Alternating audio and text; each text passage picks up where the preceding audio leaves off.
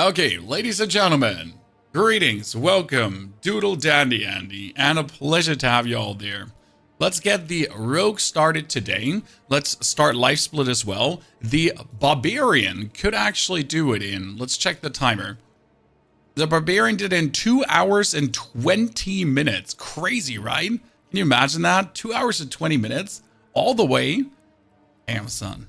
So, we're gonna do our Lady Rogue. Same face, it's always that face. And she's gonna be called Rain of Arrows. Because that's what we're gonna do, right? We're just gonna do Rain of Arrows. Dance of Knives into Rain of Arrows, though. Obviously. Mick, thank you for the brand new subscription. Appreciate it. Before we get started with anything, let's do the most important things first. We're gonna take the little snow tiger. We're gonna equip a proper skin. And I had, for some reason, the Tyrian mantle. So this skin was gifted to me by Blizzard itself. And I mean, look at this beauty we got here. That's something, huh? It's quite the looker we got going on. I don't like the helmet, so we're gonna go with the crown. So that's me. Chat. Does it come with a weapon? No, there wasn't like a actual weapon it came with. Okay, and we need a proper mount. Going with him again. This time he gets armor. Our rogue. Okay, so the most important things first. Locked out. Cassidy, good to see you there. Gwyn, Sean, Jack, Miguel, howdy, everyone. Don't forget the mercs. Sir, I will 100% forget the mercs. Like, there's no way that I will not forget the mercs, because I always do.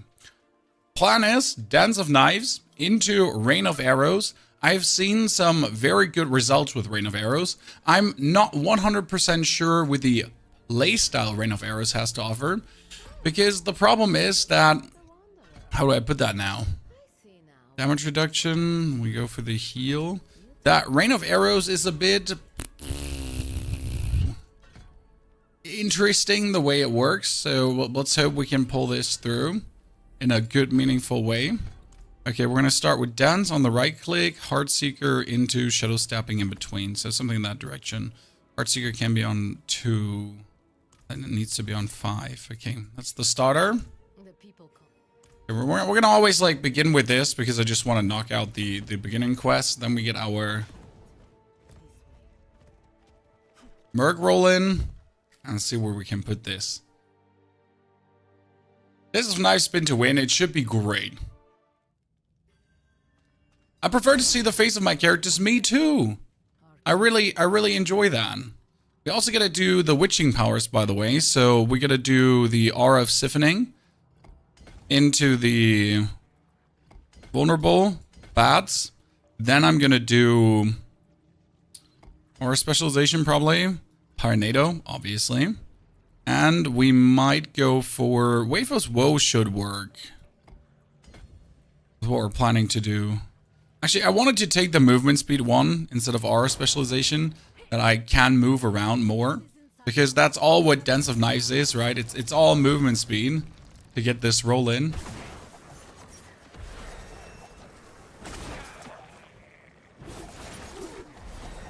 Oh, look at the levels. They're coming.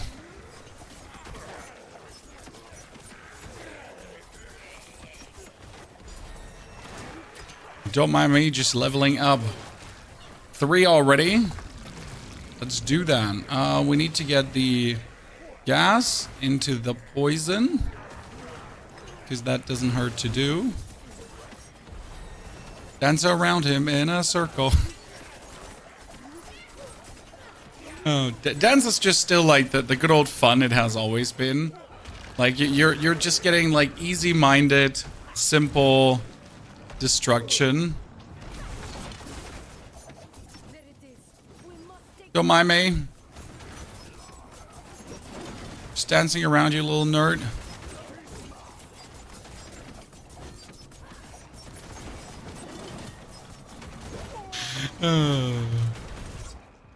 I mean, who doesn't absolutely enjoy this? You just hit 60 with the Necro straight into tier 1. That's absolutely what the Necro is supposed to do always, every single time.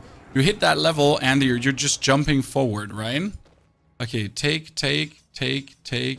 Better. Okay. Then we gotta teleport to the Tree of Whisper, but before we teleport to the Tree of Whispers, let's take our Mercenary first. So you were absolutely right, because I will forget about that.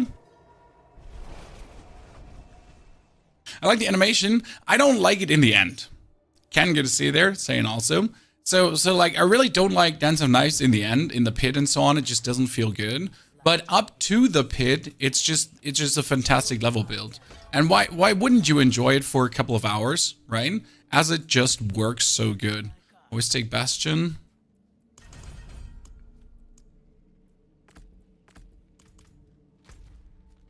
So I'm generally enjoying that a big time. For the time being. And then I swap over. Thanks to the State of Diablo video, the only I've seen that actually makes sense and doesn't harp on about Piri. Chobi, I've seen so many State of Diablo videos where half of the video wasn't about Diablo, the half of the video was always about Path of Exile. And you're like, I have come here to watch a State of Diablo video, you know? I haven't come here to see you like harp on about how much you love Path of Exile and it's the greatest game in the world and your dick is hard for Path of Exile. That's okay, you know, like it's fine that you're enjoying it. Like we all understand, but you know, like could we please just talk about the game you made the video about? What's the fastest way to 60? It is doing the seasonal zones. Like it's really like as simple as it sounds. Do the seasonal zones as hard as possible, Reed. We made a video about it. Most important is, and I forget this right now, to swap over to the expert difficulty. So I am right now in the wrong difficulty. I actually need to go to Kivachat for a second. Why expert? Because your witch powers are so powerful that they destroy everything in expert from alone. I don't have to do anything myself. I could actually just sit around AFK. But if you add your damage to the expert difficulty, so to what you're doing anyways, you're suddenly getting like all the bonus XP, but without like suffering. If you do it in penitent, you face the danger of getting one hit. Right?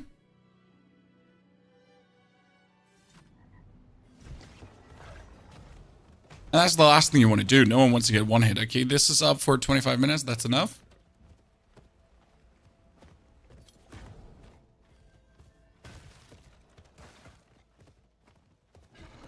Okay, let's see how that flows.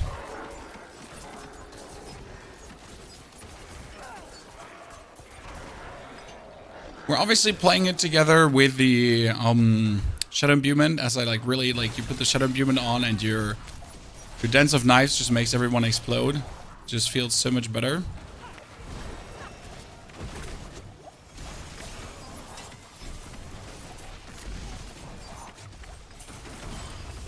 That's what I meant with everything just dies, and if they get touched by your aura of siphoning and that kind of stuff, then they die just harder.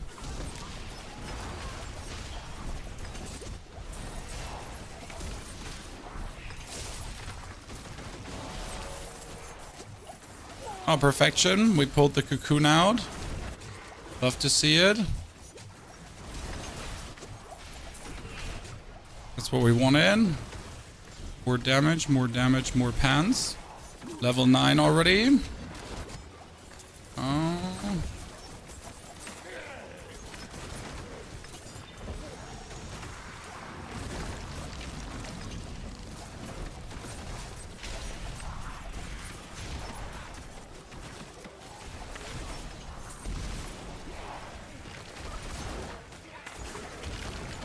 So the latest time you see there is from our Barbarian, and the Barbarian was obviously heavily efficient. Oh god, we're 8.6 faster, Chad. Look at us.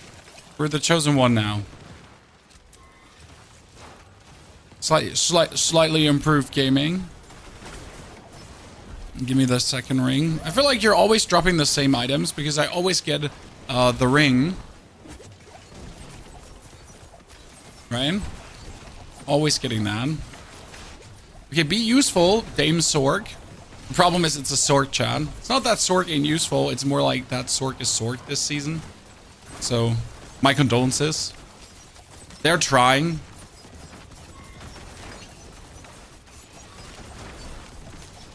But it would be easier if you would let me do this alone.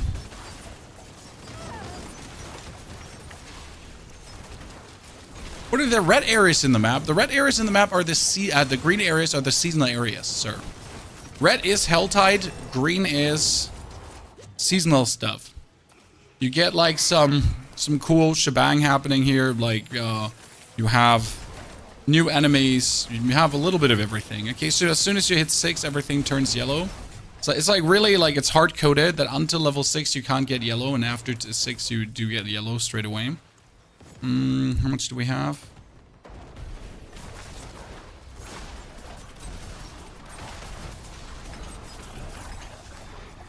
I really like the explosions there. Why did I not stop dancing? Because stopping to dance would be less efficient than just keeping on with the dance. So just keep dancing, keep flying through. Wait, this one is gonna be atrocious because I need to stay like in this little kind of tiny thing here while I actually keep dancing. And I gotta stay in this tiny thing here while I keep dancing. Oh, I got both. I got both, chat. I'm the chosen one. Yes, look at me now. Perfection. Okay, we need very quick the poison into the alchemical advantage, because that will allow me to use my poison here to instantly get more attack speed and everything. Kind of useful. So you're just throwing your poison bomb, and your poison bomb just empowers you and makes you stronger. That's very good. Love that one. That sword ran chain lightning, which always sucks. How dare you to be mean to that sword, Neil? They're your people. Neil used to be a sword chat, but then he discovered the goodness that Necromancer has to offer. And he hasn't looked back since.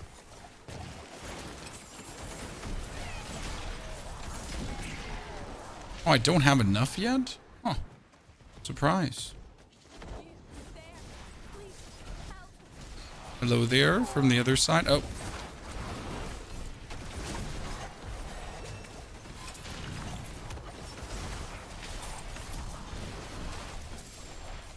Good.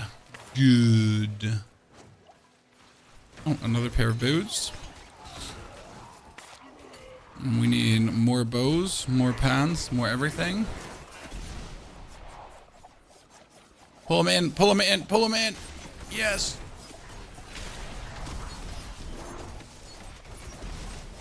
That's going to be our gameplay for the next 2 hours, chat.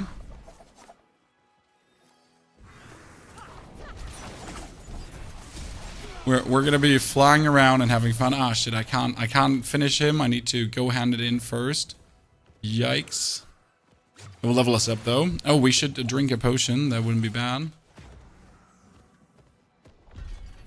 Is the DLC necessary for Bloodwave Necro? No, but it's stronger with. I mean, you don't need a specific rune for Bloodwave. That being said, Quarks makes it stronger. You're just weaker. And you're always going to be weaker.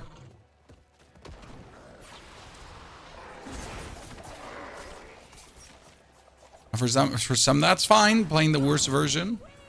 No hurt feelings.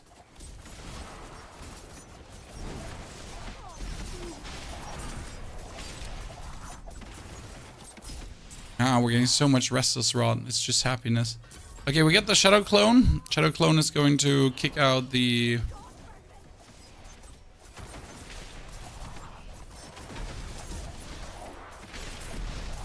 points here that we have in Dark Shroud. We don't actually need those Dark Shroud points at all.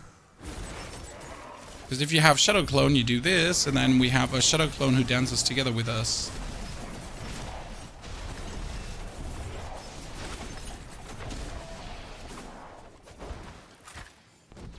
So that's amazing.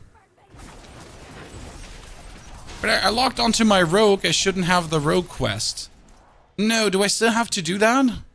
Or is it done? No, I have it. I have it, see? Ah, yikes. It's just showing, but I actually have it unlocked. Okay, that's great. Because I was really not looking forward to actually having to do it again. It's just always a big nuisance for me. I haven't done the thingy yet.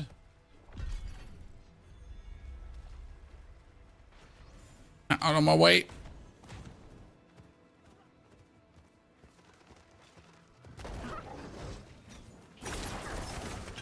Okay, let's do this.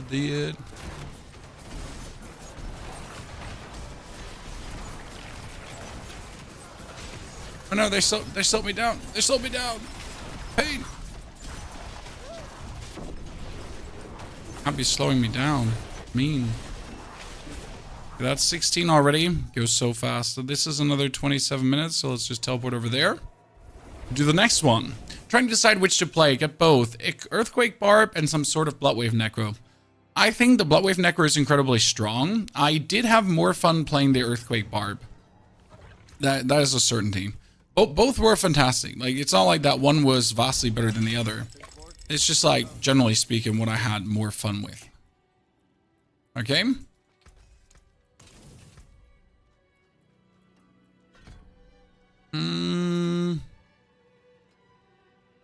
We need...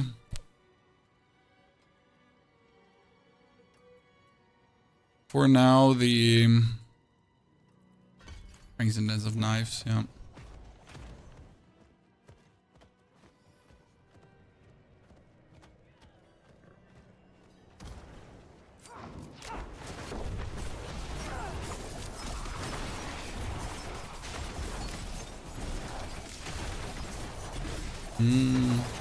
Always our favorite start in this zone because we know there's just so many dudes here.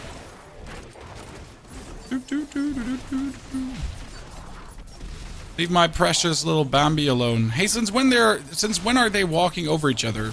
Like, usually every single time we try to get them like to interact with each other, they just skip over. You know? They just always refuse to pretty much run with each other. It's pain.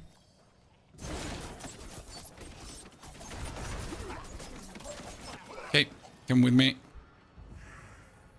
Little rascal.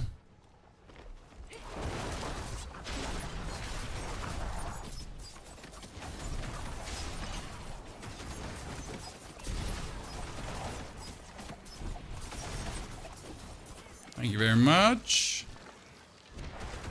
Activate that. And this in. One-handed. Get my little clone to just clown around.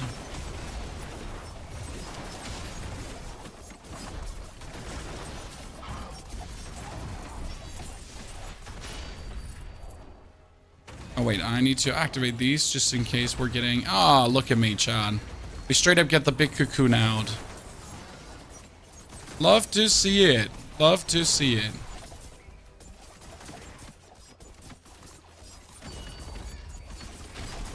The only disadvantage about Reign of, like, here, Dens of Knives is that, like, technically I want to stay on the opponent because the aura of siphoning, right? You just want to stand on them and just have them get aura'd as hard as possible. But you're going to be busy just going around through them all.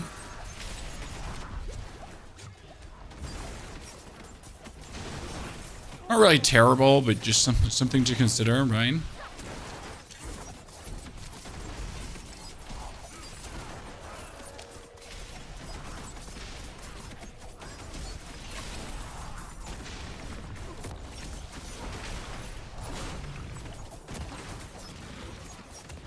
Okay, we got the shadow, then...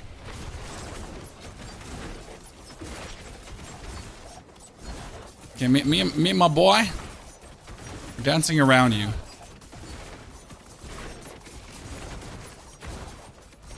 Let's see how long that's going to go good.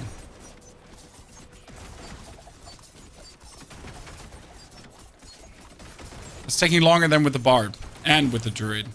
Nah, that's actually not true. That's just taking longer than the druid. Than the barb. The druid was actually taking longer than this. We got her. No, it's not helpful when she's like standing at a wall and I'm trying to circle, but she's standing at a wall and I have like a hard time circling.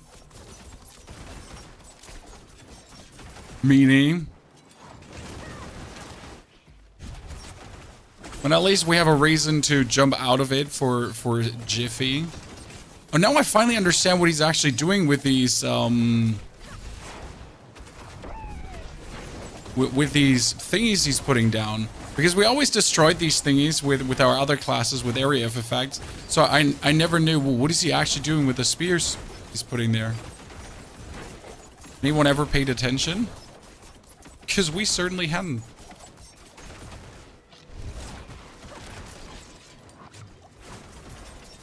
Okay, finally she's dead. That took a jiffy, Chad. Let me put these 2 points into dance to just improve the damage. You're gonna do Rain of Arrows? Yes. Yes. I am really excited to do Rain of Arrows later. So we're gonna do dance for leveling. I personally like Barrage more for leveling, but I was asked by multiple sources if I could try out dance, and that's why we're doing dance here right now as dance. It's just fun to do. And I wanted to see like how good it felt this season. It definitely feels easier because you just have more movement speed straight up. I mean, we're obviously doing expert difficulty, so that's something to consider in itself, that we're pretty much like doing a harder difficulty. Because dance on like hard would obviously just one hit everything. But that being said, it does feel good. Okay, we have pants, weapon, sword, pants, ring.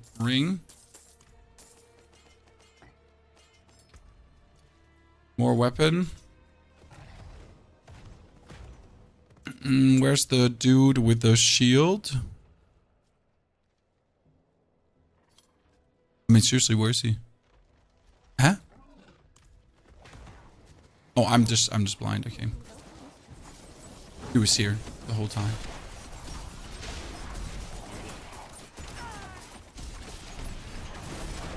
Sorry, only confusion. I can boost you to 60 if you want. I'm bored anyways. I don't want to get boosted to 60. Thank you, though. Right, like, the leveling is anyway super fun, super fast. So, like, stealing yourself that experience just, like, cuts everything shorter. So I enjoy the leveling. The leveling is fun. If I wanted to get boosted, I would just open up whisper caches on this character and be instantly level 60. So that's not the issue, but I want to level. You know? It's half the experience. When leveling is 2 hours at this point with most characters. Like, come on, it's not that complicated. Like you're gonna be able to do 2 hours, right? Okay, we're almost there. Probably gonna do momentum to mix it up. What do we have? We got Dance of Knives all the way up. Yep.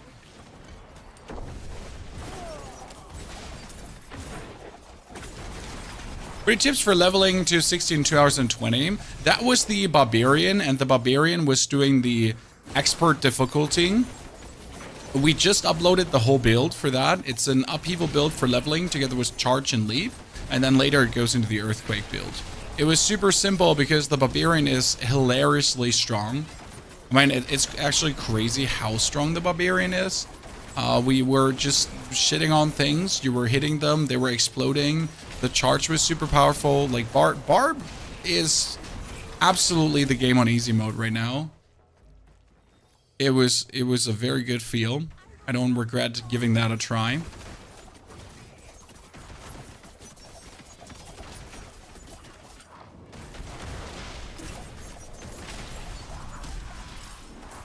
Doop.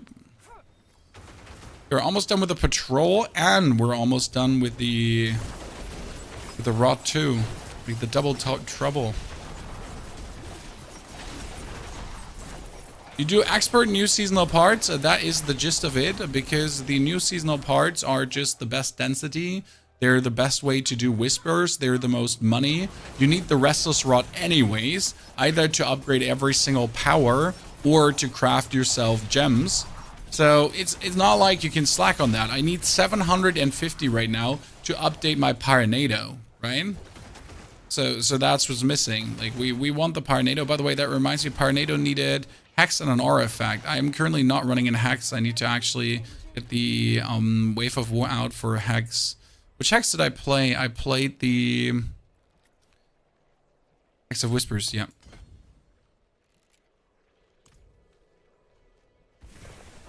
Should work. Because I was wondering, like, why my Pyronado was not Pyronadoing.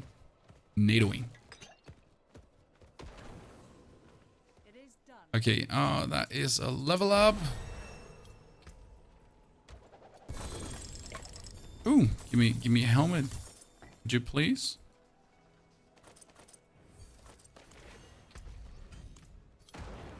Oh, we did that, there, then die. We still have to kill some of the dudes, but that should be fine.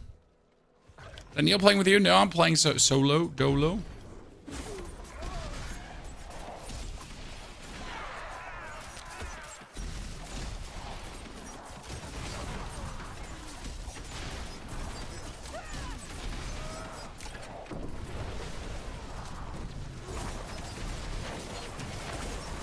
Whee!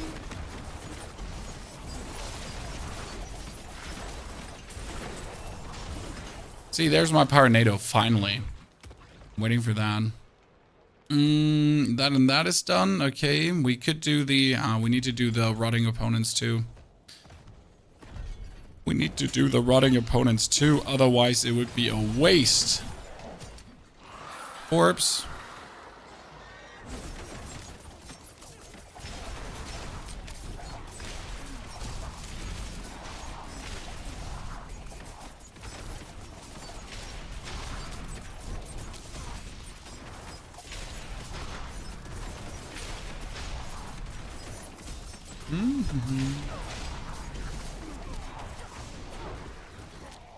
Tend to, for some reason, like throw my gas grenade like completely random. Used to always throw it on point. Nowadays I just throw it completely random, and I don't even understand why. Like I stopped rolling. It's probably because whenever I start with Dens of Knives, my mouse is like somewhere random, right? Usually the mouse should be like on point, but it's just somewhere random on the screen. So I kind of like forget where it is, and then I throw like my gas grenade like to Narnia. I'm like, huh? How did I miss?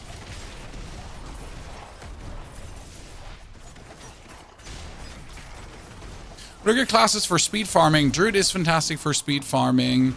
Necro is great for speed farming. Barbarian is good for speed farming. So there is tons of options. I'd say Spiritborn is not so good. Sork is not so good for speed farming right now. So you have better options pretty much.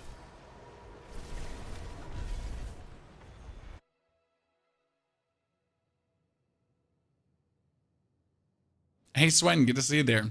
Is Heartseeker still good on Rogue? Heartseeker is still good on Rogue, but it takes many bonus steps to make work.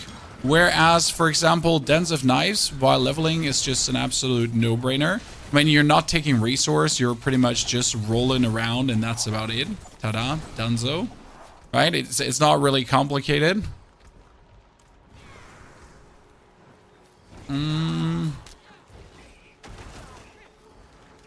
We wanted to have healing potion for stuns. We wanted to have the improved flurry.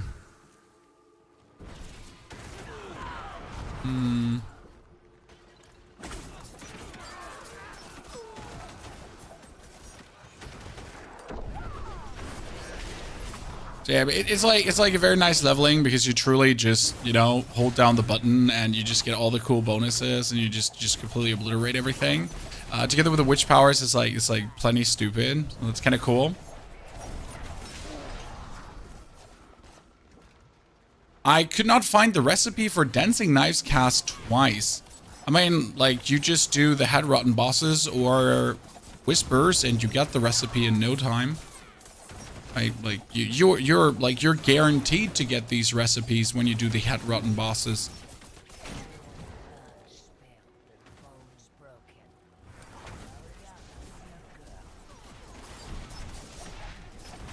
So it's not good for speed farming this season. What happened? No overpower. I mean, when we're saying about speed farming, we're looking at doing tier 100, okay? Because you want to do tier 100, actually preferable tier 110 to level up your glyphs really nice, okay? And some classes are just really good at tier 110, especially without effort. That's a very important conclusion here. Can you do it without effort? Like how effortless can you farm that piece of content? And that is truly like a deciding factor on like how good you are. And some like for example, if I was minion necro, a minion necro takes tons of effort to farm tier 100, while in comparison, a earthquake barbarian takes 0 effort. Like you could do it on like the most budget gear. There's even budget versions. The same goes for Bloodwave, also 0 efforts, right?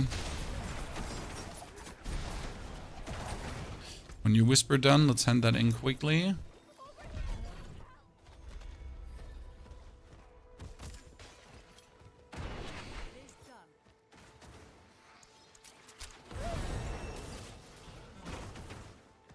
Would be nice if there was more than one build. I mean, it's always nice if there are more builds. There will obviously be always that one build, right? That's just normal. That's just the way it goes.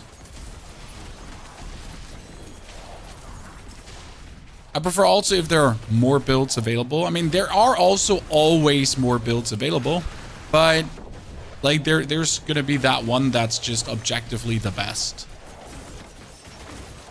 Just the way it goes. Sir, you're level 60 with 52 Paragon points. What are you doing in Expert? No, this always confuses me. It's like, I don't know what you're doing here. Should you not be somewhere else?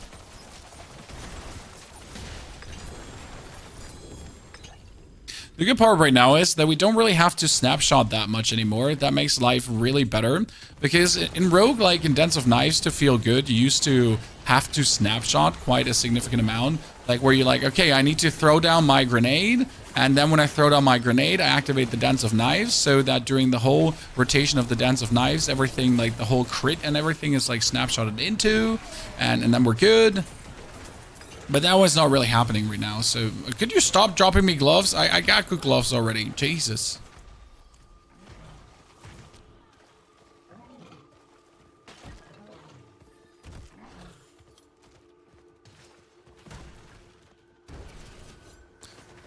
Druid with werewolves and shred. Oh, Druid is great. Companion Druid too.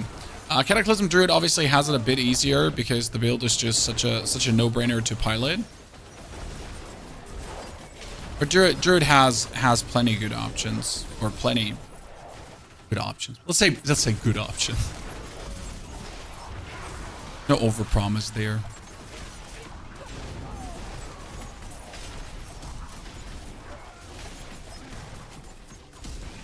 Come with me, my little dudes. Leave my dudes alone. Come now. Get shepherded, bitches.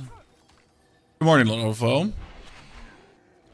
haven't heard the term snapshot since the season started? Well, snapshotting usually refers to, like, for example, using something at the start of your cooldown to use it then for the whole cooldown, like you do in the Cataclysm Druid, that you would be using your Zan rune and your Quox rune together to then, for the whole duration of the ability, have a bonus going on.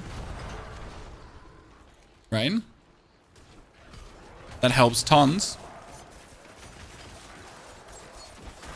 And the same goes for the Dance of Knives. If I, for example, activate the Shadow Imbuement, then it's not just the first shot of the Dance of Knives that's Shadow Imbued. It's like the full, like as long as I am going now, I am Shadow Imbued. Right? This is now Shadow Imbued. And if I stop, then the Shadow Imbuement is gone. Then I need to make sure that we still have enough, and then the whole dance is pretty much Shadow Imbued. And if I get bonus critical strike chance at the beginning of the Shadow Imbuement, at the beginning of the dancing, then I keep it like for the full duration of the dance too. Okay.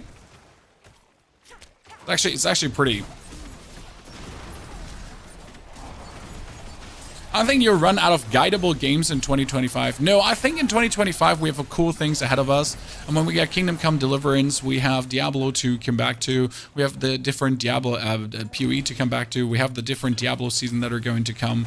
There is going to be Clear Obscure. That game looks really interesting from what I've seen so far. There's tons of good games going to be this year to really have a brilliant time with. And we're hoping that Lies of P2 gets soon announced because I'm really eager to play that one.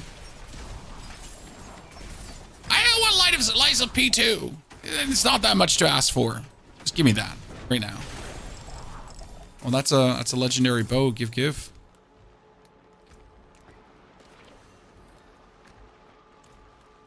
You know, I don't want much. Just that. Titan Quest 2. When is Titan Quest 2 releasing? Does anyone know? Because they pushed back Titan Quest 2. Yeah, Once Human is also going to be coming with new content as well. So we have so many games that will be coverable, that will be fun to be had with. So I can't wait for an exciting year ahead of us, Chad. I just got Heir of Perdition. Yes, Heir of Perdition is amazing. Do you have a video explaining the basics of Dens of Knives? We have one from last season, but we're obviously going to do one for this season too. It's going to contain the endgame build with the Aerostorm and then the Dens of Knives leveling too. The concept is usually very simple on Dens of Knives though. It says you gain movement speed and dodge chance while channeling Dens of Knives. Dens of Knives runs out of charges, but if you travel 30 meters, you get 4 charges back. So the goal with Dance of Knives is to just never stand still, because standing still means that you're not dancing anymore. And you are just trying to travel these 30 meters to consistently replenish your charges. I'm down to 1 charge, back to 5 charges. Down to 1 charge, back to 5 charges. So you need to consistently travel these amount of meters to then get like the Dance of Knives from replenishing itself. And as you can imagine, the more movement speed you have, the better it is. I think they also buffed the standard Dance of Knives movement speed, so that's a good thing, as we're just dancing harder now. And again, if you use something at the beginning of Dance of Knives, it's for the whole rotation. So let's say we would use the Zan rune that says Dance of Knives, your next ability does overpower and critical strike. And if you use the Zan rune at the start of the Dance of Knives, that would then have the whole Dance of Knives rotation probably overpower and critical strike. I haven't actually tried it out with Zen on this ability, but I just assume it would count on this ability as it would like on any other ability.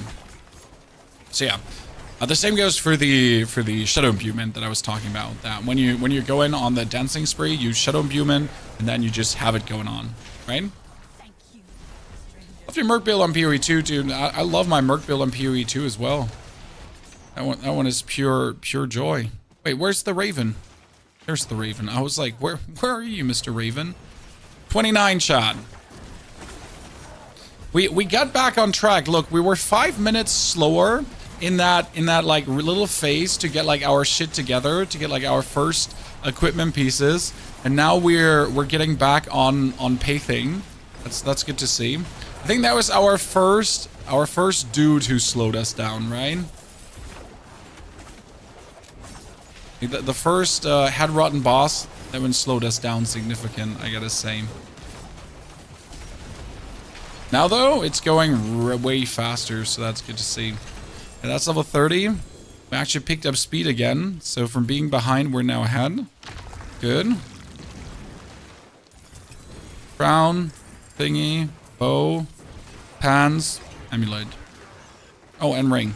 So right now we don't really care for aspects because aspects wouldn't do anything for us, right? They wouldn't make us stronger. They wouldn't really help us. It's just go on dancing. That was my Pyronado. Yes, we're running Pyronado because Pyronado powerful.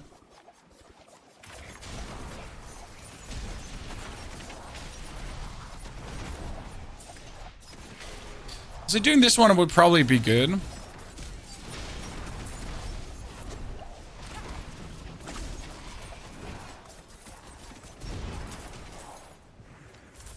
Give me the next rune.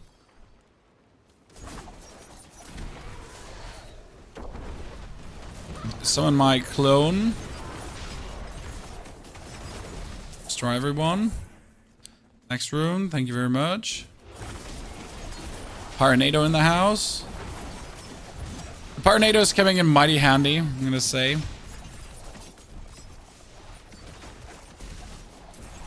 Okay, and we're done. Let's actually...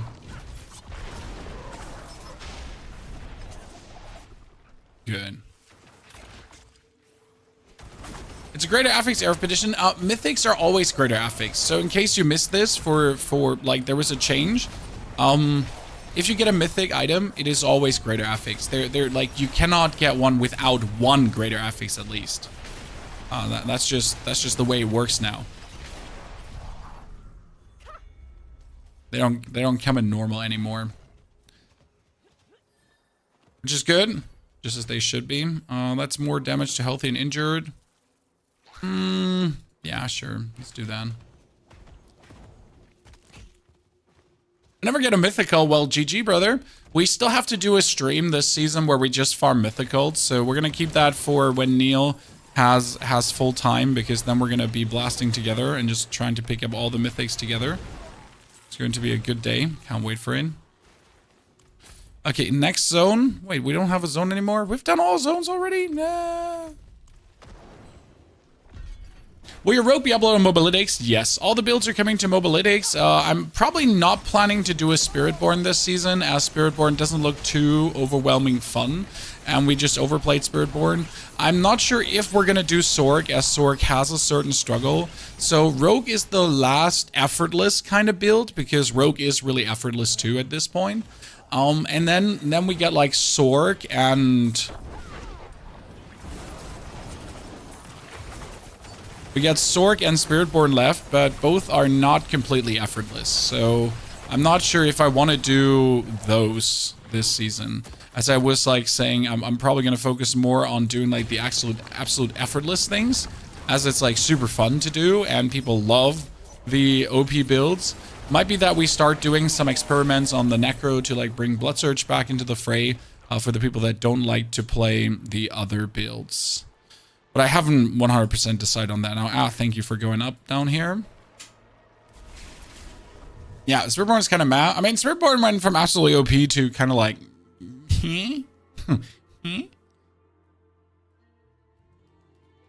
Patch notes out for the Pat Necro. There has been no patch out, sorry. And I would not expect any fixes. Like, there is obviously hot fixes coming for absolute broken stuff. But I would not expect any fixes for anything like the Necro things broken, for example, before mid-season. And even then, I wouldn't necessarily expect it. I'm sorry for the bad news. I don't expect anything to come in that regard. Because these has been a lot of ongoing systematic issues where they seem to be struggling to make things work, certain things. And it's hard to believe that they'll spontaneously come up with a fix, right? Because if these things wouldn't be like inherently broken, yeah, they would have been fixed a while ago. Maybe I'm being a bit pessimistic there, but I just have seen minions in Diablo just be broken since forever. There's literally not been a season where minions just have flawlessly worked, you know? There's always something that just doesn't add up. There's something that doesn't work as it should. There's just always something just not right. I'll tell you when there's finally a season where there's everything right, but yeah, as I said, doubtful, my friend, doubtful. Don't want to be that negative Nancy.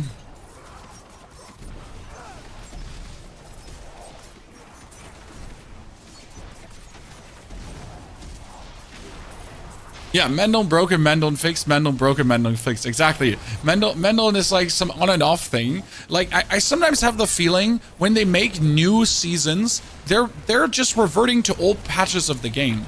Because Ring of Mendel got fixed. And then like the next season is coming, and it's almost like we're back to the old version.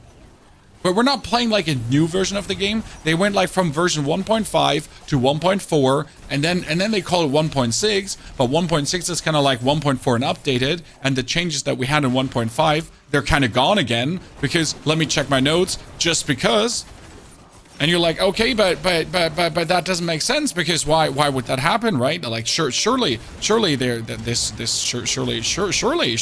wouldn't happen, right? That because it doesn't make sense.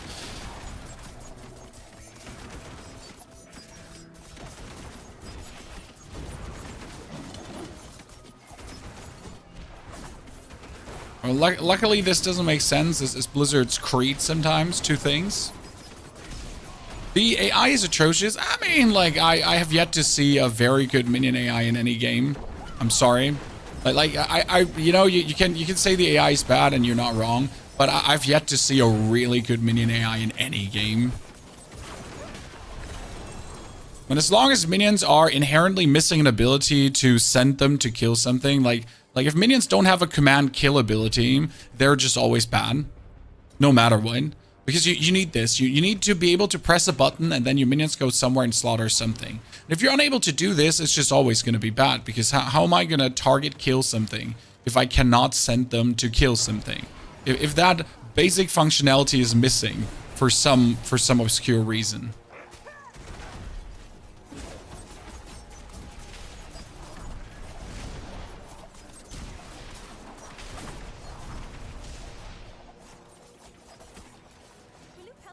Hello, I've come here to dance around. Whoop, whoop, whoop, whoop, whoop, whoop, whoop, whoop, whoop. It's me, I'm Mario. By the way, I had my 4-year-old play Mario yesterday, Chad. She cannot not look at the controller and jump. It's a problem. Very frustrating. I try to tell them to, like, not leave their thumbs off the sticks, you know? Like, to keep their hands on the sticks. But my 5-year-old understands, but my 4-year-old, she's still struggling. But I'm getting there. It's like hold the controller. Keep your thumbs on the controller, please. Do not lift your finger. Your finger needs to, you know, your finger needs to be on the jump button. No. Don't put your finger off the jump button. Leave it there. The same goes like leave your finger on the stick to control, right? Do not let the hand go. Like your hands are resting. This is their resting place. It's okay. Do not lift them. No lifting. It's hard.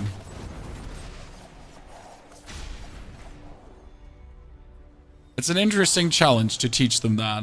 I'll tell you that much. I kind of like it though. It's very fun to see them struggle there.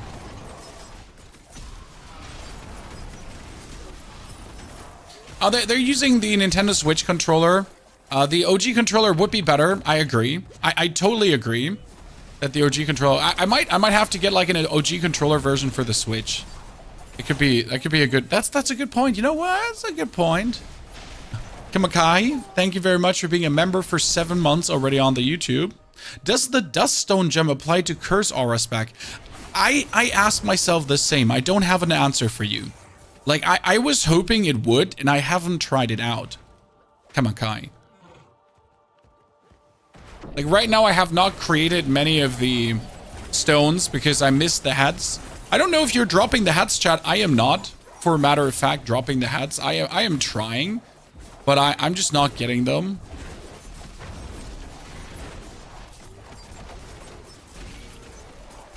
I was watching my nephew play Pokemon game on an emulator and all I could do was run around and press A. He ended up with a Charizard before the first gem. Hey, like, killer.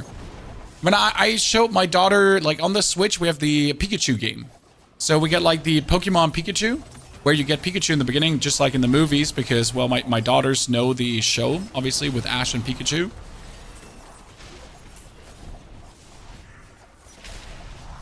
But like before they can read, it's kind of like a bit futile to play these games because otherwise, you know, you kind of need to read everything out to them always, and they cannot like progress alone because they don't know what the respective things do.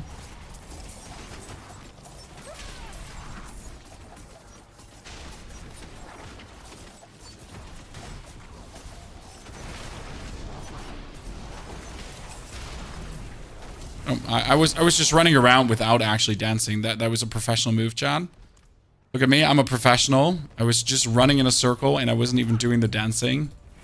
Because let me check my notes. I'm very good at the game.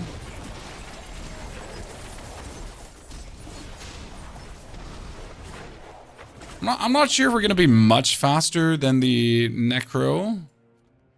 Than the Barb, but we're on a good trajectory. Just watch a Barb video going to try tomorrow. It's so much fun. It's so much fun. Pair of NES controllers for Switch like $100, but you can get a cheaper third-party clones. I mean, like, as if I'm buying the original ones. Like, how do I look like? Like a full-time streamer who's making big bang? Like, do I look like Shroud to you? Who's just gonna have Nintendo to make customized Shroud controllers and then be like, hey, buy my Shroud controllers? Nah. I'll buy the cheap third-party knockoff from Temu or somewhere, Amazon, whatever. Like I'll buy the like, you know, the cheapest non-original accessories you can find for sure. Well, like even buying Switch games is just a absolutely robbery. Like my thought was, I actually have to dump the Switch, right? I have to like, honestly, chat. As much as I like my Nintendo Switch, dump that fucking console and get yourself like a Steam Deck for your children, because the Steam Deck, at least I can get like the computer games, not for $60, every single game for 60, like, right? God damn it, Switch. Like, you don't want anyone to own you. Like, seriously. How can every Switch game just be $60? Like, I'm sorry.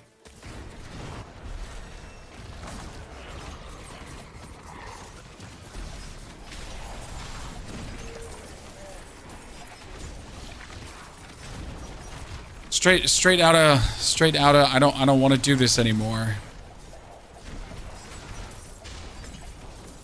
Like, hey, let's look at this like 3-year-old game if I should buy it for my daughters. Oh, it's still $60. Yeah, great. You know? I mean, I only have a Switch, guys, because Fortnite gifted me one. This might sound crazy to you, but like, you know, during my peak streaming time, and I was a very successful PUBG streamer, and well, Fortnite got on the Switch, and Fortnite invited a PUBG streamer to their event to Berlin, and they gave every single person who came there a Nintendo Switch. Yeah. There was like, I think it was like 50 influencers or so who came, and everyone got a Switch. Yeah. We can play Sork 2. If I can find out a build for leveling that's effortless, and probably a build to farm tier 100, I will try Sork 2. But right now the problem with Sork was, like, all my characters, the Barb instantly tier 4, the Necro instantly tier 4, the Druid instantly tier 4. All of these characters could just waltz into tier 4 like it was no challenge at all. And so far, from what I've seen with Sork, that there is a bit more challenge involved to actually do that. And I don't wish to, you know, have that. You know, I want to have this absolute smooth sailing right now. You get a GameStop still in your town? We have GameStops, yeah. GameStops are still quite popular. I mean, not popular, but they exist in Germany, I guess.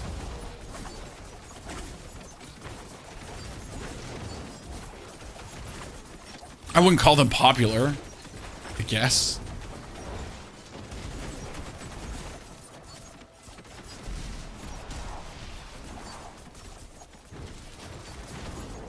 It's not like I've ever bought anything ever in a GameStop. I mean, games are being bought. Has anyone of you ever bought a game in a store?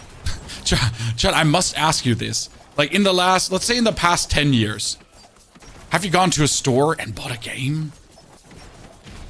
I think the last, so I remember vividly, the last game I actually bought physically was Dragon Age 2. Yes. Dragon Age 2, because I pre-ordered it. I was a student, I was really excited, and I was not disappointed, by the way. I like Dragon Age 2. I think that was the last game I like really physically bought. Or it's like, oh yeah, Dragon Age 2, fuck yeah, let's go. Ba-ba-bam. Secondhand, well, secondhand is pretty smart, I guess, for Switch especially. Mazel, thank you for the 45 months. Aimless, thank you for the brand new Prime subscription. Bash Slayer, thank you for the 4 months of support too. Howdy to all of you lads.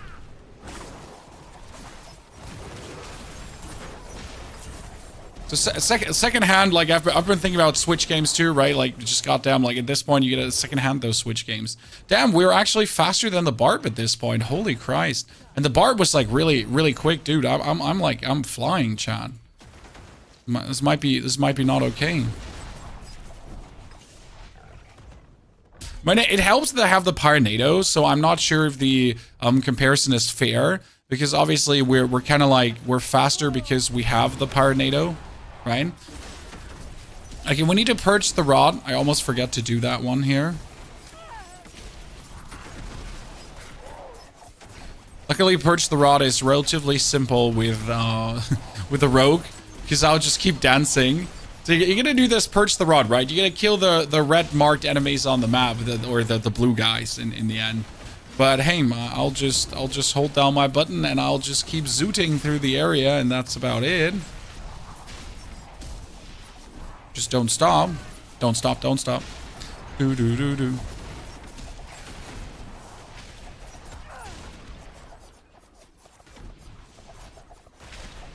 Out of my way. Gotta find more spiders.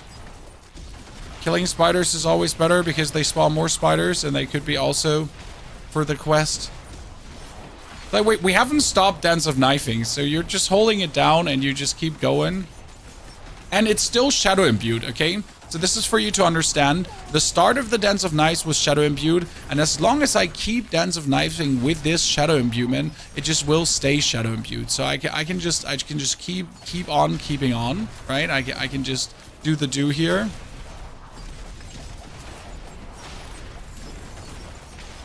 And it stays shadow imbued as long as I keep the dancing up.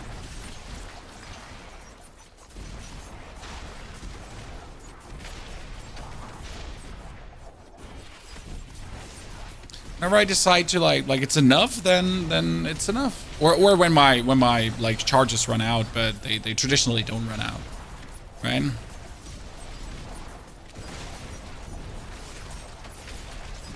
that's then the snapshotting we're talking about. Next area.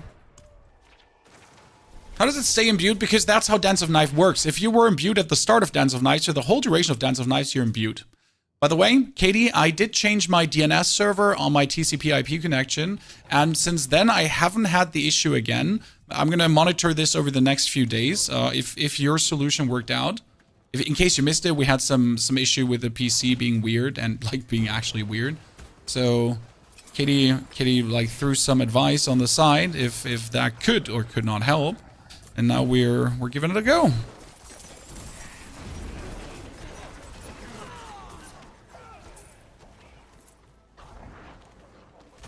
Also, yes, guys, it was on Solitist advice, and it was fantastic. Didn't ask her. She just sent it to me. And it was great, and I'm thankful.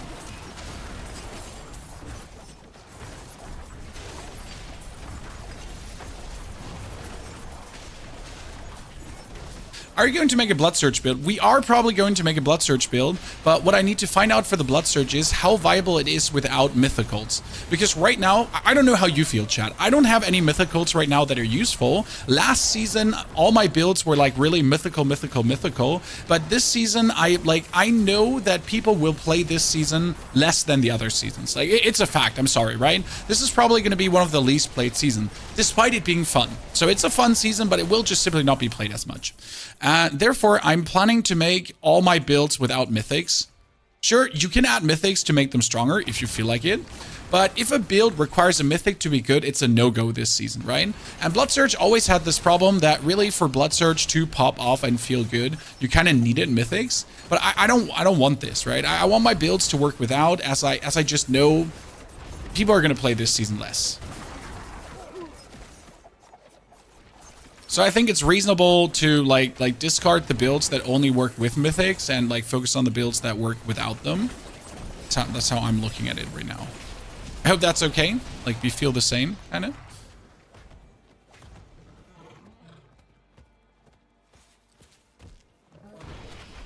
What is the black screen soft lock teleporting sometimes? That is you're being fucked. Sorry, like it happens to my buddy Neil. I never have it. I cannot tell you why it's happening. We have been trying to identify this issue. It's definitely reported to Blizzard, so Blizzard knows that the issue is happening. But this teleport, soft lock, blah, whatever, jiggy majiggy, I can't tell you why it's happening. Like there has been no conclusion yet. Maybe on Reddit, someone like did the math, but I have not seen any like this is definitely why it's happening, kind of. So, sorry to report that there's nothing to report.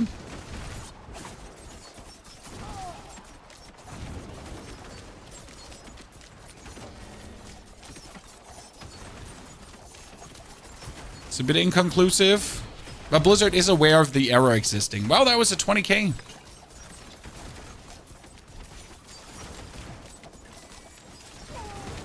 Oh, we're level 40, by the way. Shit, I forgot.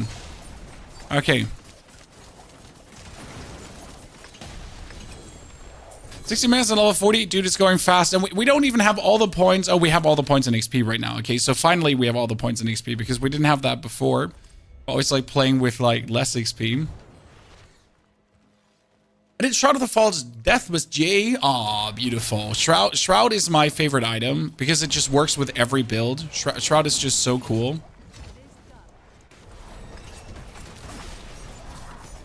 Like everyone loves Shroud.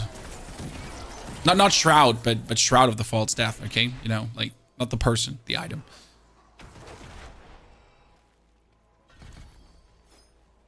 Do I not have enough to activate the shrine? Did I do the shrine? I did the shrine already.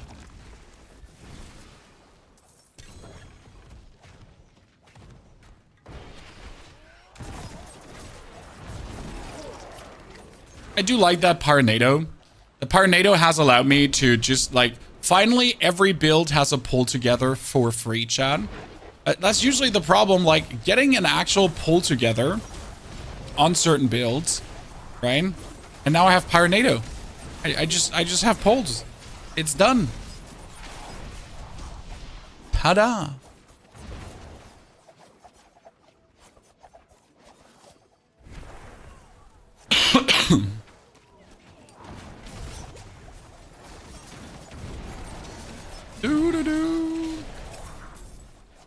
This is just so effortless. I love it.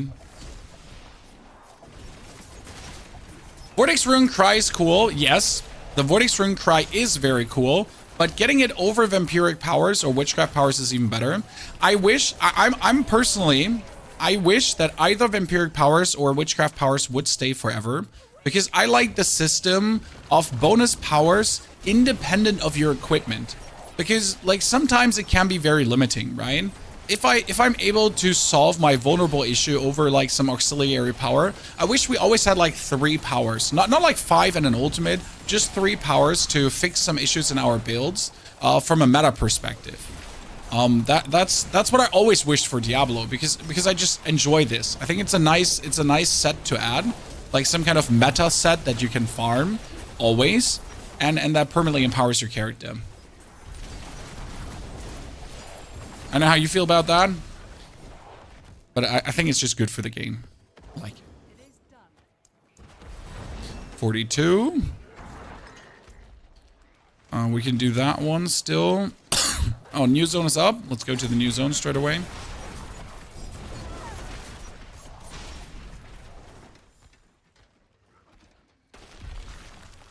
Hmm. 3-3.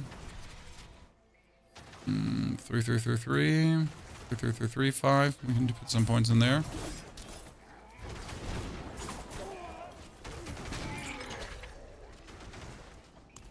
Get me out of here, please, please. Death Trap best build. I like Death Trap a lot, but so I like Death Trap a lot. Great build, but the issue is I have seen many Death Trap builds, and the amount of equipment you need to make it work is atrocious. So, like, Death Trap is really not a build you're like, huh, I just decided I wanted to play Death Trap Rogue. Oh, yeah, and it's working really well because, you know, I have crap equipment and my Death Trap Rogue is amazing. Doesn't work.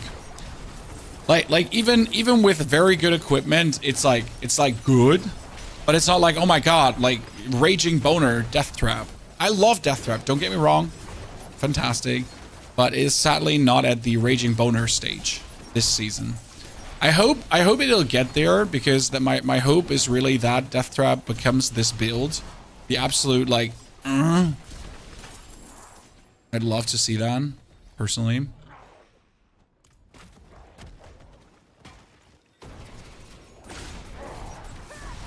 So I truly enjoy playing Death Trap. The whole concept of the Death Trap build. Sadly, it's not there yet. Is this still the PDR? No, this is Season 7, sir. Only that the PDR was obviously, like, the same content. Kinda.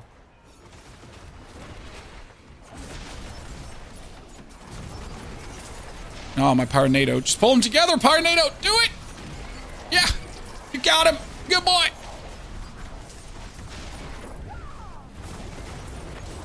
Fantastic.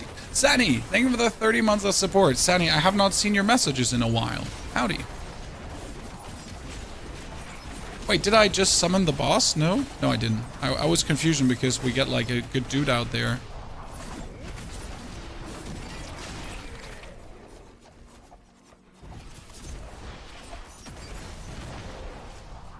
Come on. Walk, walk, walk, walk, walk, walk, walk. Don't be like that. Just walk, walk, walk, walk, walk. Walk towards the thing. Thank you very much. Walk, walk, walk, walk, walk. Why are you not walking?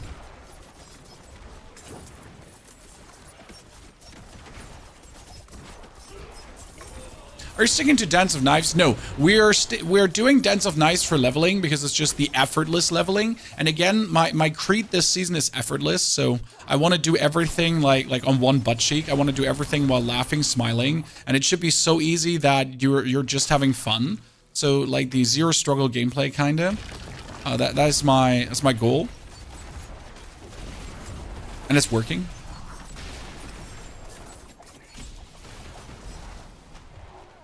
But Dance of Knives stops being effortless at some point. So we gotta then swap over to something else. Brazier for burning. Oh, your first hit froze me. Yikes. You're a nuisance.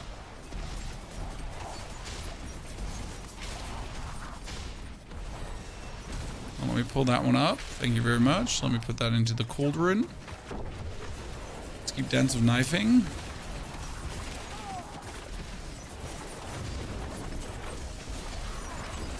Ah, Pyronado. Pyronado, you're so beautiful. I mean, seriously, you're just so beautiful. Okay, let's pull up the head. Thank you very much. Okay, this is going very splendid. We have another 28 minutes to get to 50. Should be possible. I mean, like, the Barb at this point was also very strong. He used to just charge forward and things would just die. It was actually really cool. It was just charge, death, charge, death, charge, death.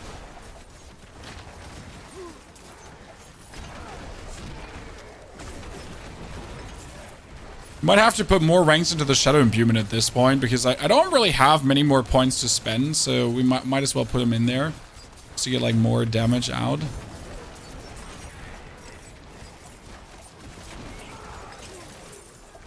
Oh no, that's bad! Fast! Shit, shit, shit, shit, shit. So I just got my Whisper updated just before we get the boss. So I gotta really just get back there. Yikes, timing. Oh, great.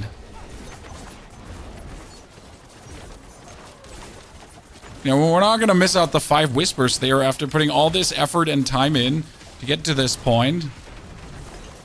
Sir. Okay, done. Give me that sword. Thank you very much. Okay. No, not better. Not better, better, vastly better. Pans vastly better, ring vastly better. Great. Amulet worse. Oh, pans. What do we have here? Eye of the Dark. Death Trap deals. Yeah, so Eye of the Dark would be great when it's not better than, well, it's better than what we have there. So stats, I guess.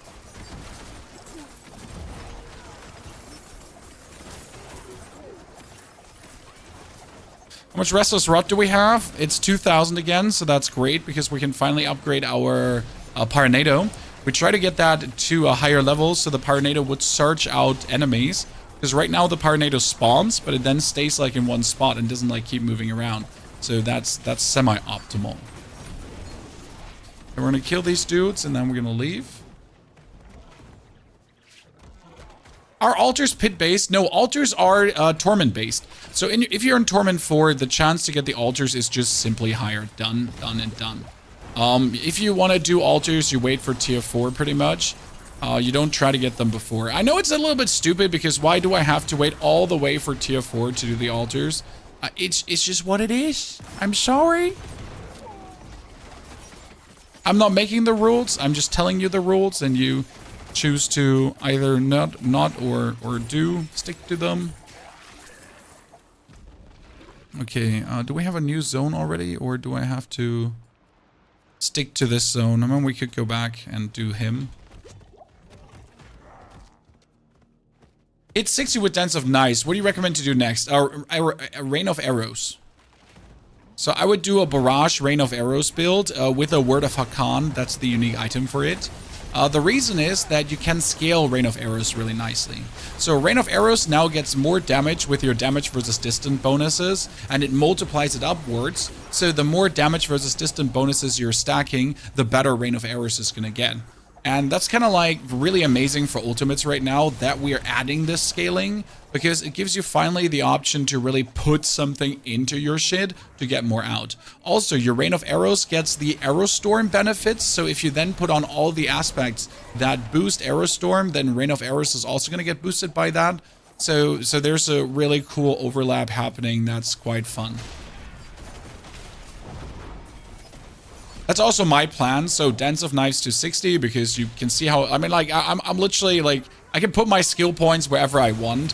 As long as I have 5 skill points in Dance of Knives, the rest of the skill points don't really matter. That's also why I don't do leveling builds. So in case you wonder, why are we not doing leveling builds? We're doing mostly leveling planners, but we don't do dedicated leveling videos anymore. Because why would I make, like, you know, like you don't need a whole video that explains to you how to level in 2 hours, right? A planner is enough for that. You just roughly click the points down and you're good to go. Like, leveling is really like to an effortless point where I'm saddened at one point because like I like a good level experience, but obviously the level experience here right now is just blasting. I have to say, in Path of Exile 2, I'll say it, the leveling experience is obviously completely different because the game has a campaign and the campaign is the game. So they're making a video on how to actually get successful easier through the campaign. It's a whole different box of the Pandora.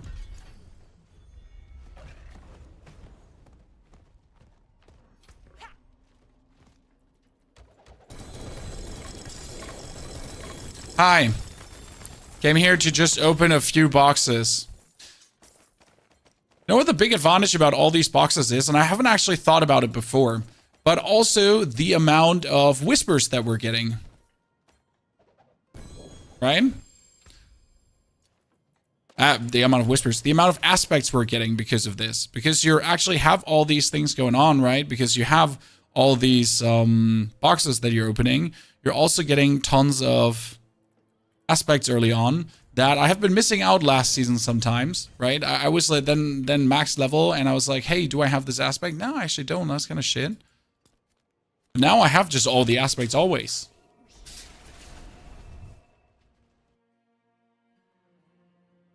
The tempering doesn't want to come. Don't forget there's retempering scrolls.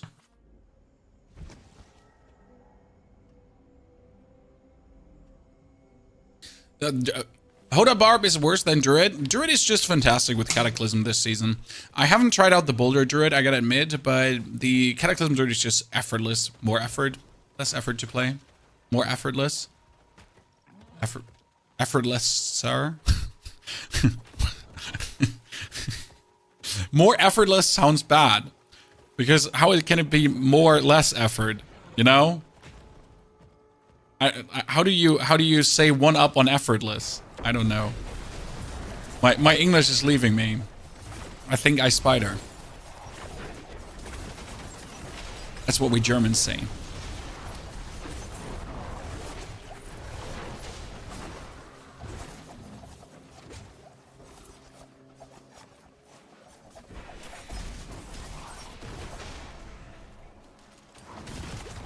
Oh, that's where all they are. I was looking where are all these like tiny animals? They were all just gonzo. I found them. Great. They're just like half a kilometer away. Effort lesser. Yeah, I felt like that's not how it works, right? It's definitely not effort lesser.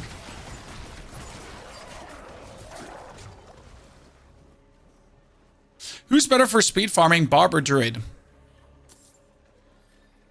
Barb was faster. So the advantage of Barb is if you play the Earthquake Barb, you can spam the Earthquake skill.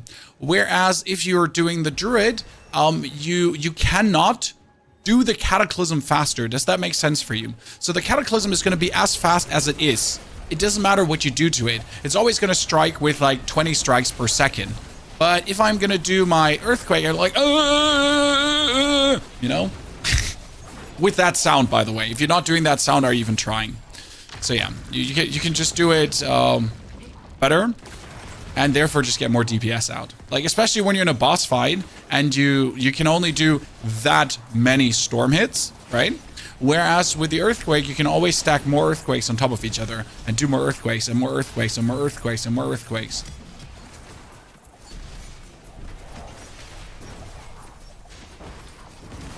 That's like the big difference, pretty much. Can you do the sound again? No, the sound is a one-time thing. Special effects cannot repeat it like that. Come on now.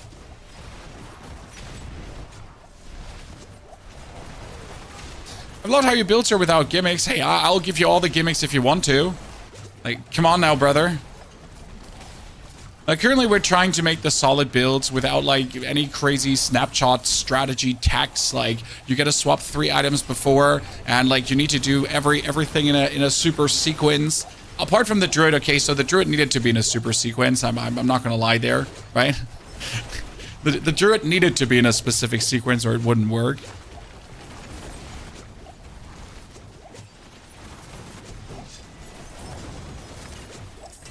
Do you think Soulsborne... You mean Spiritborn, right? Like, wait. How did your computer write Soulsborne when you wanted to write Spiritborn? How did that happen? So nothing will be buffed until mid-season. That should be clear state, right? So nothing is going to happen to anything until mid-season. Before mid-season, I would not expect any changes to anything. Okay? Step number 1. Because like they no ginormous nerfs, no ginormous buffs, like just fixes. So we're gonna get like these hot fixes if something completely breaks, because that needs to happen. Like if something breaks, like obviously it needs to be fixed. Like the Druid trillions of damage scaling bug, right? That one was like surprised that got fixed. Who would have guessed?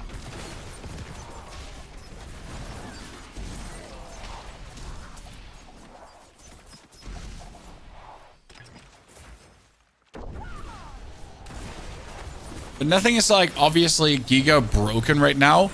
Yes, Nekker is strong, but Nekker is supposed to be that strong. Obviously, there's maybe the one or the other scaling issue, but that's nothing that is inherently broken. It's just pretty much just that the scaling is a bit off. That can, though, be fixed down the line. But right now, they're going to let it run because it's not like performing too much above expectation. It's actually reasonably strong. As it's just finally a powerful build for Necro. I mean, finally, right? After all this time, Nekker get a powerful build. Who would have guessed? Sounds crazy, but it's there.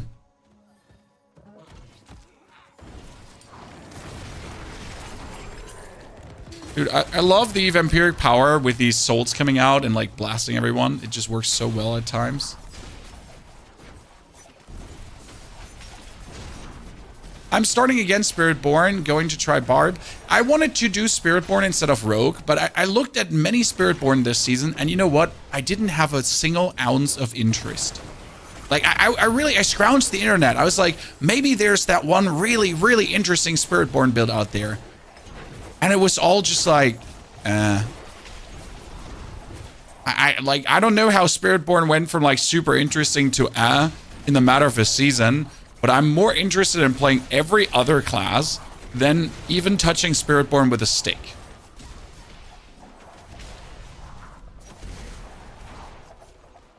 I don't know what happened. I cannot explain it. It's just literally that, right? Anyone else feeling like this?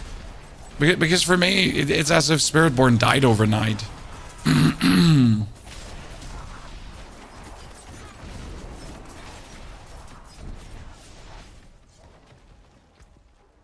And it's fine if it's only me. Spiritborn being everywhere last season, oh, that's for sure. Since they fixed the vicious shield bug, it feels off. I mean, you probably just have to scale different now, but that is getting used to. Okay, I did all the seasonal zones. What am I gonna do now? Step number 1, upgrade my Pyronado. 1, 2, 1,250? What? What? It's a lawn.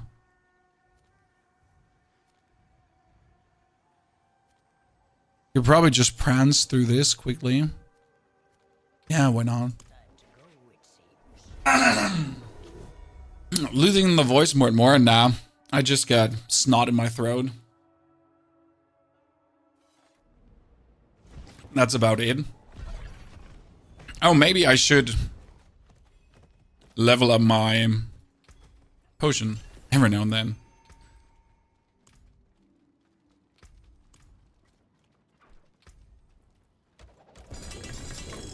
Good. Good. Tribute of Mystique. Which one was Mystique Tribute? The one you never go for. Better. Sell the rest. 1, 2, 3, 1, 2, 3, 1, 2, 3, 1, 2, 3, 1, 2, 3.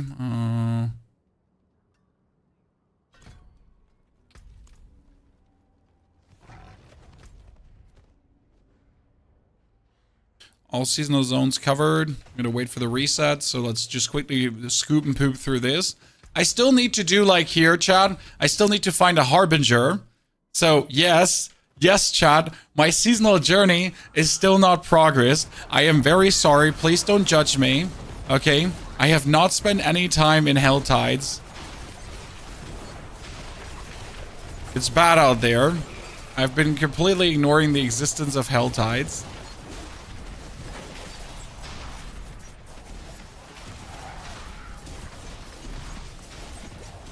Hell Tides who? Hell Tides what? Yeah, exactly.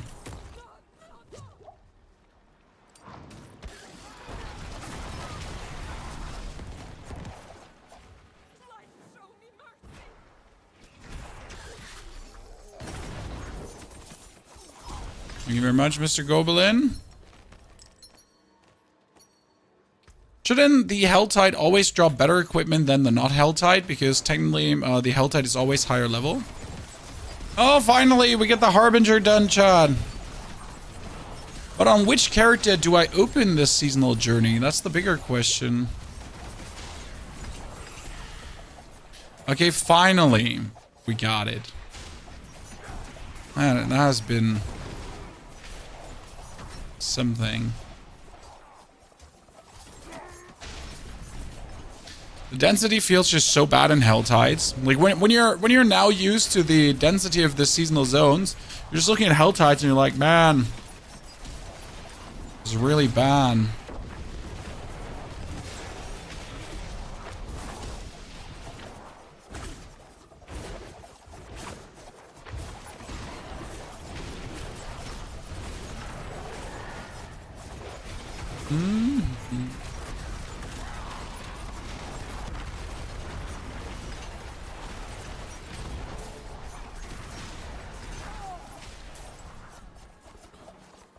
How's it possible for both weapons and multiple gear pieces to wear runes?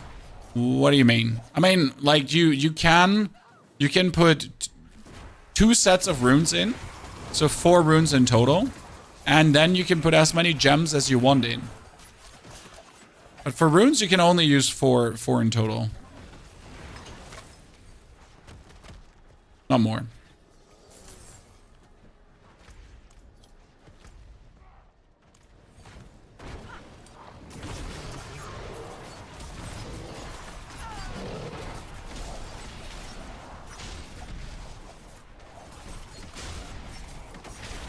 Oh, we're completing our quest, chat. We're completing our quests.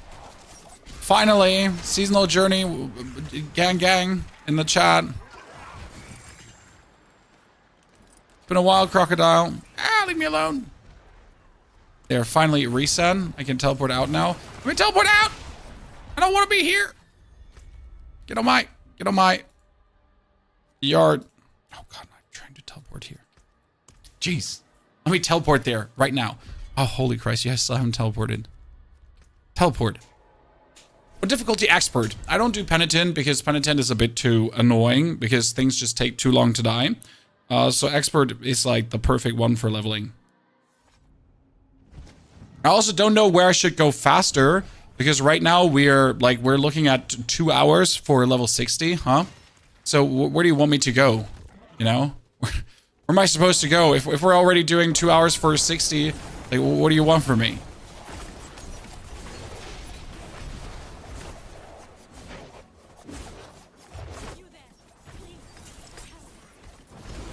You there, please help. I'm coming, Mom. I'm coming.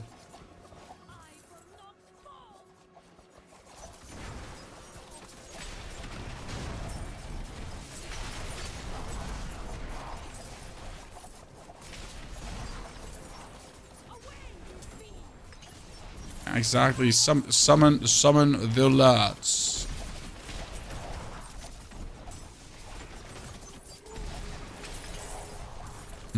How much do we have? We have 2,000 again. Yes. Look at me, chat. We got the Pyronado to level 5. Then my Pyronado is going to start searching out things. Okay, so 1,250. Wait, it was 2,000 obol. Sorry. I mislooked. Oh my God, no! Made a mistake. Unforgivable.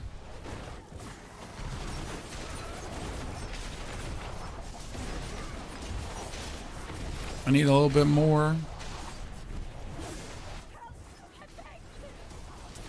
Have you been using incense and elixirs? No, I use elixirs when I think about it, but not incenses. Man, seriously, like, are you really using incenses for leveling? Do you know how annoying that is? They only last 15 minutes.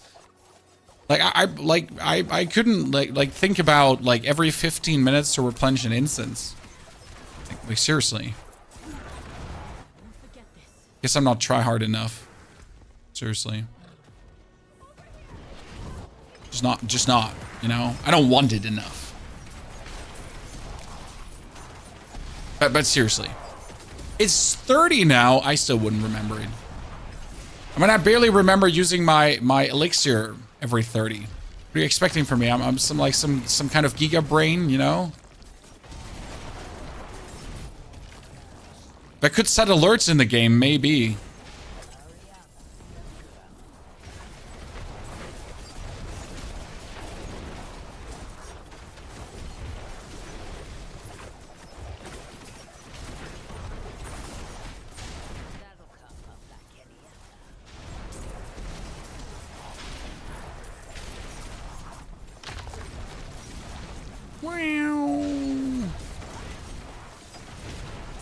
The eyes can admit, I wish I could move some of the buffs around, enlarge them, and put them where I want them.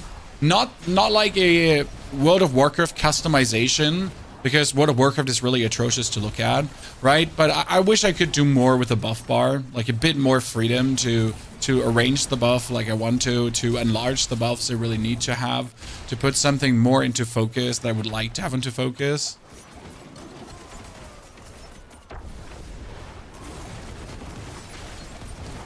That would be pleasant. Now, do I expect that ever to happen? No. No, I don't. I'm sorry. I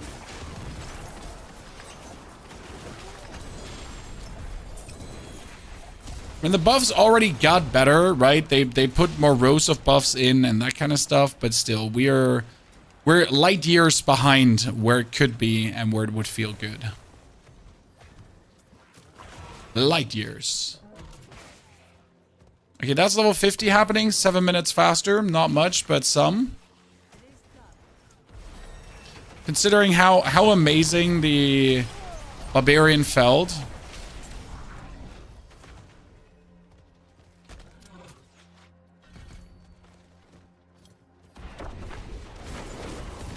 the fastest rogue for leveling. Dance of Knives is truly atrociously fast for leveling, yes. I mean, you also don't need any aspects, so keep in mind, for my barb, I was, for example, making sure to have, like, the charge and the charge explode aspects.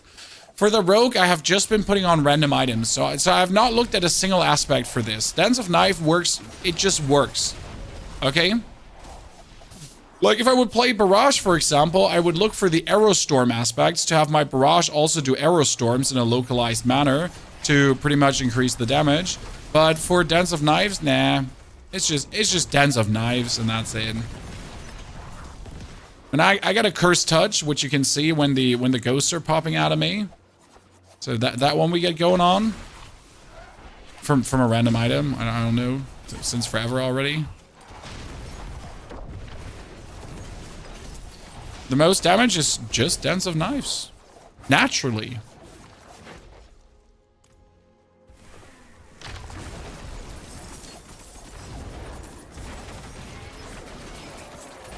Without anything else.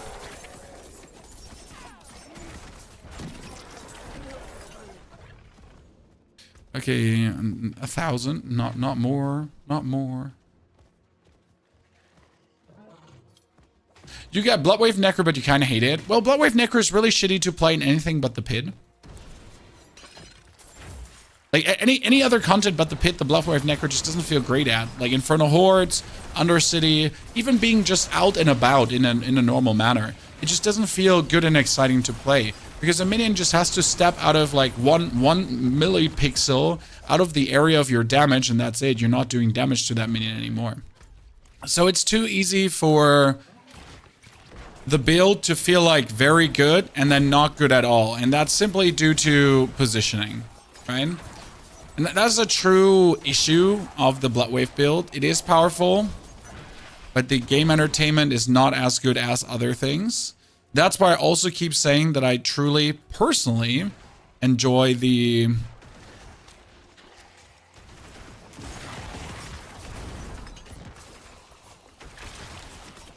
Barbarian more than the Necro, and I'm saying that as a Necro main. Oh god, chat, what have I become? No, not energy.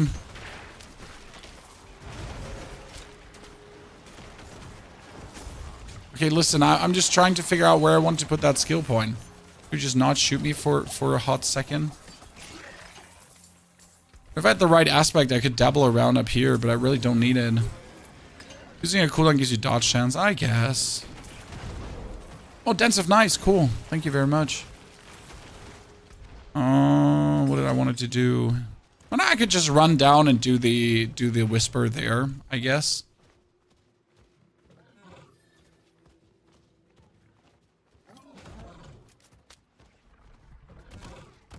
Do you know if the lightning bolts from the Chuck runes scale with Druid's lightning bolt improvement?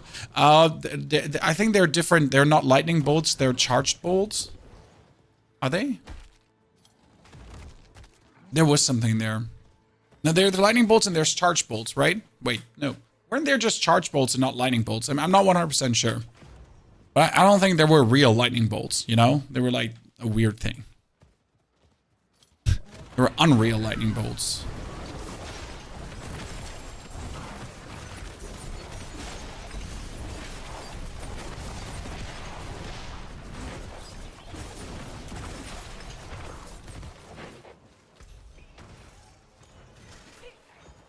PvP area also has a great enemy density, so going through here is really worth it.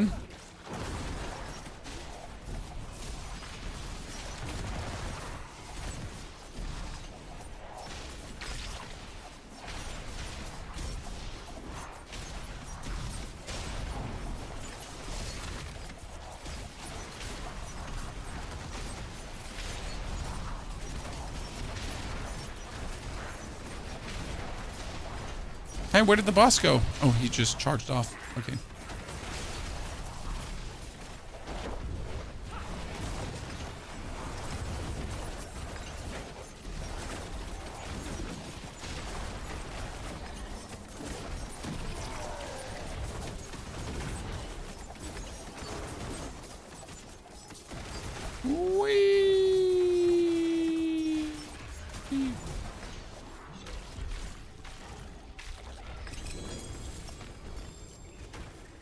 Another rune. Thank you very much.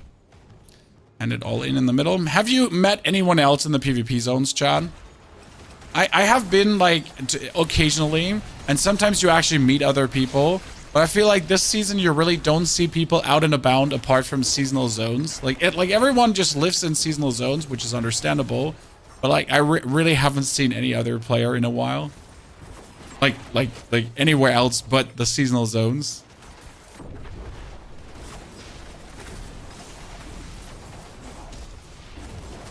It's funny because Diablo wanted to have like this special open world concept. And it does, but everyone just lives in the seasonal zones now.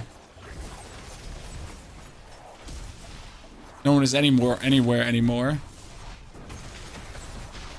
For leveling, should you try to only stay on expert? You can technically go for penitent, but I again don't see the reason why. Penitent is only 50% XP more, but the enemies are like way tougher. So they're not like 50% XP more tougher. And the head rotten bosses also take way longer, especially if you then meet another player. So it's like if you play alone, if you're the whole time alone there, that's great. But as soon as you find another player, as soon as anyone comes into your region, things start getting really annoying. So yeah, that's bad. That's bad.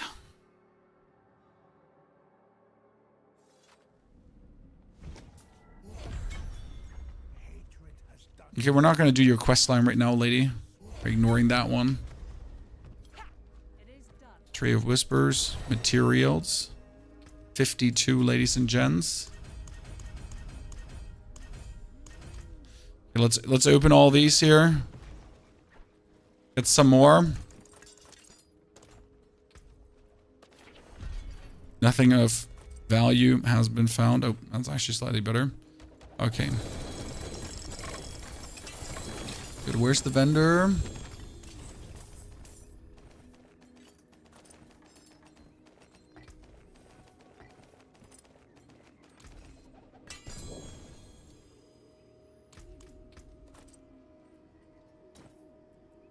Oh wow, 76 better, 69 better, 68 better.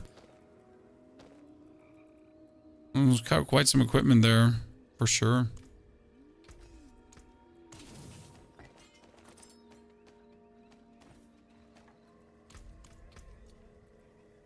Two better.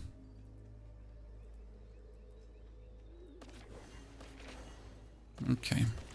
As you can see, I'm not really like looking at my items, what they do. I just use them. Because why not? Where we... Oh, that's the next zone. And for that zone, I need to teleport over. We still haven't done that stronghold. I'm sorry, Chan. What are the goals here today? The goals is get 60. Right? Always get 60. And after we get in 60, we're going to try out Rain of Arrows. It's like the goal is always to rush to pit 100 as quick as possible. And I like these day one character streams right now. We're soon done though, because technically we're only missing Sork and Spiritborn right now. And again, I am not sure if I want to do Spiritborn. I might do Sork. I might. I say I might because I'm really unsure if I wish to do Sork. But I know there's a lot of Sork lovers out there, and the only way how I would do Sork is if I find a reasonable build for pit 100 that is fun to operate and doesn't take my life savings to do. So we'll see.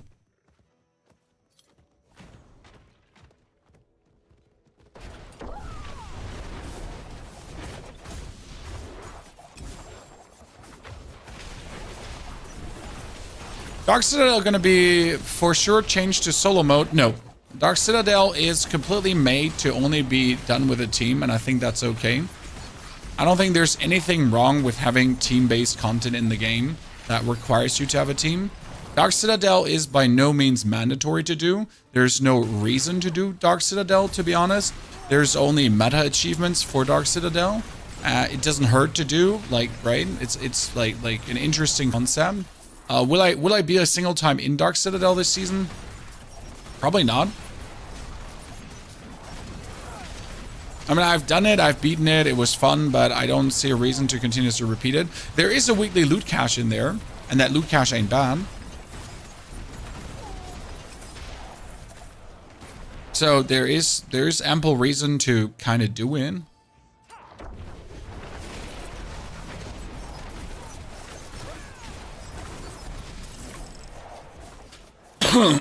It's not like that you absolutely have no reason to do it.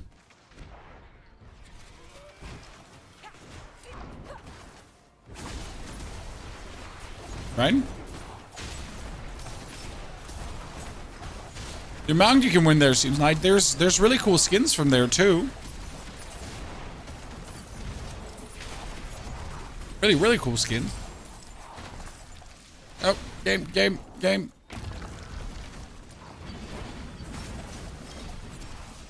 Would you recommend for a Reign of Error build until yours ready? Shadow Raven, I don't have one to recommend. Sorry. There's tons of amazing rogue players. My favorite one is Mr. Mippy. But Mr. Mippy has been playing the Death Trap rogue that I wanted to do initially. But in order for that one to pop off, you sadly need too many items. And mythics and stuff like that to really make it feel good.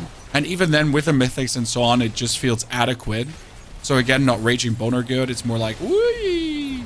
It works. And Paco, happy you enjoying the builds. Thank you very much.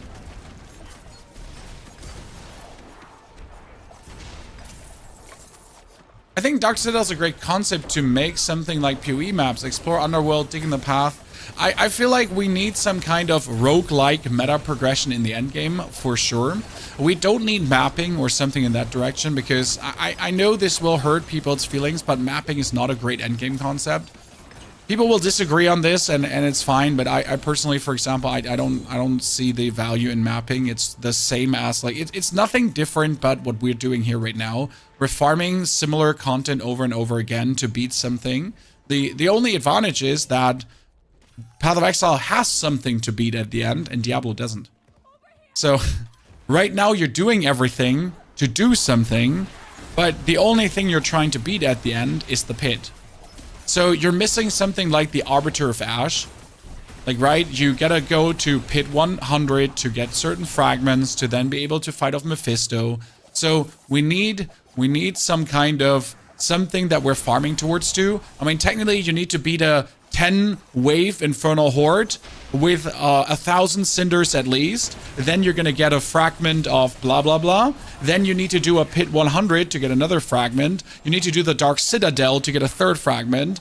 And then with these 3 fragments from all the endgame pieces of content that you have, you can finally challenge the respective boss in the endgame who's actually hard. Unless you obviously have the most broken meta build, then he's not hard.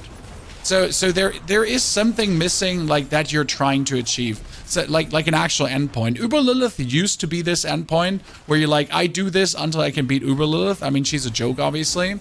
But we're missing like kind of this reason to do the endgame contents, right? And I would like that. You know, I wouldn't mind to do, like, again, do an Infernal Horde until point X, do the pit until point X, and then when I have achieved all these meta achievements, I am then able to beat the glorious Super Pinnacle boss. Or even get into a Super Pinnacle realm. I don't care, like, get into the cow level. I like something. It's not that ideas from PoE don't have merit, I just don't like how they're executed in PoE, mostly. Like, right, I'm not a fan of mapping, again. Just my personal dislike. And that's why I think Diablo has an endgame. It's just an endgame without a goal. So we have a good endgame loop in Diablo. Like the whole farm is actually good. Like it's get to tier 4, go to the pit, get your Opticide, masterwork your gear. But as always, there's a reason missing why we're doing all of this. And pushing deeper in the pit is not a reason. Right? But right now our reason is pushing deeper in the pit, but that's not really an exciting thing to do. Right?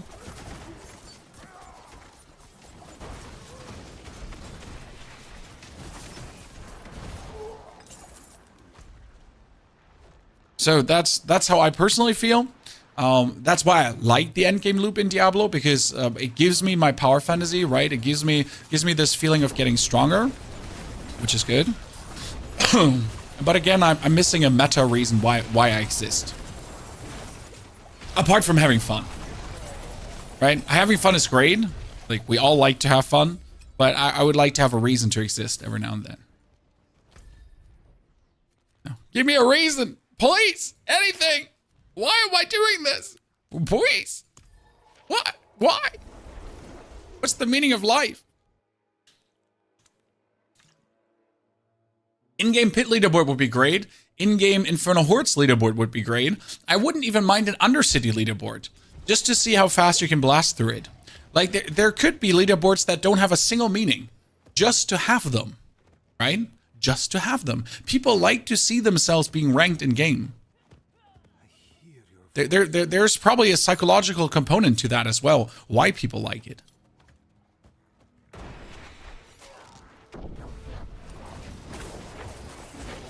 How about a leaderboard? Yeah, I mean, it's going to be like the leaderboard over the leaderboards on like your overall leaderboard position. So if you're like a high leaderboard position in the pit and a high leaderboard position in the Infernal Hordes and a high leaderboard position in the Undercity, then you get your leaderboard position on the leaderboard, where you're then ranked over your overall performance in the season, right?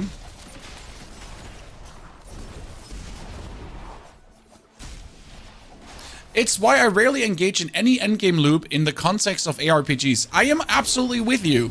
Like, the problem with endgame loops in any ARPG, and it doesn't matter how good it is, like, it doesn't matter how much you get a hard boner from Path of Exile or not. The problem with endgame loops in ARPGs is that it's destroying the main conceptual feeling of an ARPG, which is the gain of power. Right? You play, like, technically ARPGs, you play as a level 1 shitter, and you get stronger and stronger and stronger. Then you get loot to get stronger. But the further you get into the end game, the less you get this, like, before it's like, I've got 50% stronger, I got 40% stronger, I got 20% stronger. And then in the end game, it's like, I got 1.5% stronger, I got 0.35% stronger, I got 0.1% stronger. Now my character just has a more fancy hat, but I didn't actually get stronger, but the hat is cool. So that's like the problem with ARPGs for me. Like, you just stop getting stronger, right?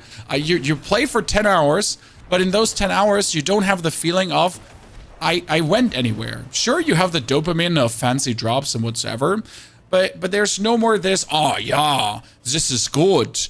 My character just got more biceps, wow.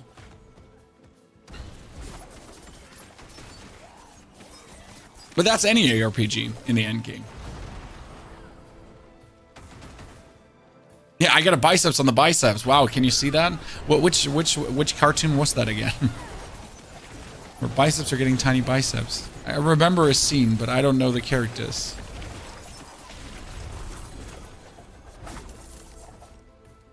I remember that scene that too. It was funny, but I don't know where I remember that from. Was it Popeye? It was definitely not Popeye.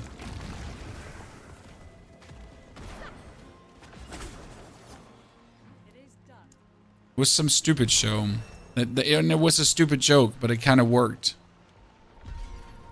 You know? As stupid jokes always work. Was it SpongeBob? It could have been SpongeBob. There was an episode where SpongeBob was training hard. How do I know? Well, I have children. That's how I know, obviously.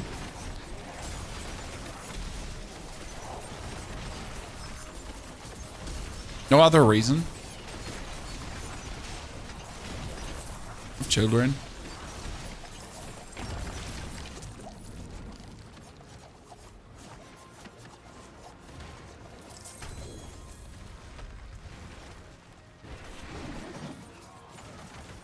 I dare you to gainsay me on that one.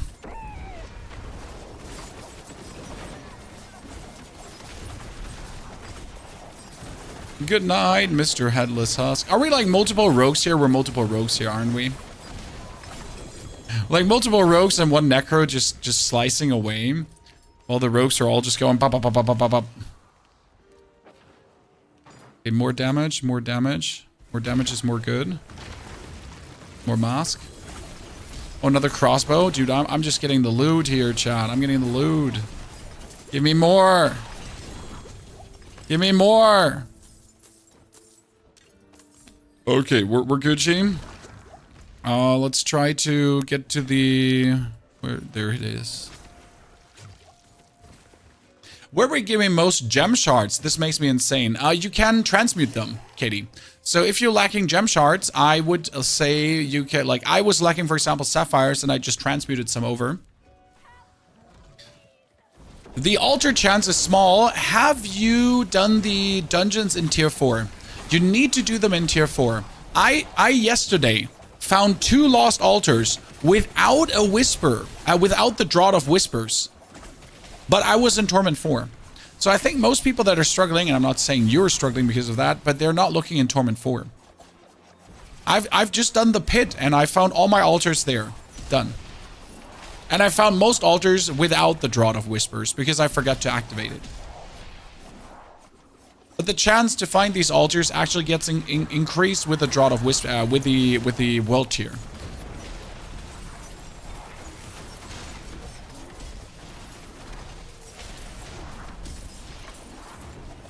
Now, you might also just get unlucky.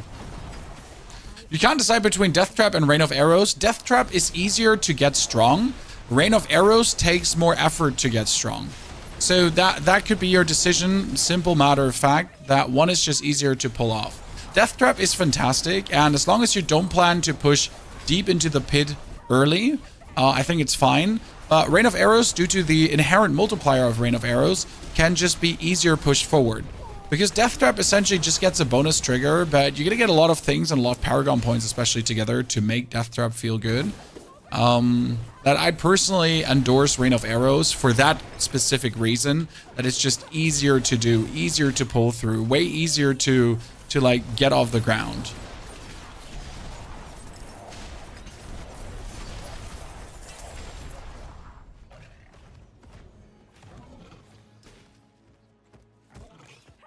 Your Dancing Knives Rogue is Paragon 178, but you can't do tier 4. That's why we're not doing Dancing Knives into tier 4. It is possible, though, like, obviously, but I just don't want the hassle, right? I want the hassle! Where was I putting points in? More crit. Why not? Okay, we did everything here. No, we still haven't done that one yet. Okay, so let's keep on dancing.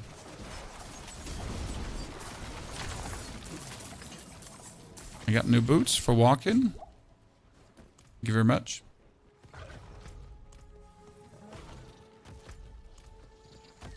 I want to say none of these lads is here a Purge the Rot dude. They were all just normal dudes.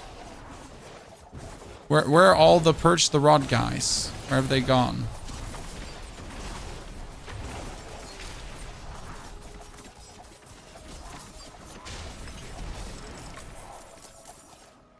More boots.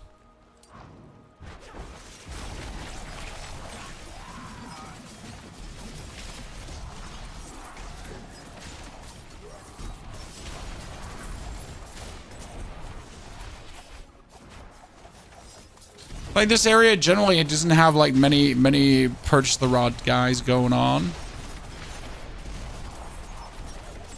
I'm just looking, but you're all like kind of sad.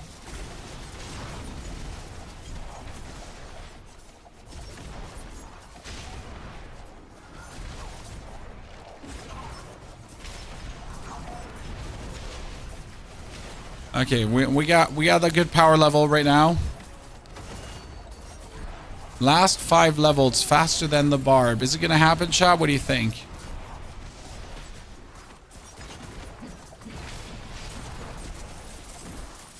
Okay, finally we get this updated. So my Pyronado is now hunting things. That's great. I love it. Next area. Thank you very much. Ooh.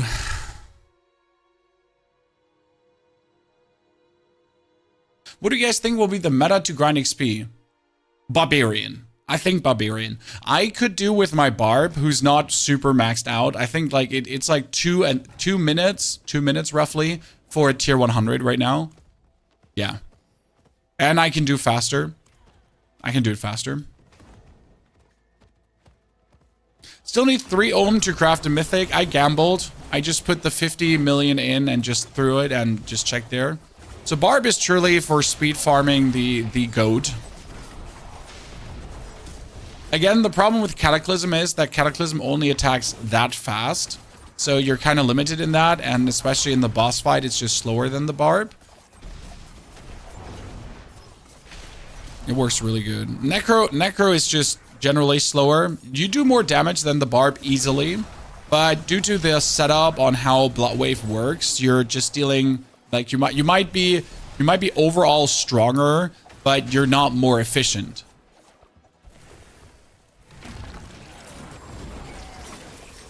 Right?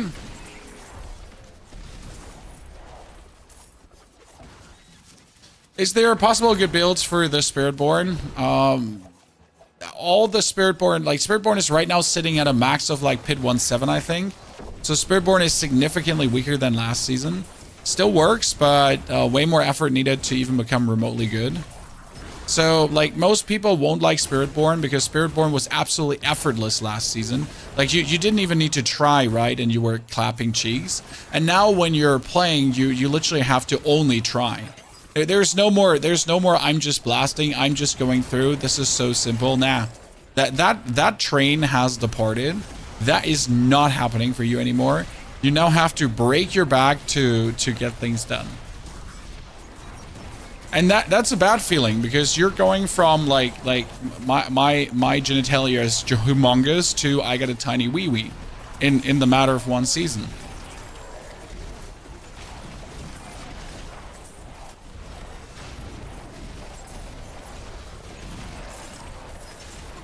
And that's not great.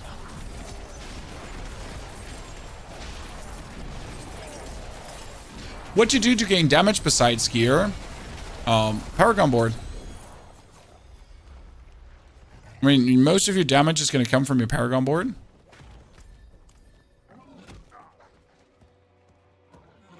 That's where it all comes from. End of the day.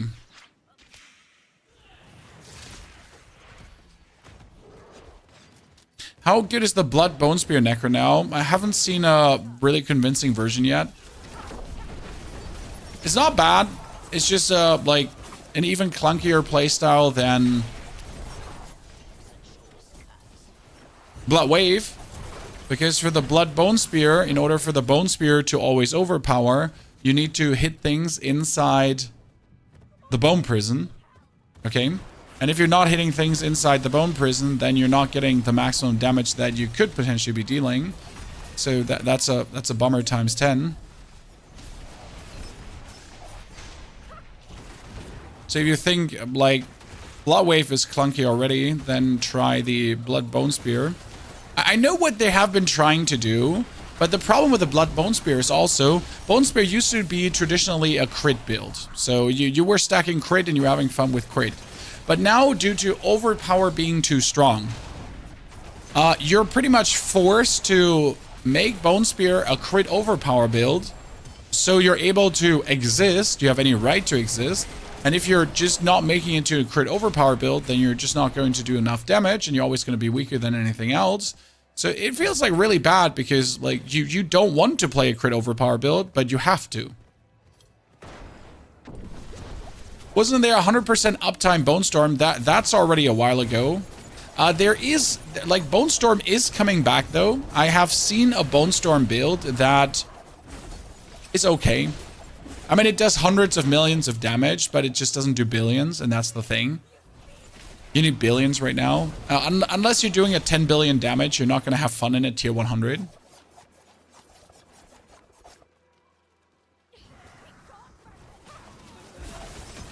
You're not hitting inside the Bone Prison, you're just throwing sticks at your opponents. Yeah, that sounds about right.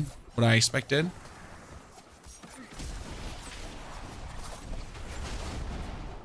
That sounds about right.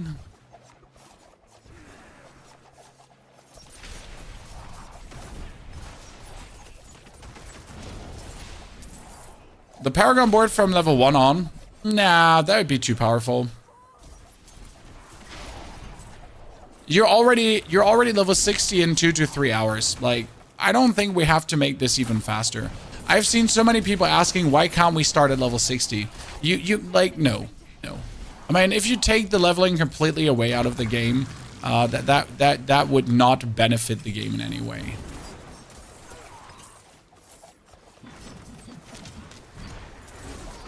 Leveling is fun, even though some people don't seem to enjoy it. But leveling is fun, and I think leveling is important. To like get used to the changes that happen to skills, to try out new things, abilities that you have never used before, stuff like that. Get the seasonal mechanic, get used to it, like understand how the season pretty much works. What's the new gameplay loop like? What are you supposed to do? That kind of stuff. If you're instantly at 60, you have to like straight away like figure out your Paragon board, put all the points in, blah, blah, blah, blah. You can barely not just start the game. You talk too much? Well, Lucas, and you're an idiot. I mean, you joined a live stream and complain about a person talking, so you're literally stupid. I'm sorry. Thank you, though, for coming. Sounds harsh, chat, but, you know, sometimes the truth is the only thing to say to someone. Like, you had 4K rod? I'm at 700 again.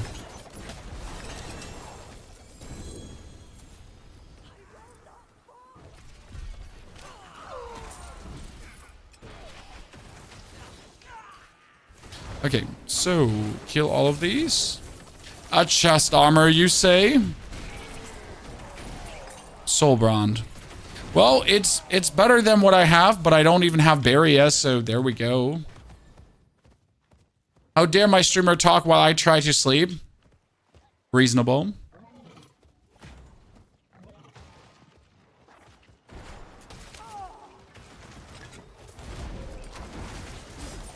Opinion on this season so far, I love the powers.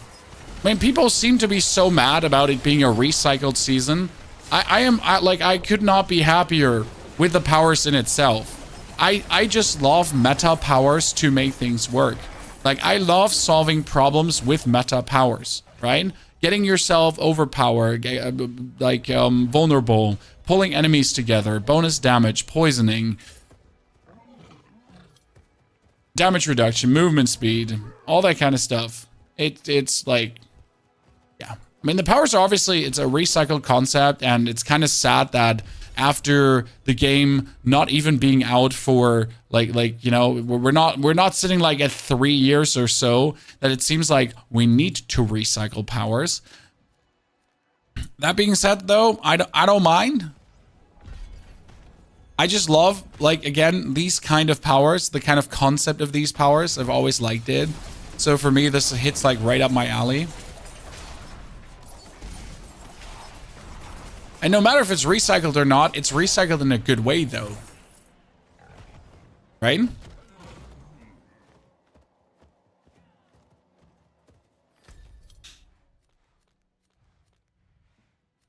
Oh, there it is. I was wondering if there's anything I can do. Yes, there is. I miss the little robot. I miss the little robot, too. Do I need to check Lilith totems around the map? If you have done Lilith totems one single time, you should not have to check them around the map again. That being said, I don't know when the last time is you have checked the totems, because I think we had to repeat them one time. Not entirely sure if I remember correctly. It's been a while ago. We have to redo them one time?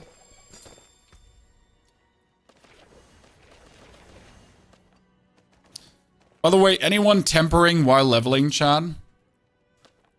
Couldn't be me. Like, seriously, I haven't touched the tempering mechanic while leveling in a while. Because it's just wasting time, like, actually tempering, right? Oh, that's the Dance of Knives aspect, chat. Let's go. I'm the chosen one. We just got humongously stronger. Not like a little bit stronger. We just got, like, illegally super strong.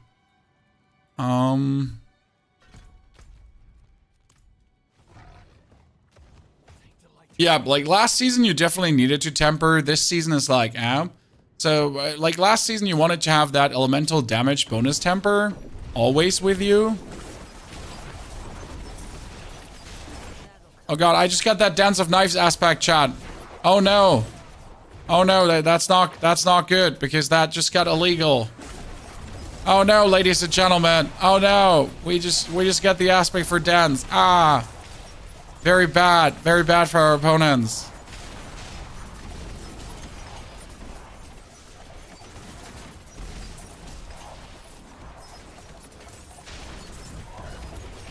Much vow. Very, very strong.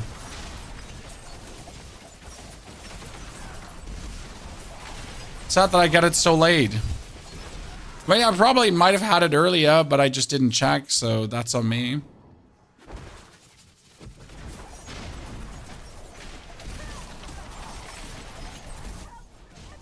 There's a world where I just didn't check if I had it. But I deny your reality, obviously, and substitute it for my own, so I just didn't have it.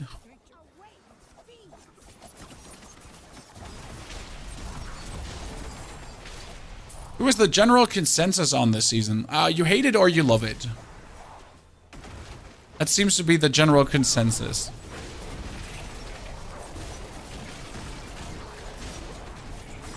I mean, so far, I think it's the most fun season in terms of trying out things.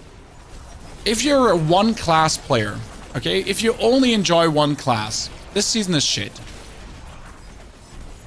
Because you'll be done really quick. If you enjoy more than one class, it's fantastic, as you can try out more things.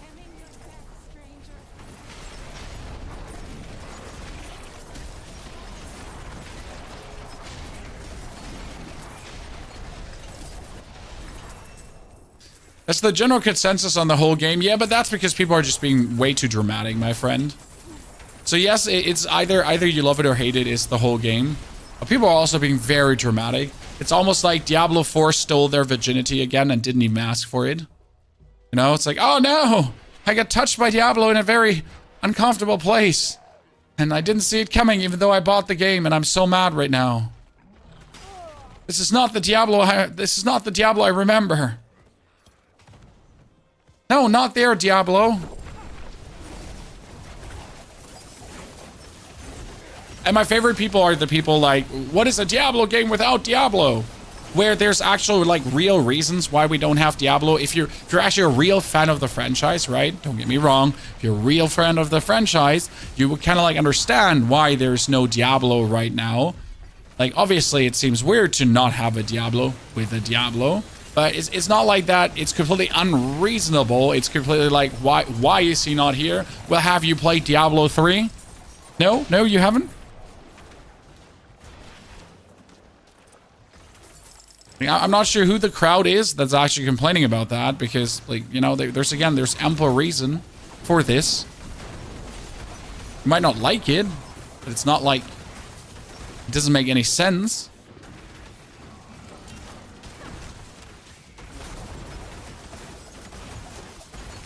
Also, there's always the question, where's Diablo? But there's never the question, how's Diablo? I mean, dude get kicked out of heaven after tried to invade the whole thing. Straight back to Earth. Or actually not to Earth, like straight back to hell. Yeah, why is Diablo? Exactly. We're asking the wrong questions.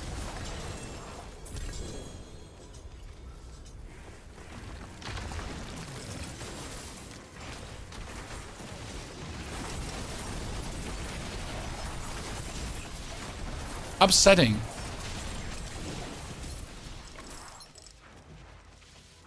We're gonna have to try this as soon as we're close to leveling up to just see how far could we get with Dens of Knives still before I need to reskill. Like, can I just brush into tier 2 without having to reskill?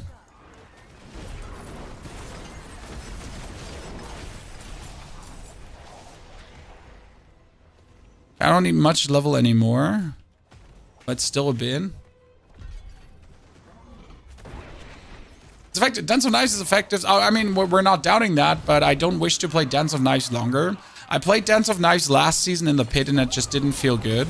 Like, because pit levels are sometimes so stupidly designed that it just doesn't feel like fun. Maybe it's better this season, but it really felt bad last season. In the pit. It was like leveling great. As soon as you hit the pit, it's like, oh my god.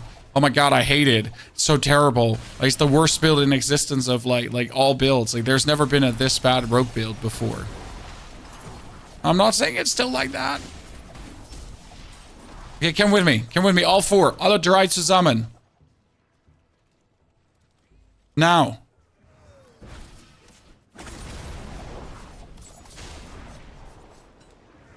Move in. Level 49. 59, sorry. Let's go. Yeah, we got all zones covered. No, why is there no new zone? Huh, let me just dance around in this zone then.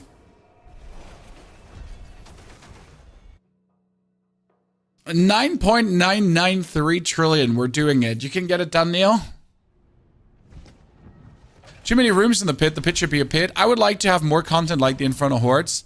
Strike that. I would just like the Infernal Hordes to be better. Thank you.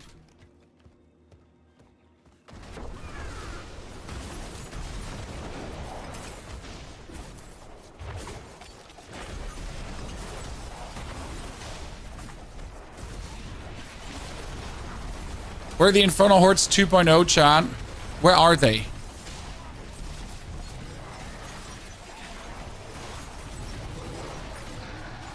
Just give it to me already.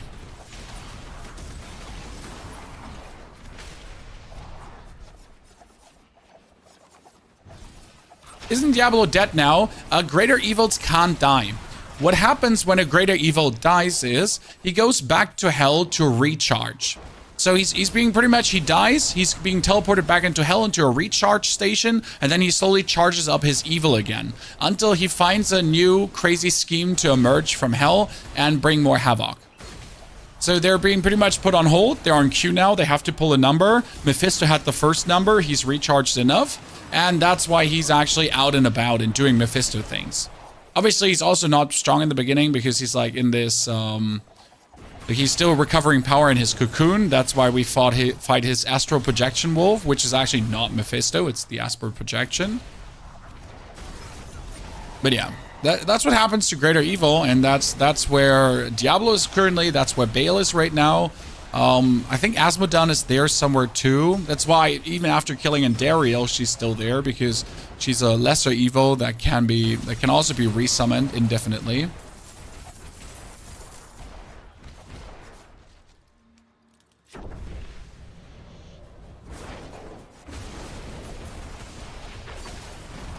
Worst DLC ending? I mean, let's not argue about that the DLC ending was bad. I mean, I enjoy the cliffhanger to a degree, but like now the wait time until it finally continues is just too long, especially with the length of the DLC.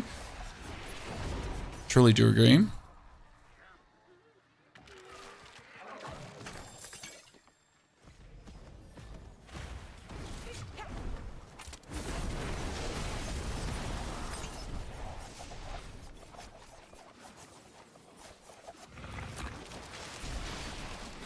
Sir, you're level 60. What are you doing here? Asking for a friend. The friend is me.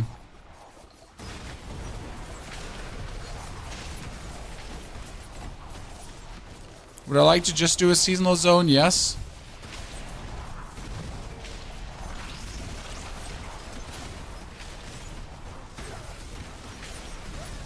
Oh, we're so close to 60, so I guess I'll just go my merry way now until I am 60.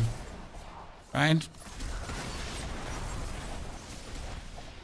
I have not done Helltide this season. Well, why do you think we're doing Helltide? Because it's about time that we finish the seasonal journey too. We haven't done so myself.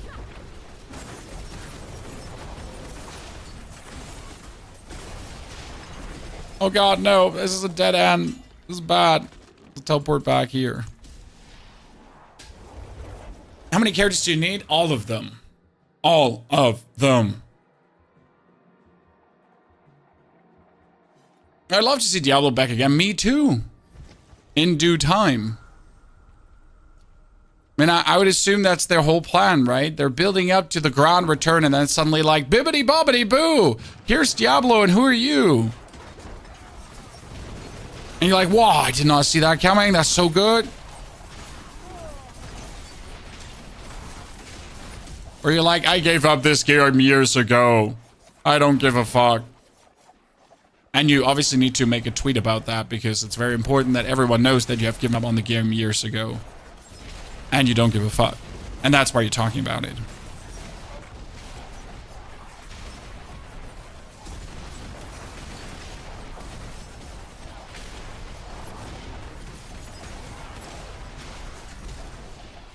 Is this season fun to return from PoE 2? Certainly. Different fun, though. Less challenge, more blasting, more loot, more dopamine. You can say about Diablo what you want, but they still have the dopamine there. Getting your loot, getting your character power, becoming a better version of yourself. Clapping some cheeks, soaking some cheats. The usual. Okay, we made it, ladies and gentlemen, in 2 hours and 13 minutes. Da-da-da-dum, da-dum. There's a little hiccup in between.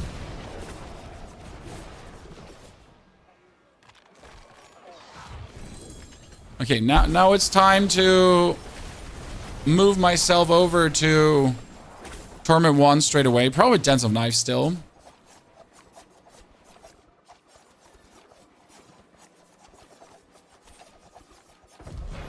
You're coping so hard with your takes. I mean, you're on a Diablo stream watching and talking people that they're coping, sir. Well, why are you here? You know? We're just enjoying a game and having fun. I hope you're good, though, right? Because you seem to have your own share of problems. You've been hating since you joined? Now I just saw one message. I guess I don't have more time than that. What build are you going for? Rain of Arrows.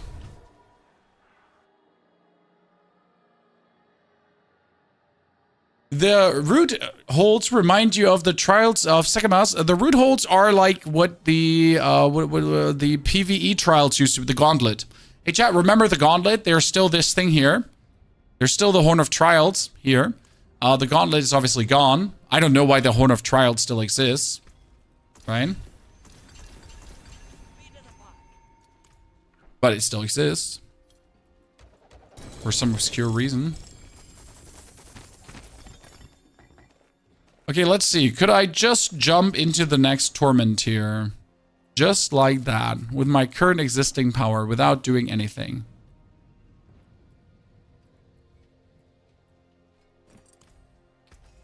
No aspects, no nothing. Do I still have my gloves? No. You know what? I'm going to put the dense aspect on.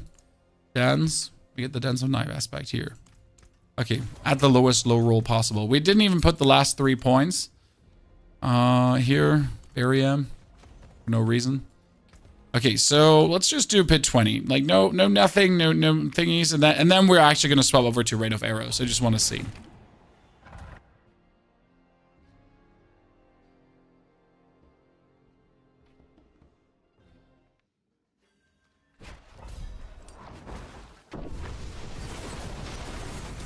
Yeah, I mean for Torment 1, you're just more than strong enough, right? I mean this is pretty much like I didn't put on anything, right? I just have that one aspect.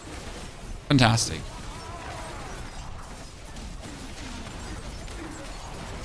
This is always fun. Going like from expert to Torment 1 is just a good feeling. Right?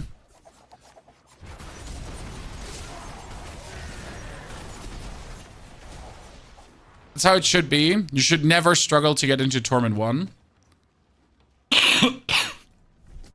The Diablo hate is annoying. Absolutely. I mean, the people that are still brain dead hating are either doing it for rage baiting, views, or they're just low life losers at this point. I mean, the brain dead hating is definitely, like, at this point, it has gotten old, and you really need to check yourself at this point.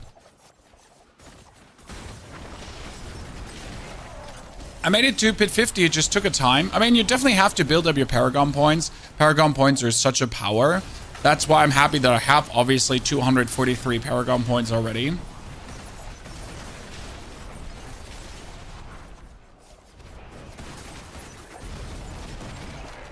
Hey, Mathersing, good to see you there, sir. Rogue was the most requested class. I mean, after Barbarian, people were like, Pony, Rogue right now. So how could I say no to that when people are already asking me?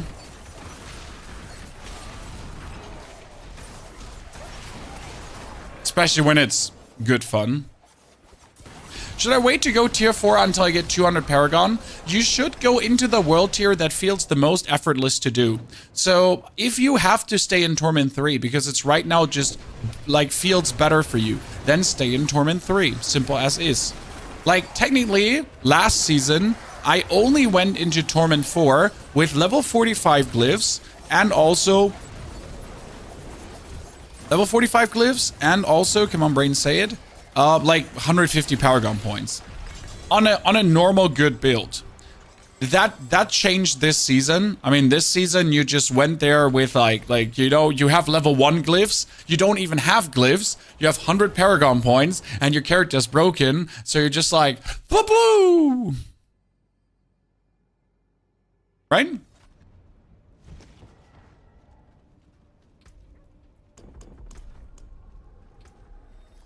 Okay, we got a new weapon which has dexterity on it, so that's actually good. We do want maximum life and critical strike damage. So now let's do the reskilling. Okay, so that was the leveling, guys. 2 hours, 20 minutes. We went through 13 minutes actually. Now it's about time that we refund everything. Dance of Knives gone, and we're gonna reskill into our barrage version together with the Rain of Arrows. Now, I am not sure if this just works straight off the rip, okay? So this is going to be a little bit greedy because I don't have the things to actually make this work. So I'm a bit just jumping the gun here and I'm just testing like if it works. And then we'll see if I made a mistake or not. Because there's obviously a world where you're not supposed to do this. Reasonably though, but I don't want to wait.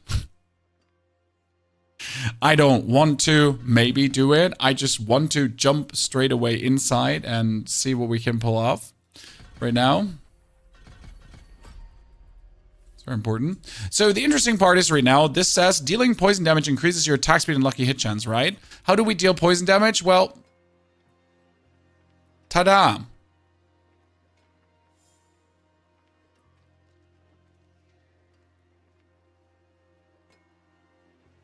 Poison damage.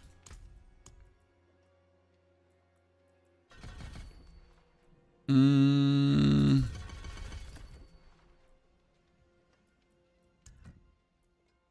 going for the precision. Some barium. Okay. Yeah, that's roughly what we need. But I'm missing points. Let me see. We have a preliminary planner here that I whipped together.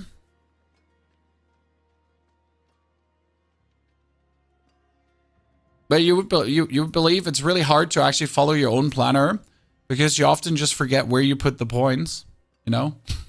You're looking at it and you're like, yeah, I'm pretty sure I put the points in there, but then it's like, but where did I forget to put points so far? See, I forget to put points here.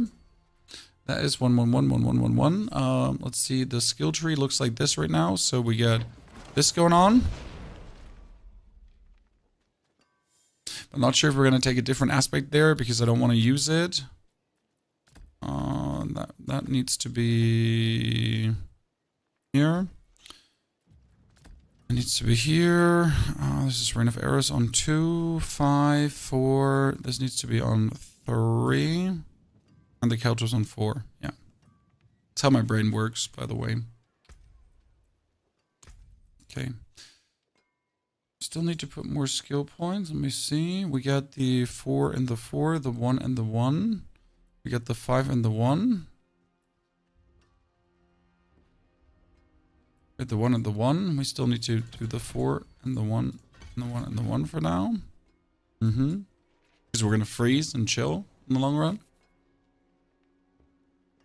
We got these 3. We got that. We got this. Oh yeah, and I need these 2. Obviously, I need these 2.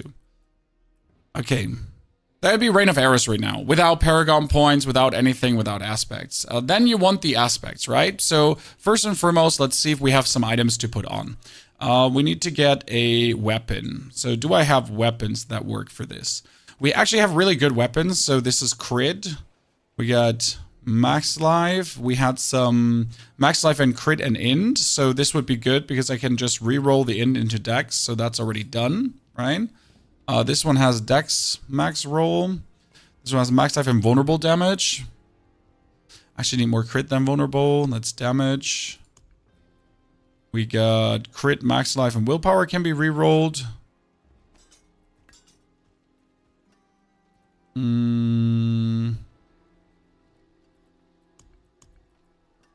So let's take this one, and let's take that one. It's always fun to like straight away start with this. That needs to be re-rolled into dex. Thank you very much. Good. So we get 2 weapons. The 2 weapons are going to get the... Let's see if we have the Arrow Storm aspect. So we got Arrow. So we get the aspect of Arrow Storms. This says your Arrow Storms deal more damage. Cool.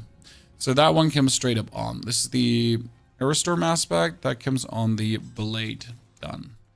Then we get the second weapon. And the second weapon is going to receive the other Arrow Storm aspect, which is called... There's 2, right? With the vulnerable, no, that one. The aspect of, no, we had the aspect of Arrow Storms on, and we need the, it's called the Vengeful? I don't have that. No. So I don't have the other one. Yeah. That's the, for vulnerable enemies, exactly. We have the one where you cutthroat skills, and we need the one for vulnerable. Yeah. You need the unique necklace, we're gonna get that one in the long run. So that's what we would need. But we don't have it. Okay, so that's good to see. We don't have that aspect. Then we need to get the Brawler's aspect. Brawler. Yep. For that, I need rings. Let's see if we have jewelry. What do I want? I want attack speed and crit and dex. So I should have an attack speed ring. I had one. I had one. That's max life and crit chance. That's attack speed. See, max life, attack speed, and I can do crit damage. So that's perfect. Very good ring. This is max life and resource cost. That's crit damage, strength, and life per second. That's vulnerable. I mean, for the time being, it should suffice, right? This is attack speed, max life, and lightning resistance. You know what? Let's just take the double attack speed rings. That should work, right? Just re-roll that into like each into dex. Screw the resistance. So we're going to re-roll this into dexterity. Congratulations.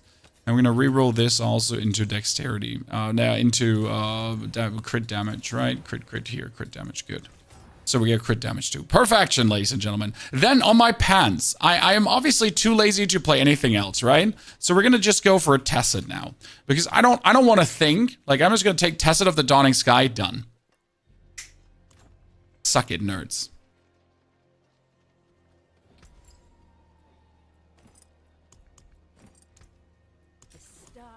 It's one of my favorite items to just whoop out and just be like, what ifs? We got stayed. Right? Because we have everything covered. Okay, we need to get a chest piece. We need to get a helmet. We need to get a better weapon. Obviously, I don't have a weapon. I could gamble. I could gamble. We need a bow.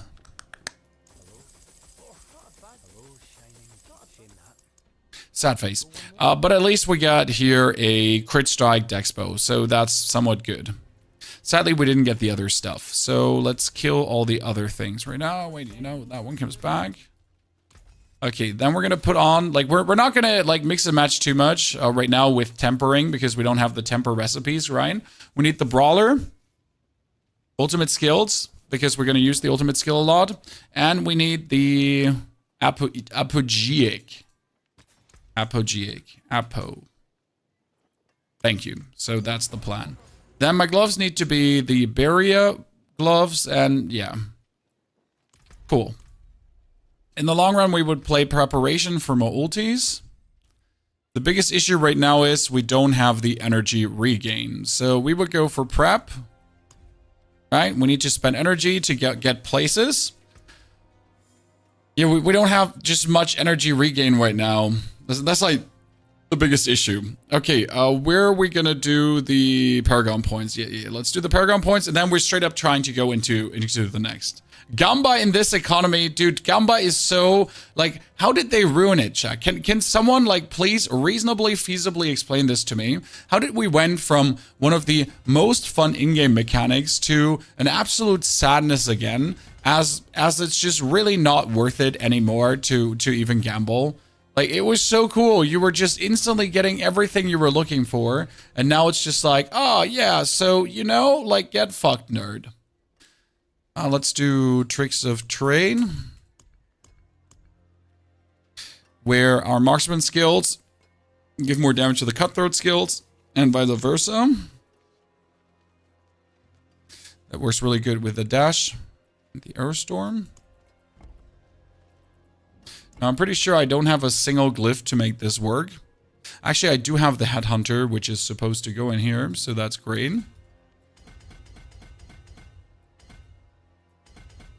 I should have enough points to pull off most of this board straight away. Yeah. Should have most of the points to pull this through straight away. We don't have the levels to do anything else, so I'm going to have to do this right now.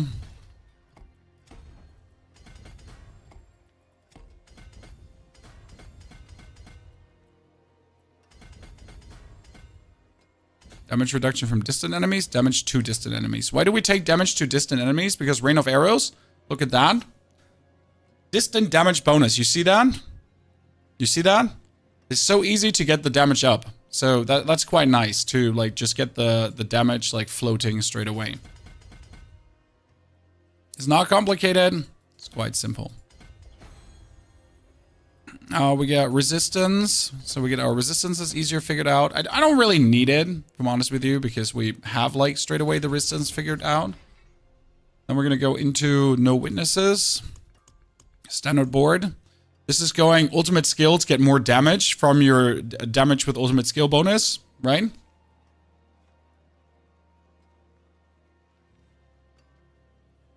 And for this, we're going to take everything.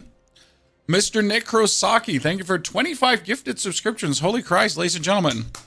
Sorry.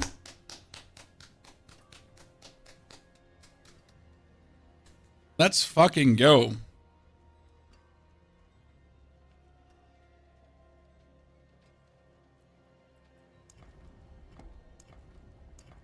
Thank you very much, Necrosaki. That's a lot of money. I mean, 25 gifted in this economy? In this economy? Seriously. Sir. Okay, that's ultimate damage, ultimate damage, ultimate damage. That's what we talked about. Like, you need to get all the ultimate damage. And we're going to put a glyph in here. That is probably... I could put Comet in here for now. Yeah, sure. Let's just put Comet in here for now. And see where that goes in the long run. Because there's a lot of intelligence in this board, so that could work. Then we get more resistance and max life, so thank you very much.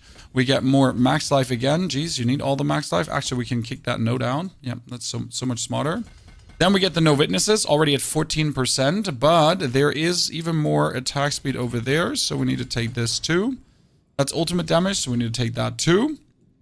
There's no questions asked, right? What do we have here? Nah, we don't need that. That's useless. Wait, that was more ultimate damage. So right now, we're already sitting at 28% straight away. That's kind of cool. That was simple. Okay, we can move into the Danza Macabra board because you get casting mobility or subterfuge skill increases the damage of your next skill by 75%. So you can cast a subterfuge skill and then Rain of Arrows and then bop and mix and match that. So that works pretty fine. Okay, we're getting ourselves the damage to elites. Wait, I need to pull the board different. I hate this orientation of the board. My favorite orientation of this board is always, and it never changes. We need to go on the side with the damage reduction. That's the damage reduction. So I like to always go in from the side. We don't need the damage to close, we just need the damage reduction.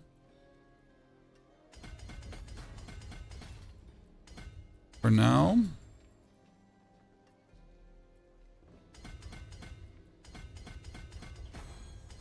And then we can get the resistance. Subterfuge cooldown. We'll just max that out. And we're going to get the mobility cooldown and the max life.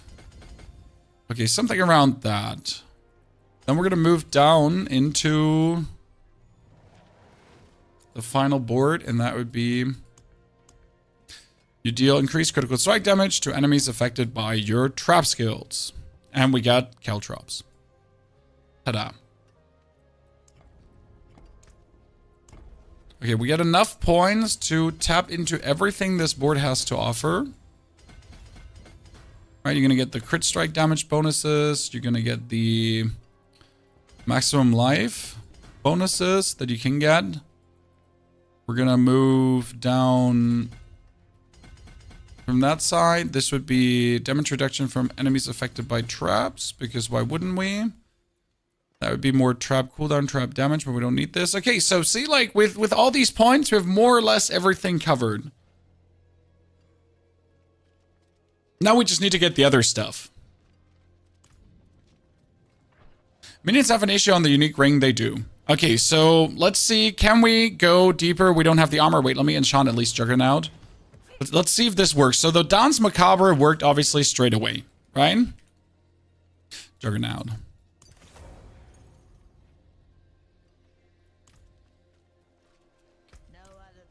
Okay, we don't have the aspects we need. We don't have anything, but we want to see if we can go Torment 2.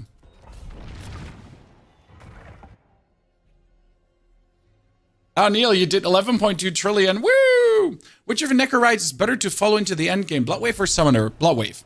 The Summoner is to the endgame, and the Bloodwave is pretty much after the endgame. Okay, we gotta do this in.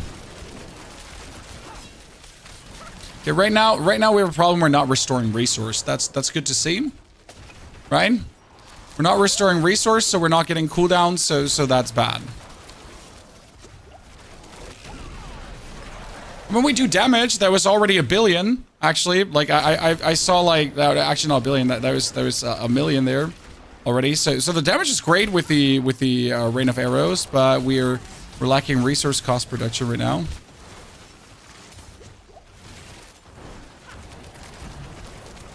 There's our ultimate. Everyone dies. So we just need the ultimate cooldown down.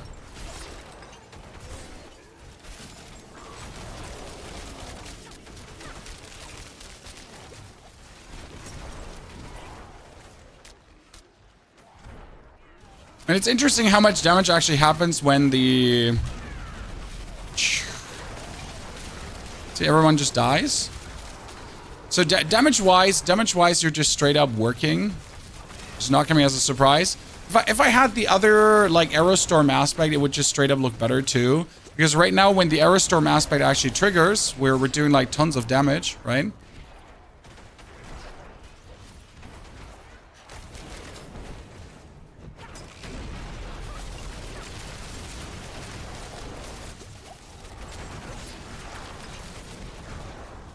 Good. I mean, for like being an absolute not working build, right? So we don't have resistance, we don't have anything. Like we have just some random aspects together. But hey, we're just clearing this pit, chat. We're just going places. What can I say?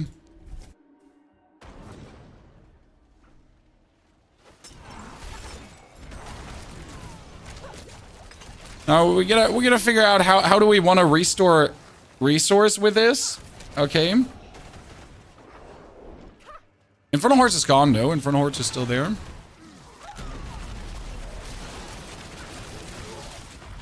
So always gotta use a subterfuge skill before. I gotta remember this, because if I don't use a subterfuge skill before, we're not doing the damage that I was expecting to do. So right now you need enough energy to spam like your Jiggy for the cooldown reduction, subterfuge skill, and then rain. We get 75% damage more.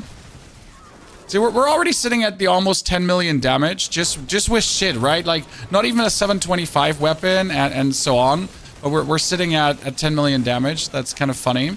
Like we only have like the rain of arrows with some bonus too. So I mean it's working. This is what I meant though with like, this is how I want builds to feel. So right now nothing is working. Right now we don't have essence production, right? We're not getting our energy back. So nothing is pretty much working. And yet despite nothing working, we're still doing it.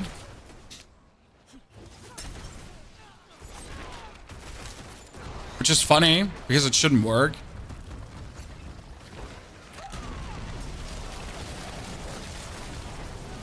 Hey, why did my ulti get instantly reset? Not that I'm complaining. Thank you very much. What do you proc with the subterfuge skill? Like Paragon Node. So we have this Paragon Node that says after using a subterfuge skill, your next attack does more damage. So I do subterfuge skill and then I do rain of arrows and it does more damage.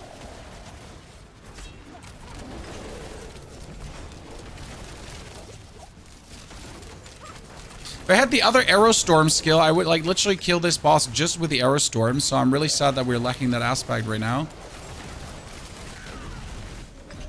Okay, that was easy, chat. Talented. What can I say?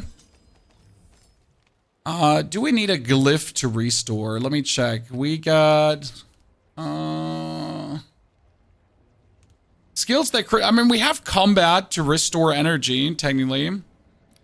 So your main plan is technically to have combat because combat does restore critical strikes, restore energy. So that would help somewhat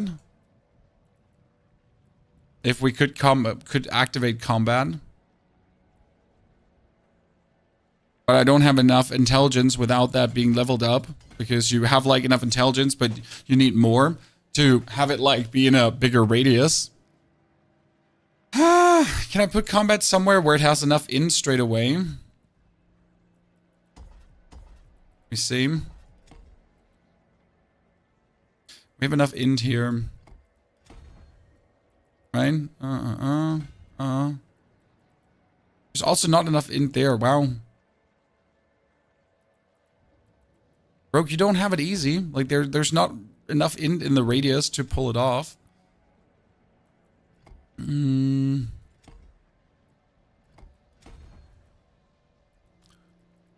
There's one more int. Is there any board where you have like enough int in the radius, like ASAP, to actually make it work? Interestingly enough, without leveling it up. There's 2 int, there's another int, there's another 2 int. But it's like just we have like that's 15, that's 20. It's also not enough. Either I'm blind. Really sad. Really sad. We got 1 int, 2 int. Wow, you have like no int nowhere to like get it off the ground straight away. Yikes. I mean, I could just level up the glyph really quick, right? Fastest way to get extra blood for Zur, the lady. The Lady of the Helltide is the fastest one.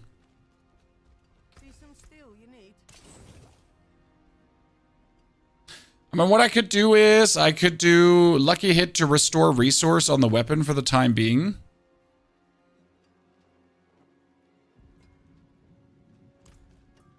Just trying to think about how I get energy back efficient for now. Right? So there's something I could do to get my energy back.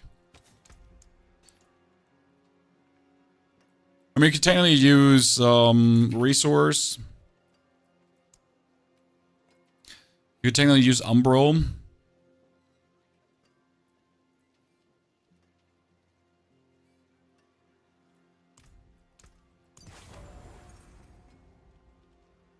Yeah. Oh, we're crowd controlling things, so you could use Umbral.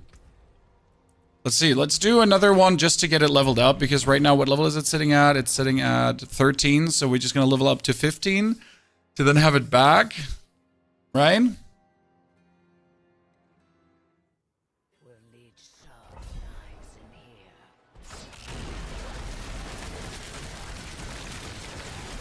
See, like, did you notice how I got my energy back there?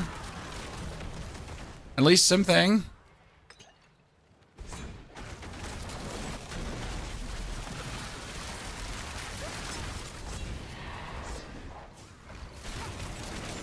And due to my energy coming back, I can like more often use my thingy. So like aspect of the umbral worked wonders.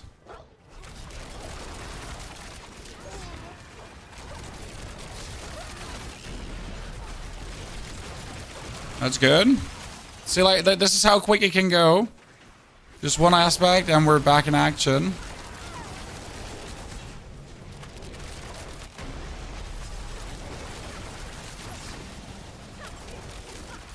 Day and night different in like playstyle too. So any ability that crowd controls right now is obviously aiding us straight away in our process of restoring energy. And with enough energy restoration, I can just do the storm rain of arrows. I mean, obviously this is like still suboptimal, right? It works, but it's not like the kicker yet. I mean, let's try to get the items, though. Neil, we need to farm some bosses in a bit.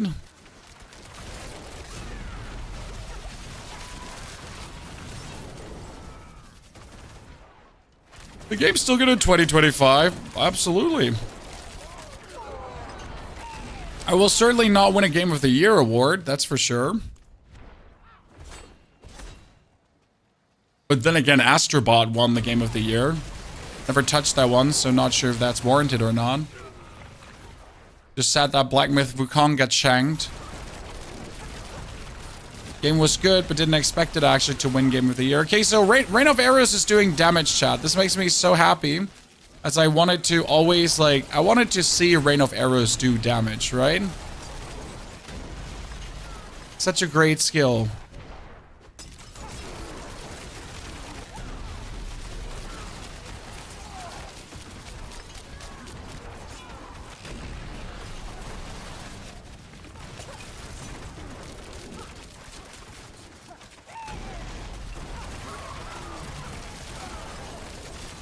A million! Let's go! Million! Woo! Yes, I'm still happy about millions, Chan. I mean, this is my favorite part in the game. You just got level 60, and you need to figure out how to become powerful now. So this is like always my favorite, because you have to like pretty much figure out all the issues your build has, all the errors, all the stinky poopers. Okay, for some reason we didn't kill enough, so I gotta go back now. What's like holding you back, how to get more resource, like all these like tiny things that will like just transform your build from okay to great.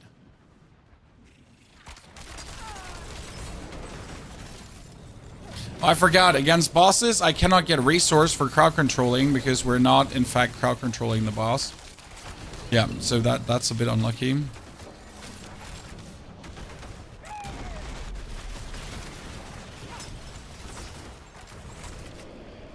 Shouldn't be a problem. We get this covered, Chan.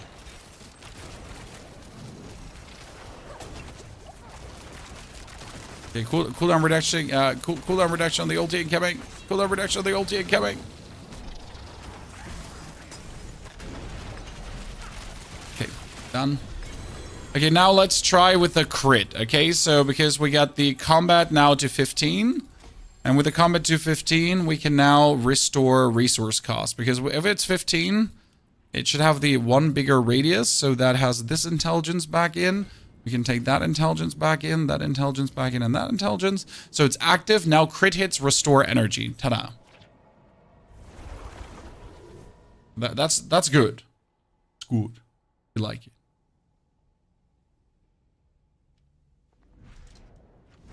We could also finally put on, we could change our powers to actually put on the, what is it called again?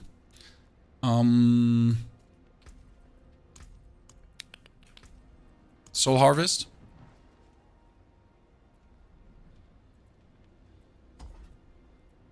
It's time to do Soul Harvest. Yep. Okay. So thank you for offering your aspect, my friend, but I tend to, like, you know, I need to find the things that I'm using. Else it's too easy. I'm not finding the things.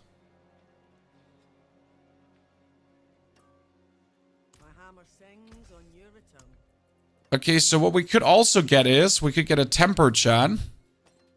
And the temper is called Casting Ultimate Skills Restores Resource.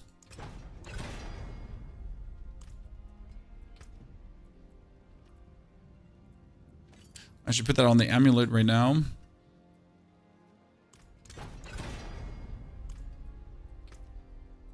So that would get me my resource back. Technically.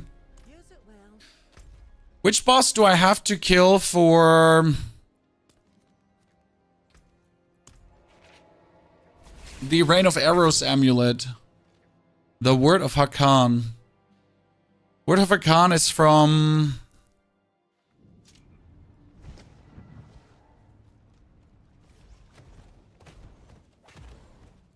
Duriel, right? Varsh? Really? I would have said Duriel. Well, Varsh is going to be easy, so yay.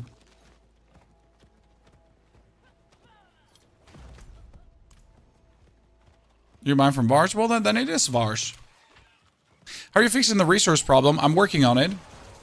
I mean, right now we just put on the aspect of the umbral, and the aspect of the umbral instantly works because it's whenever you crowd control, and you pretty much crowd control with everything. I mean, your Rain of Arrows crowd controls, right? Because it's imbued with your imbuement effects, and your imbuement effects are all like they're slow and poison and shadow blah. So that one like straight away just does the things, and you get the caltrops, and you get the smoke grenades, and you like right, you get this. So you can like easily overwhelm people there. The plan would be that you get the Word of Hakan, and the Word of Hakan does a double cast, right? So your Rain of Arrows always imbued with all imbuements, so that's the plan, obviously.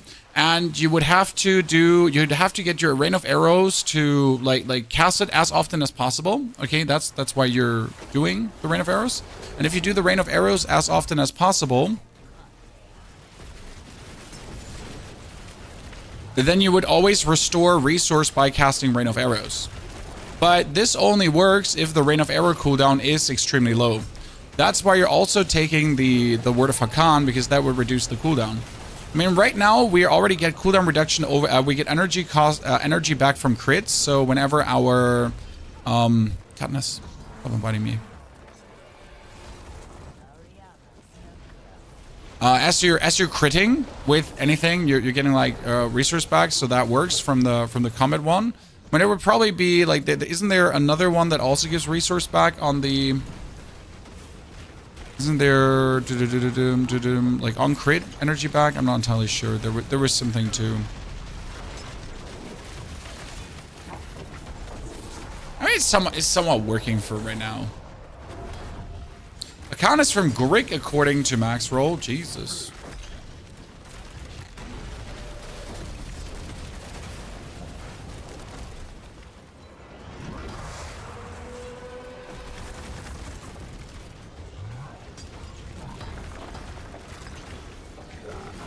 I mean, the easiest way to get energy back in the beginning would probably be just working with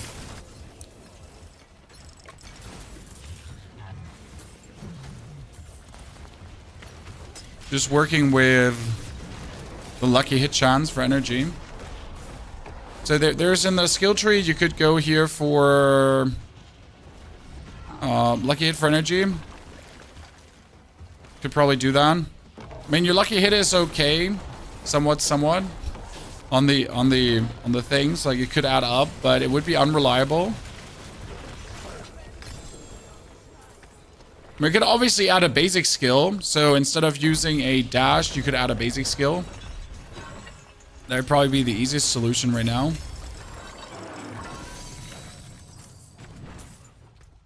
Right? We're not looking for easy solutions. No easy solutions. Okay, we need to go to Kirgar.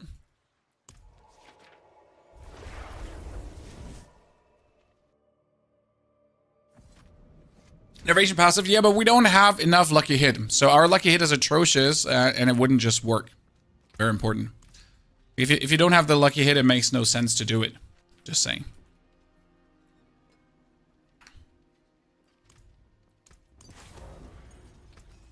Okay, let's see if I could get into tier 3. That's my question right now. Could I get into world tier 3 with this straight away? I mean, we got the resistances, so my resistances are crazy due to the pans. We do the jump.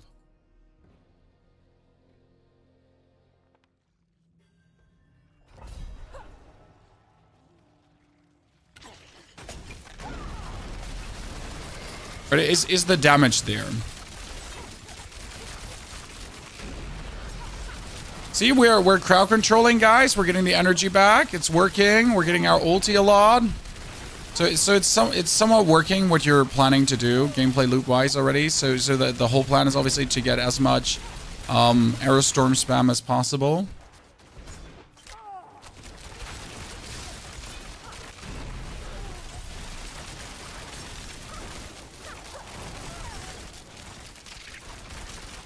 And that's why you need to like have attack speed so you can just permanently unload your barrage into them and then get like everything going. And then if you permanently unload your barrage and then you get more, then you get more, then you get more.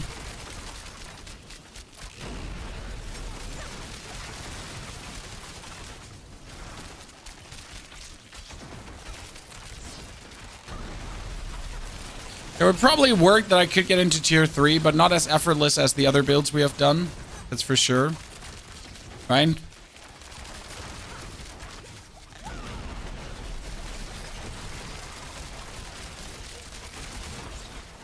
I wonder if you could make the Zan rune work with this. And somehow have like, do like more overpowered things.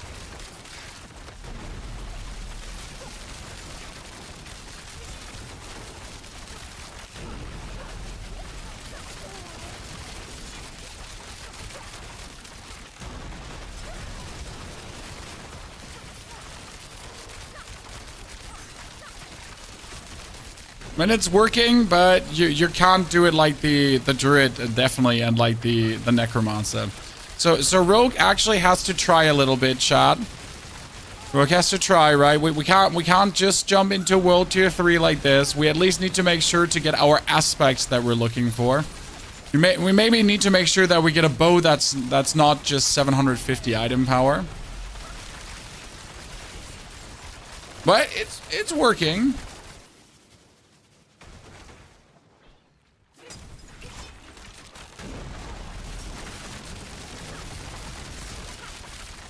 Okay, so this is gonna be the gameplay loop, just like obviously with more damage, but you're gonna barrage, you're gonna arrow storm, you're gonna use your caltrops and everything inside of them, right? Then you're just gonna keep like arrow storming, reset the cooldown of the arrow storm, and then keep arrow storming.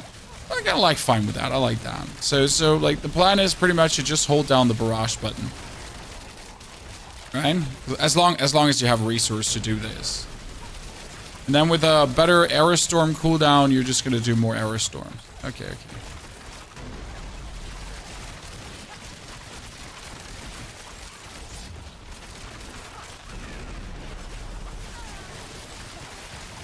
Now, I don't like these skeletons with armor. Kinda harsh to kill. Well, the only thing that would probably be a challenge right now is actually the boss fight. And it would help also to have some more tempering, but we have like 0 temperings, right? So no temperings that would actually increase our damage.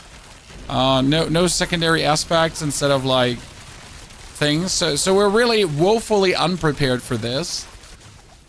And yet we're still doing it.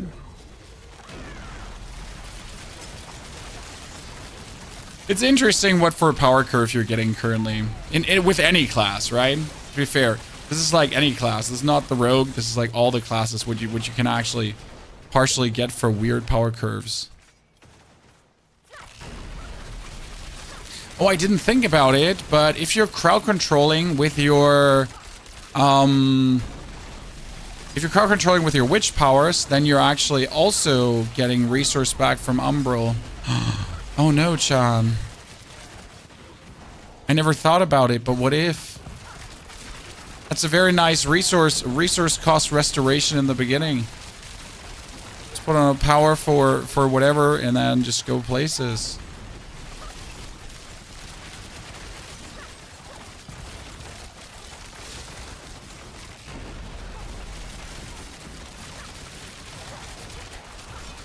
Okay, I'm trying to kill that guy here in the corner, but he just refuses to die.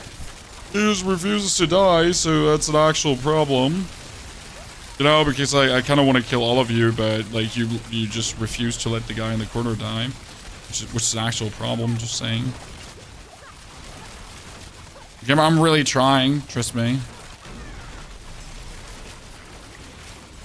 Like an annoying pair of enemies. Okay, all the damage.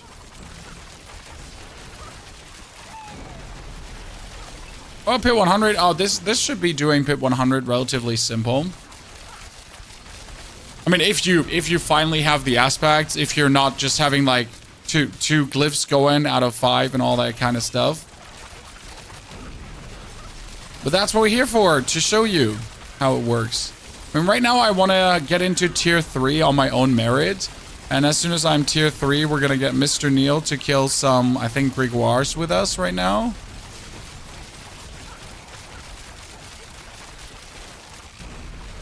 To get the Word of Hakan.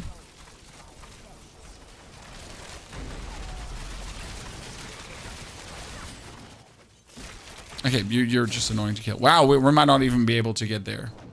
So, yeah, I mean, if Katie wants to kill some too, obviously.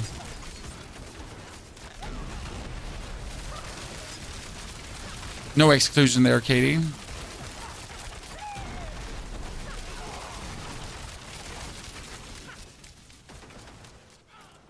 Can I ask a PoE 2 question? I mean, you can always ask. But don't let it be like, is PoE 2 more fun than Diablo? Like, if that's your question, just don't ask it. Okay? Please, don't disappoint me now. Red route, should you go for Invoker? Well, there's the route that makes you more tanky. So you should straight away go to the right side and have your evasion rating also contribute for armor. And then you're just instantly super tanky.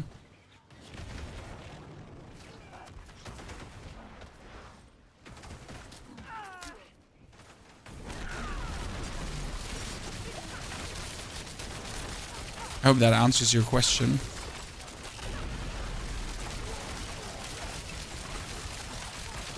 Also, it doesn't really matter because you're just so powerful that it really doesn't matter. Okay, chat, I might not be able to do tier 3 if I don't actually do something for the build first, like actually put on temperings and so on. Okay. Well. I mean, we fixed the resource, so I could go and farm the seasonal zone quickly for my temper recipes. I think that makes sense. So we should do that straight away. Get myself a 750 bow. Good. I mean, resource is fixed for the time being. So that was the only thing we needed to fix. Let me teleport out of here. Get the other aspect. Oh, I could do a root hold. Root hold is probably the easiest thing to do right now, yeah. Okay, like I'm just trying to move out of here, please, man.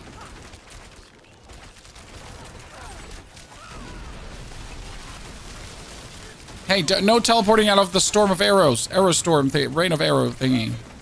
No teleporting out. Uncool. Like, I don't have the cooldowns to do that, okay, sir? If I do this, you need to stay still. And get hit. Okay, or not. But, like, could you please?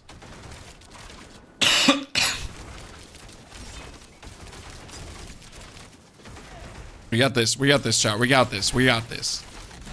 There you go. Bam. Better. Okay. Good. Let's get the recipes, okay? What do we need for temporary even? Let me double check. I need... Yeah, Rain of Arrows to deal double damage, obviously. But we have that not in Legendary. So let me just waltz into, like, the actual zone and see how that works. Oh, no, I'm still in Torment 1. No, I made a mistake. Any tips on how to get witch powers in tier 2? I'm currently on that level. Which witch powers? Which powers? Which powers? Okay? You mean the lost witch powers? Like, don't really focus on them until Torment 4. You don't need the lost witch powers to get there.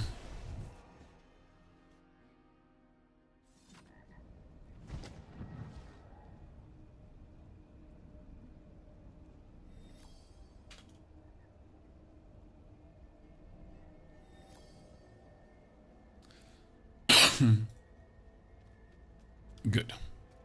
I'm loving as a minion build. After I hit level 60, when should I move to Torment 1? Straight away?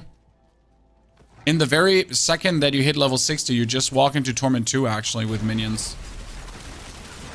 Minions are stupid powerful early on. They just fall off, like, towards Torment 4. Sadly.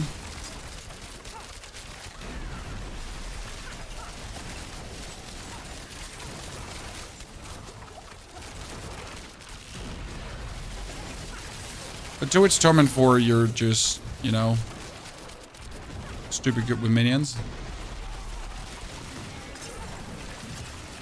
Okay, this is working. I'm gonna pull out the dude more often. I mean, it's funny though, like, I think I would have been better to keep the dens of knives until I got the Word of Hakan. Right, Chad? What do you think? Like, just right now, when I look at, like, the efforts of the build. So, I think if I kept the Dens of Knives in Torment 1 and Torment 2, it would have probably been easier. And I just wanted to, like, see if I could already go for the Arrow Storm. I should have probably saved the Armory for the Dens of Knives, though. But yeah, here we are.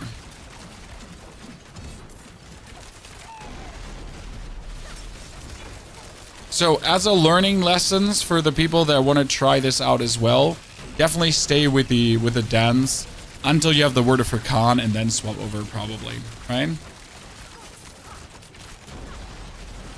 That would make more sense.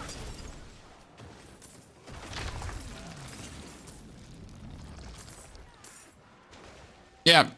Dens of Knives faster until you have everything. I don't think you need everything. You just need the Word of Hakan is definitely mandatory. Because the Word of Hakan has, like, with a greater affix, 80% cooldown reduction on the Arrow Storm. So, which is obviously amazing. Right?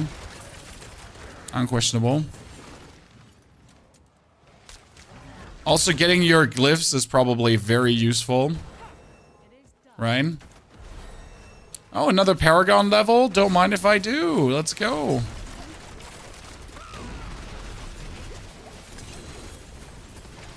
Okay, let's get all the legendary equipment to finally get the aspect I'm looking for. Because that would be my second Arrow Storm aspect.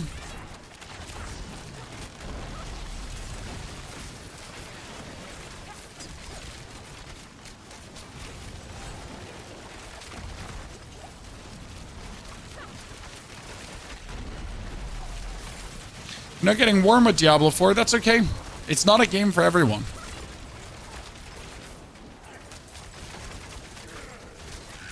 There's no harm there, right?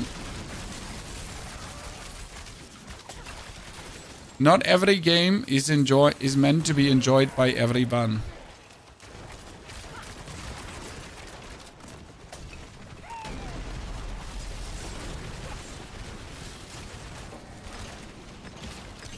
Okay, thank you for the amulet that we don't need. Let's follow the dude. Is your Dens of Knives build mythic and snapshot free? I only use Dens of Knives for leveling, sir. Leveling. I'm not planning to use Dens of Knives in the endgame. So leveling until I get Word of Hakan. Like right now we're getting the Word of Hakan with the Arrow Storm, but I shouldn't do this. So this is not the way, okay?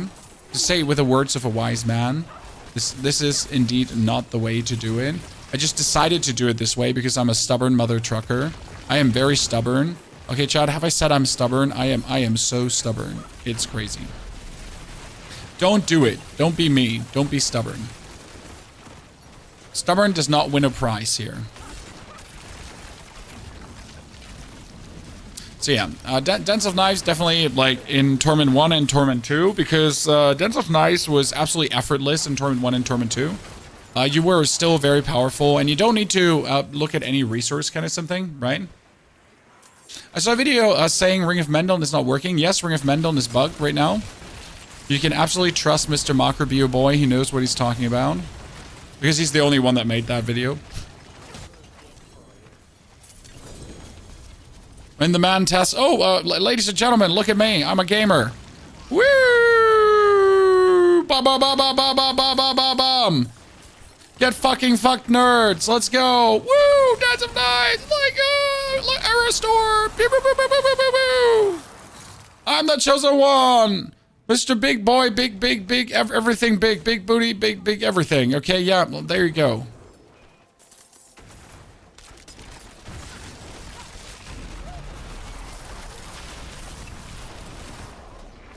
Listen, chat. Listen. It's just what it is. Sometimes you gotta accept. Okay, we need more recipes now, though. More recipes. Recipes important.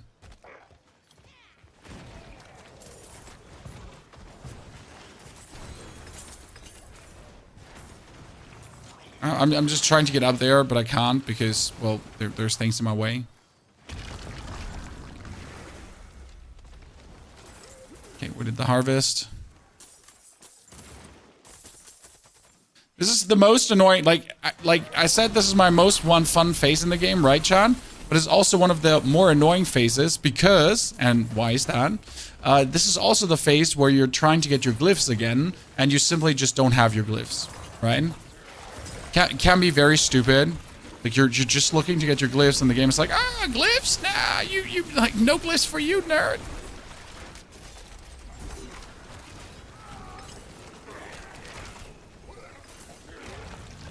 Why would you want to have glyphs? That's ludicrous. Ridiculous.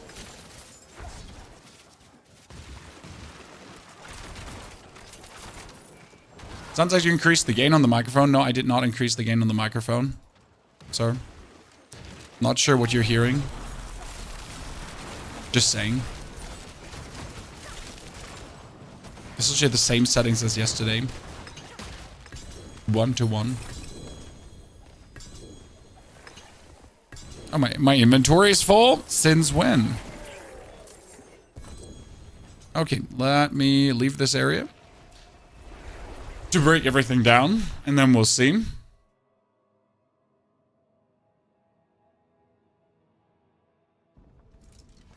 I'm not running Dance of Knives. Woody has a snapshot free run. I know that Woody has a good Dance of Knives version, but as you say, it needs quite some gear.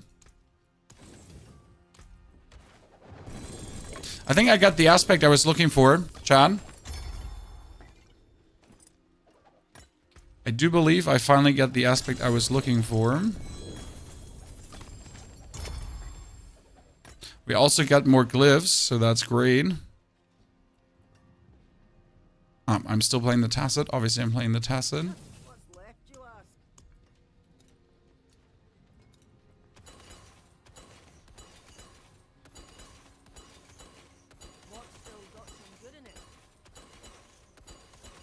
Anyone been in a normal nightmare dungeon this season?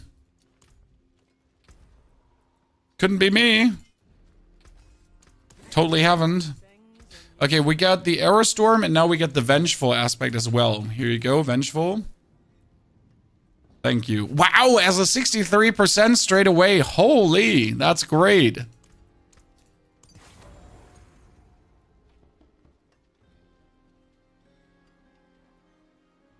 Okay, cool. Cool.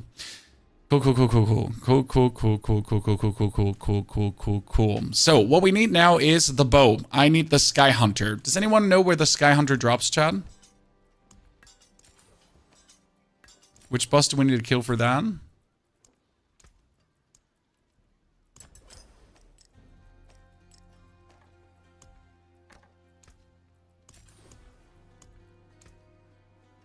Beast of Ice or Varshan?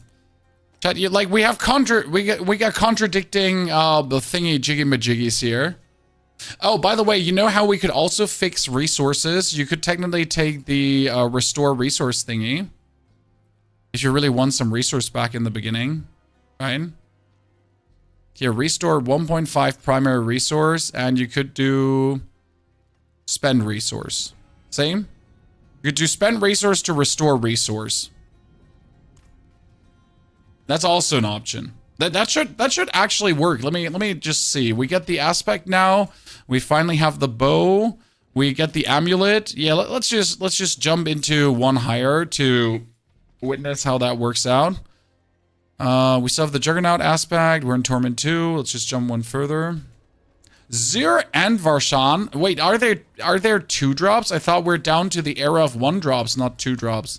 There's only 1 thing per thing.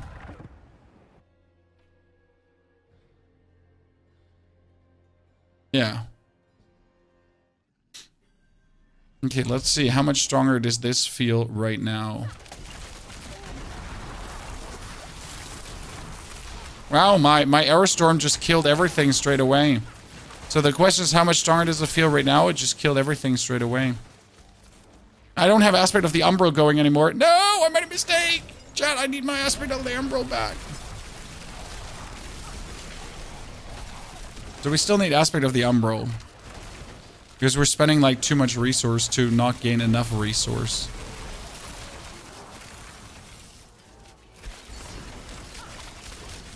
It's somewhat working.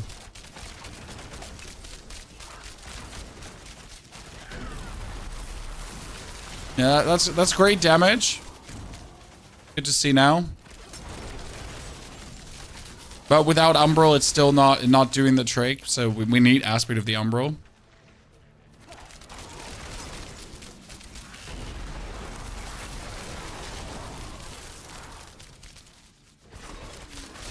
O'Neil, I have tons of hearts. I get like 100 hearts right now.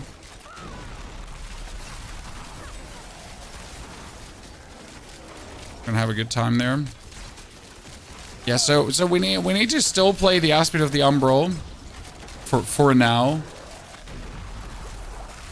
I like the damage. That makes me happy. Okay, so this one is making like a real big chunk difference.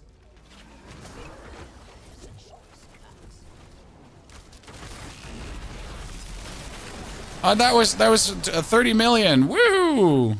Let's go.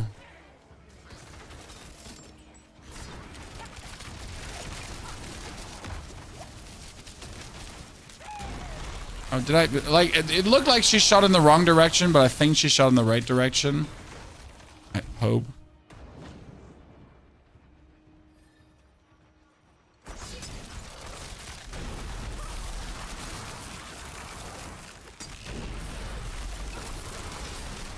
Yeah, damage is nice. Cool.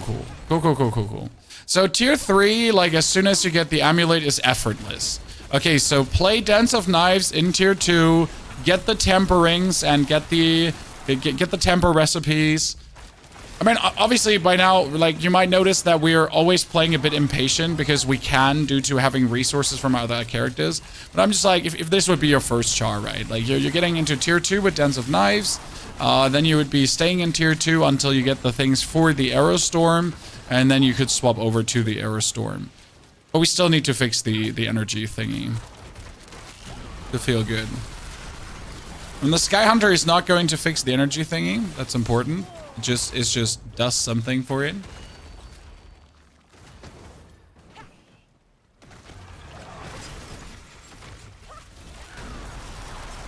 Windforce is beast. I thought you were saying like Windforce is beast. Like, you know, it's a good item. It's like why is he saying Windforce is beast? Like we never wanted the Windforce, but he's like he keeps insisting on that it's beast. What he's trying to say is that's from the Beast of Ice, obviously. Like every person with 2 brain cells would understand that, just not me, because I only have 1. Are you gonna play Assassin's Creed Shadows? I have not played any Assassin's Creed in the past years, really. I checked out Assassin's Creed Valhalla. I got bored after 30 hours or so because the game was like really tedious and always the same and the same and the same. So yeah, I don't think I will play Assassin's Creed Shadow. Nothing to do with like Ubisoft bad. We don't like Ubisoft blah, right? It's just literally I'm just not an Assassin's Creed player. Done.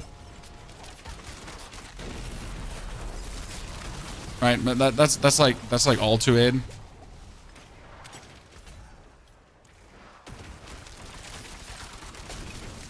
No moment of like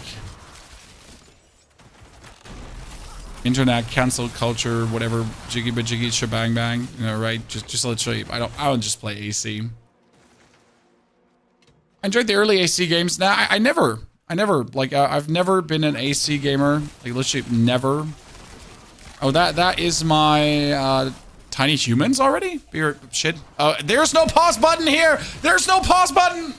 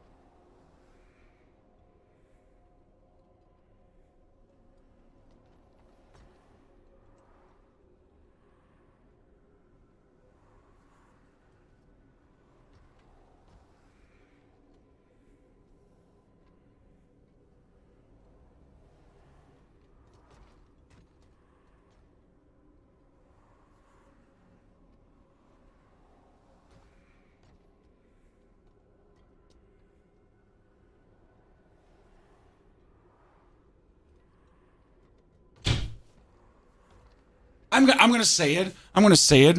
Path of Exile 2 is the superior game, Chad. The superior game because it has a pause button. Yeah.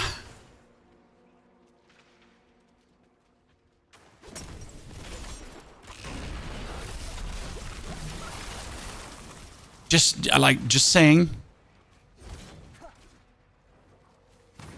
So it has a pause button for gamers with a life. I know they don't exist, like they're a myth, like gamers with a life, what the fuck? Who needs to go see their door? Preposterous.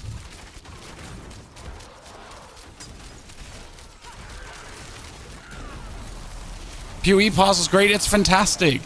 Yet though, some creators were scared that the pause would be getting abused by, let me check, people that are trying to pause a game when they are in an inconvenient moment and need to pause a game. Yeah.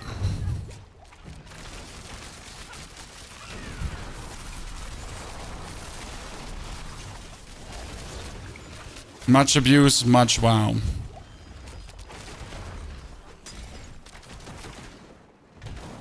Don't ask. Don't chat. Don't ask. I don't know. Like literally, don't ask. I really don't know how you're gonna abuse a pause mechanic in a game.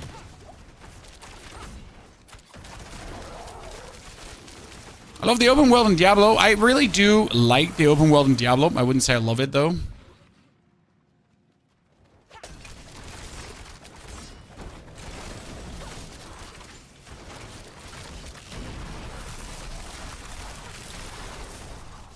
Okay, so I don't have enough enemies here, so I need to go down to the other area again to find more enemies, it seems.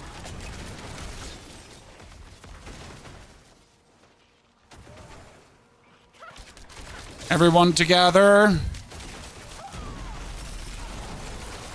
I like how much damage my storm does, Chad. Okay, we're still not at the smoothness factor though we need to be, right? So we need to find a way to restore resource better. That we could spam more. And we need more cooldown. So optimal, you know what optimally would work? We need so much cooldown that 1 times my globe emptying is enough to get the Aerostorm back. That's the magical breakpoint, right? So the cooldown of the Aerostorm needs to be so low that with the preparation, we would be getting it really far below, that then enough resource would be restored. That's kind of like, oh wow, that was a lot of damage. Huh. Cool. So that's kind of like what we need. But how do we get the cooldown so low now? So I know what I need, but I don't know how to get it. I guess what I could do is I could replace the Dark Shroud through a basic skill for the time being. Until I get the cooldown that low, I assume. Yeah. I mean, we haven't been playing a basic skill, but I guess that's just like the solution. Just like to the point until we have that. Need the beast boots? Wait, let me check what the beast boots do. Then we can talk about it. I know they're like, I know the boots. I just always forget what they do. The beast boots do when you cast ultimate skill, your next core skill consumes all of your energy and deals increased damage per energy. Using a cooldown restores 25 energy. That would work. Yeah, that would work. You're right. So who drops the beast boots then?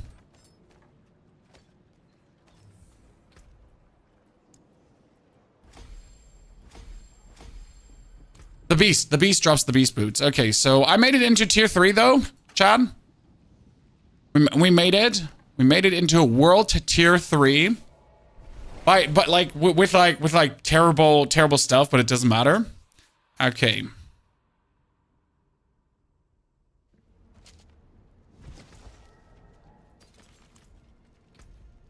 Okay, we made it to tier 3.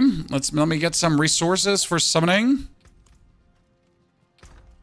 Oh, trickster ring. Should do. Okay, let's kick everything out. Get materials. What are you planning for your Sork run? I don't know if we're gonna run Sork. If you're currently looking at the pit leaderboard, okay, chat? So this is the pit leaderboard. Like if you're looking at Sork, the best Sork is sitting at 118, and I looked at the gear of that Sork and like significant. So most people are sitting around 100, as you can see, and there's not many, and they like the things they need to do to get this done. And it's no lightning ball Sork that's sitting up here, which makes me sad because I wanted to play lightning ball Sork. I'm actually not interested in anything but lightning ball Sork. The same kind of goes to Spiritborn. So the highest Spiritborn is at 110, and there's not actually many in here. So it's kind of like Spiritborn is struggling. If you look at Necromancer in comparison, like right, it's just like find a Necromancer that has only done 100. Everyone is like above. The same goes for Barb. Like right, if you look for Barbs, like Barb all have done 100 already a long while ago. So that's all like a little bit there. Sork has been nerfed. No, it's not about the Sork having been nerfed. It's pretty much about Sork not being able to overpower. And that's not good.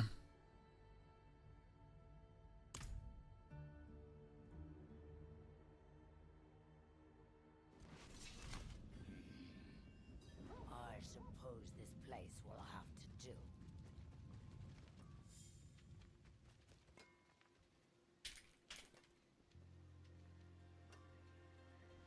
Okay, materials. Yes, boss materials. Boss materials.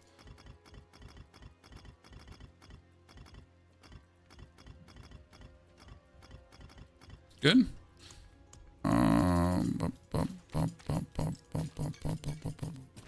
We get a lot of Varsh. We get a lot of Varsh. What site was that? That was helltides.com pit leaderboard.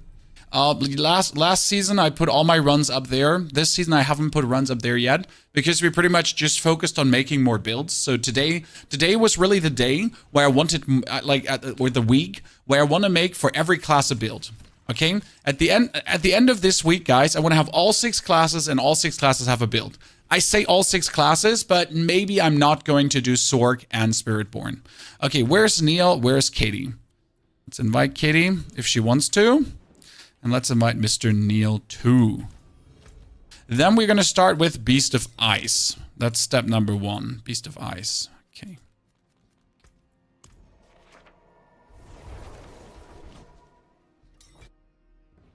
Why Beast? I need the boots from him. And then I need, afterwards, the hearts. Okay?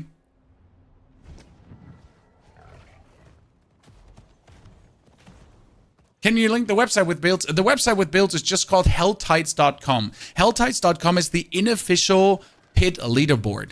Or at this point, it's actually the official pit leaderboard because there's no other website that does it. You know? It's the official pit leaderboard. Ta-da.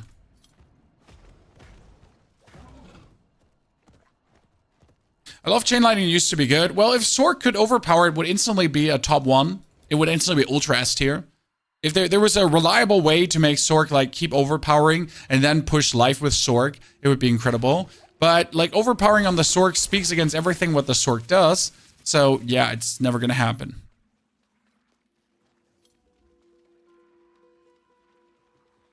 You really need the GA amulet. Oh, we're gonna get the GA amulet. Don't you worry. Don't you worry, child. We'll get there.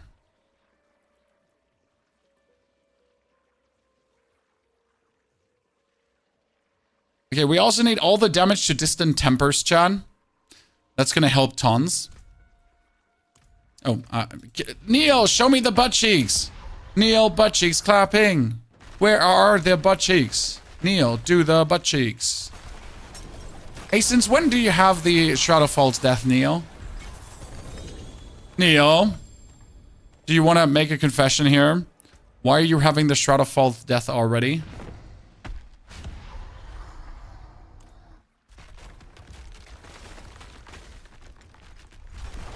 Is there a reason not to put gems in jewelry? I play the pans. The pans have resistance to all elements, 52.5%. I have so much resistance to all elements that I don't even know what to do with it anymore. So this is the Beastfall boots. Why are they so great? So I would pump open, like, and then cooldown, right? I would use all my cooldowns and then use my abilities and then use my cooldowns. Okay, let's see if we can get the boots with a better...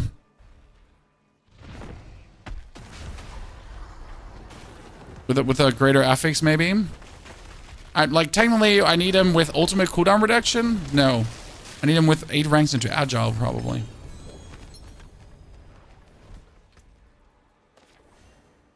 That's a 60%.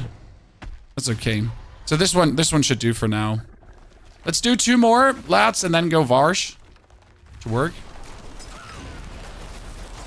How are you shooting that much? Well, like with the Beastfall boots, I can get my cooldowns now, or I can get more back.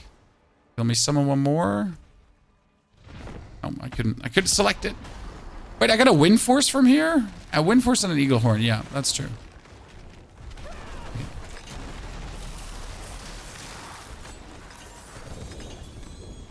Gloves, greater affix. Okay, last then Varsh. Why not tier 4 bosses, oh dear? Because I can't go tier 4 yet. I'm like, I am not strong enough for tier 4. So call.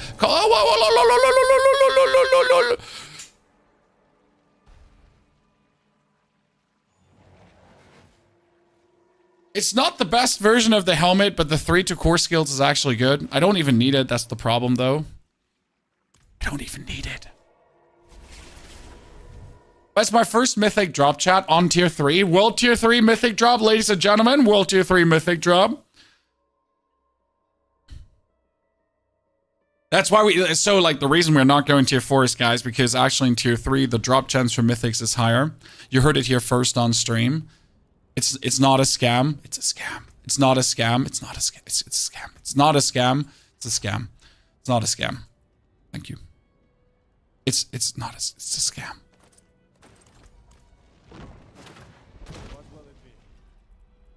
Let me actually not put it on. I want to put it on for the YOLOs, but the problem is that it doesn't do what I need it to do.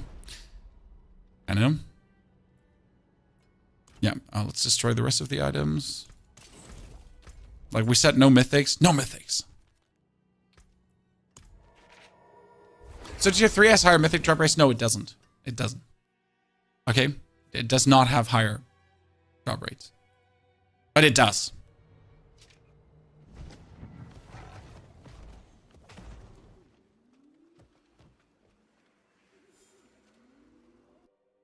Totally.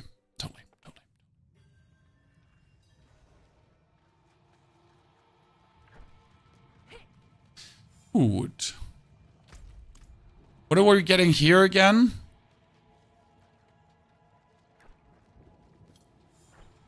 We need to get the bow and then Gregoire afterwards. How many steel do I... How much steel? I got some Gregs. Okay. Oh, look, Mom. A Sky Hunter. That was simple. That was simple. We actually want the greater affix, though, on the bonus attack speed, right?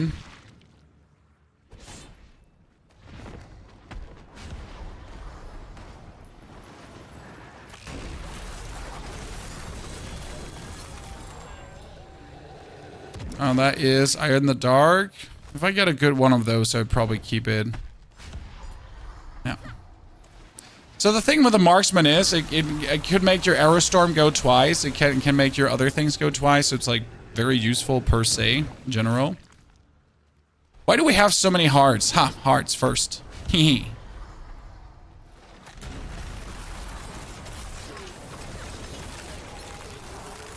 Oh, I get a Moni rune from this. Really? That's nice. We needed that too.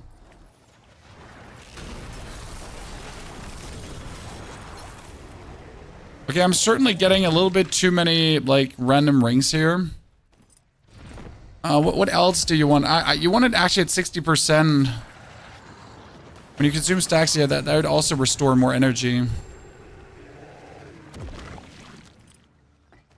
And I like the bow with a greater affix, and we need to keep it, but I would like to have a 60% bow at least. Right.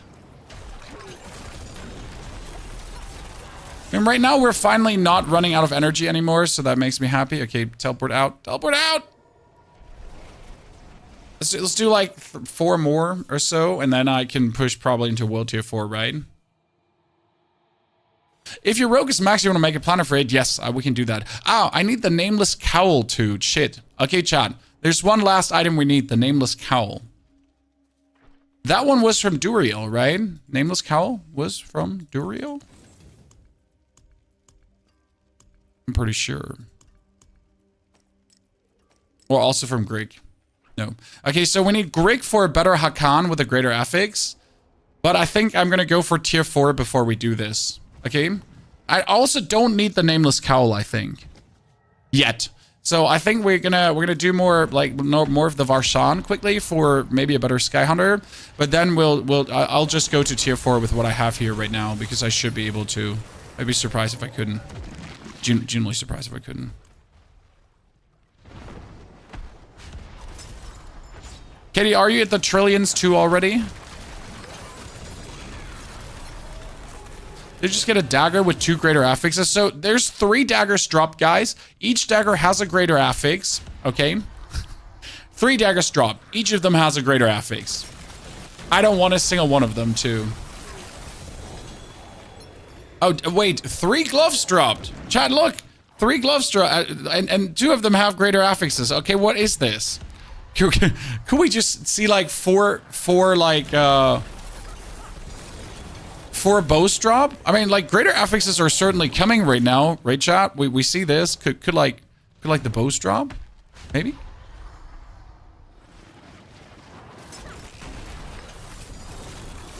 No? No? Oh, we get a new rune, ladies and gentlemen. Look at me. J-drops are far more frequent this season. They certainly are.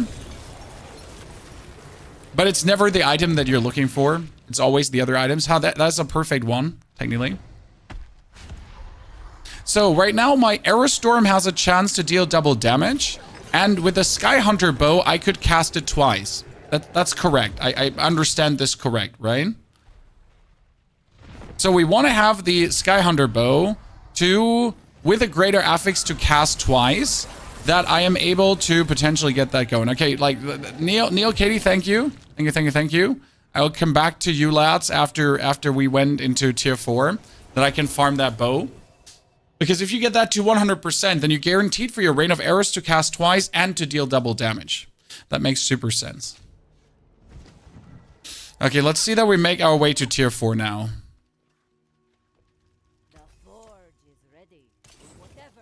We get the bow, we get the chest, we get the pants. We're missing, oh,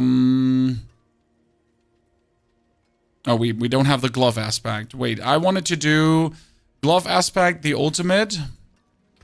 So glove aspect is supposed to get... Now, I don't know if I need it. That's the question right now. Let me go back to the pit. Because let's see if this works now, right? Okay, I need control, headhunter, combat, versatility, and candy.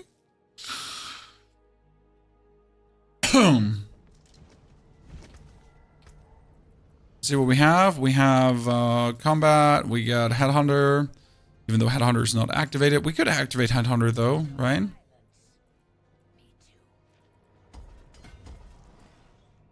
Okay, Headhunter activated. Ta-da. Control can't be activated. What else? What else did I say? Versatility and canny. Tracker, explosive, exploit, closer, chip, ambush. Great. Not what I'm looking for. Good. We set tier 4, but we have only 600 armor, so that's actually bad. We got more. We need to temper total armor, I guess, quickly. Before I temper total armor, you know what we need to do? We got Shadow Clone. Do we have the tempers right now?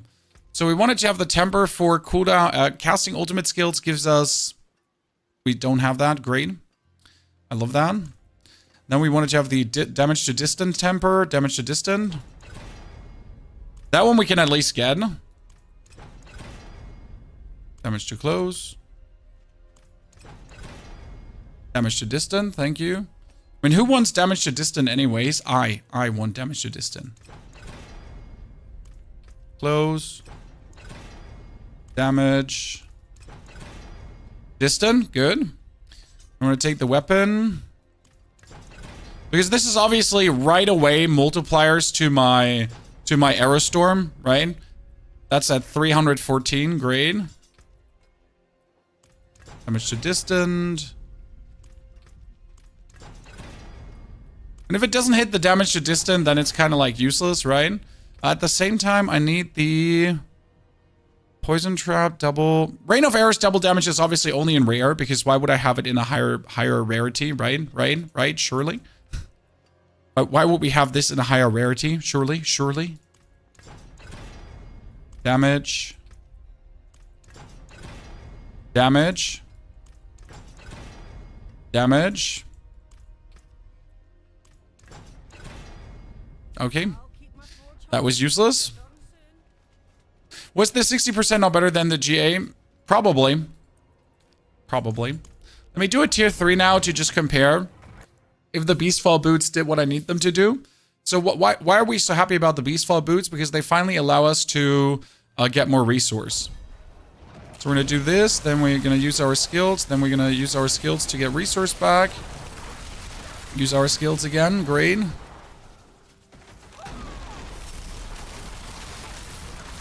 And it's already back up, okay. If I now get the resource back for... Yeah, okay, so this is day and night difference, obviously, with the Beastfall boots, because I can kind of, like, just keep casting my abilities.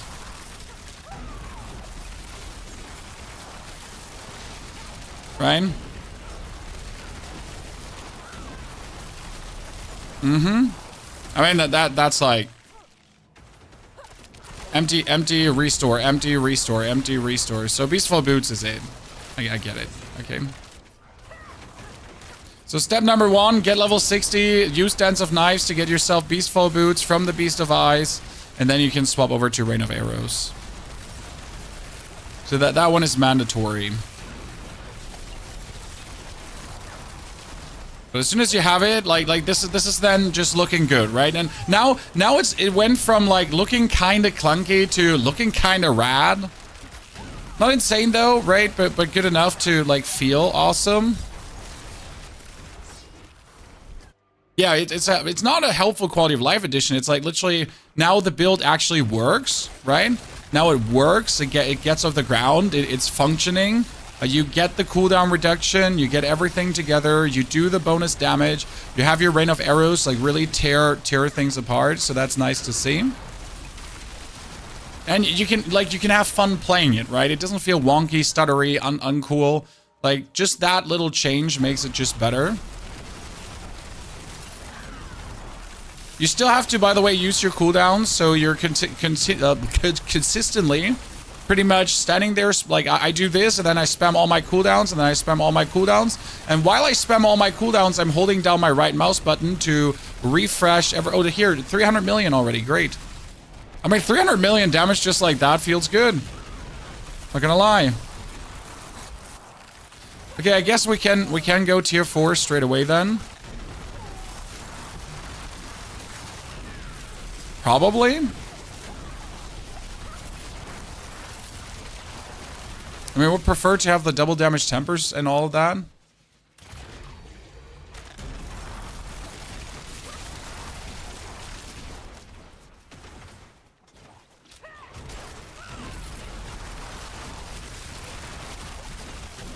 Dude, that guy just got eaten. It's funny how well it works even without the bonus cooldown reduction. So you don't even need the greater affix Hakan's amulet for this to feel good, right? That's fantastic, because it feels bad if you need the greater affix in a certain spot to like feel good. That makes sense to you? That's a bit with a druid, because if you're not having the inexorable will with the greater affix in the right position, that's kind of like eh.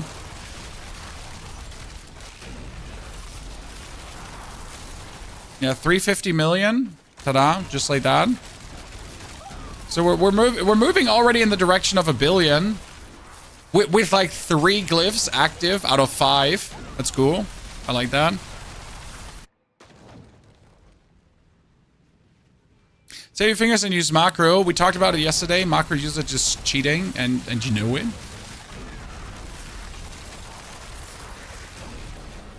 Yeah. That's day and night. That's absolutely day and night difference. Cool. I love that.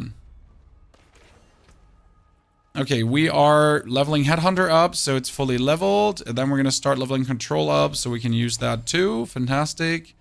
Headhunter is now having more than enough dexterity, so I can save my points. But this upgrades all normal nodes, so we want to have all dex anyways, right? Probably, in the long run. Okay. Let's try. Do you think we can go tier 4 without masterworking anything, chat? Or should we masterwork something? But if I had the double damage temper, I would probably masterwork some of my weapons already. But I don't have that. Right? We don't have the cooldown reduction. We have nothing. So we need to get like all the things before we go anywhere. But how does this feel now? Let's see.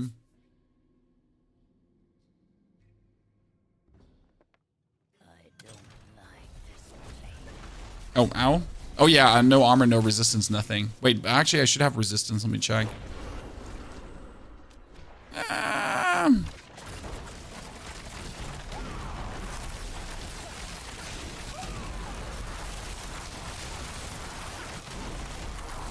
Oh, no! They have a shield, chat! I cannot beat them!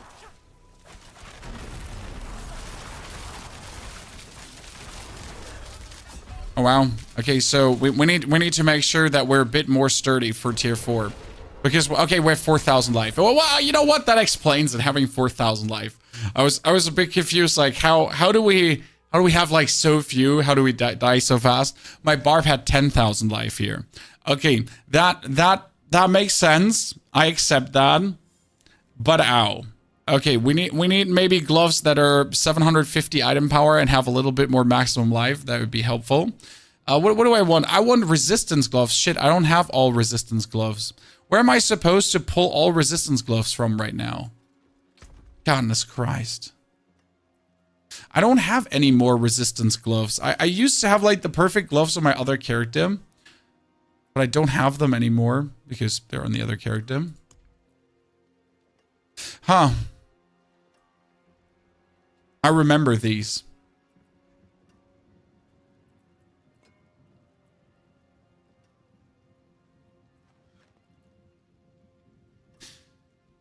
I guess I can take these. I mean, they got resistance, right? It should be fine for the time being. It's gonna bring us almost there together with the tacit. Okay, that's good. What did we want to have? We wanted to have the barium. So we actually make barium. Okay, so we're at 5,000 life. That's good. Yeah, 1k armor we should have. Sorry that we don't have that. I guess we need an armor on some item. I need a chest piece with max life. So where's my chests?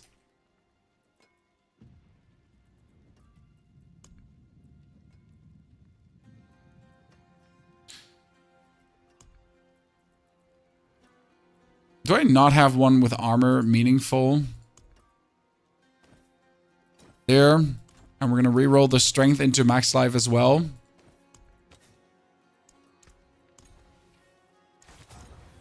Here, maximum life. Okay, we have arrived, Chan. Temper. Total armor. Come, give me that total armor. Don't be a loser. Don't be a loser, I said. Give it to me. Give it to me. Thank you. We need total armor in the helmet too. Okay. And this is the first time we actually have to do this, right? It's been a while since we had to like go of our way to actually increase our survivability in some way. Oh my goodness. Give me dodge chance one more time and it's Joe ever for you. Okay, good.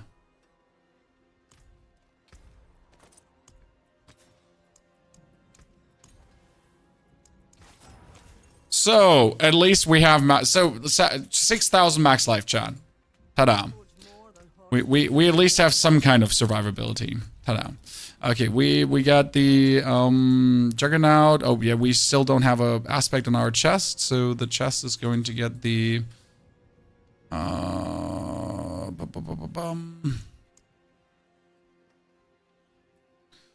Frostbitten aspect, because we're gonna freeze things. Yeah, it should work. It should work. Hopefully, for the time being. Yeah, kind of. I guess. Right? What we couldn't use right now is cast ultimate skill and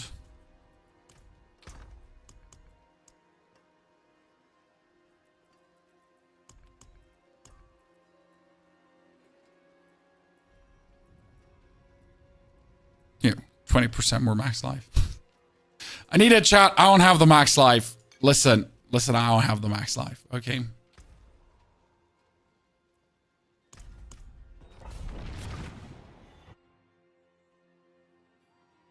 Okay, let's see what we got.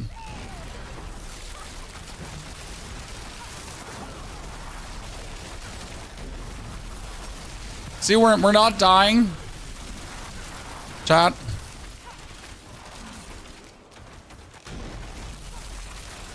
I like that I can just stand here and actually like pummel them from the distance. So I don't have to like walk into them, because that's what I thought the build would be, right? Like you would have to like waltz into them every single time, but I can actually just stand here behind and actually do the damage to distant enemies and they all just die.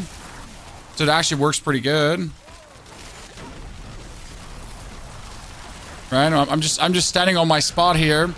And then I just spam my cooldowns. Oh my god, like assassin! Assassin! Chat assassin! He almost had me. Just like I just saw the ground effect behind me and I was like, ah! Uncool, bruv. Uncool. Get off my like thingies. Yeah, there you go. You're dead. So like I'm standing back here, spam my cooldowns, do my cooldowns, do more cooldowns. And since we took care of resistances, I'm also not dying, so that's amazing.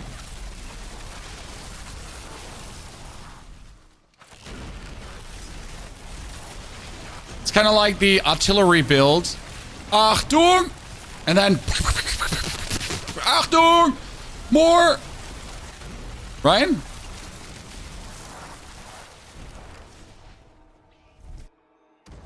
He's sorry as a rival, dude. He did, Mighty Wombat. He was out for that booty. Honestly, I really like this gameplay. I saw some videos of how like Barrage played, and as I was watching the videos, I was like, I'm not sure. But I think I just watched a bad player. What means bad player? He was playing it a bit different. Like he was more forward, like sitting inside the minions instead of like hanging just back and doing the thing.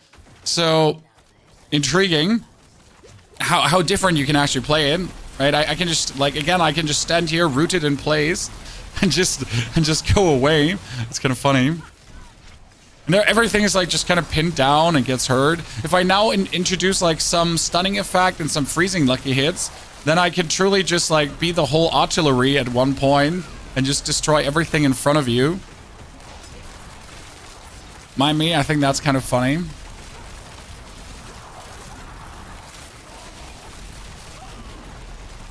Yep. When everything just dies, it's kind of cool. What, right?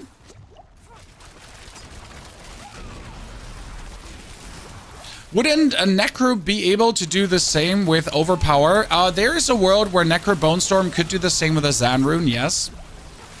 And it's a worthy thought, and we can definitely try it out, sir. The problem is the scaling. So the Cataclysm has this effect where it scales with your Lightning Bolt benefits. You don't have something like this on the Bone Storm. So the only thing you can do for the Bone Storm is you can turn it into a Darkness skill. So it's like a Darkness and a Bone skill at the same time. And then you profit from the Bone and the Darkness benefits. So like that's what you can do. Like kind of like Blood Wave.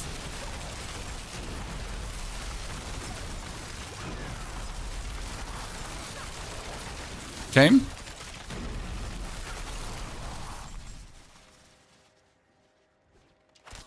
Okay, if I now get the double damage tempers chat, I think we're cooking. No, we're already cooking, but we're cooking better.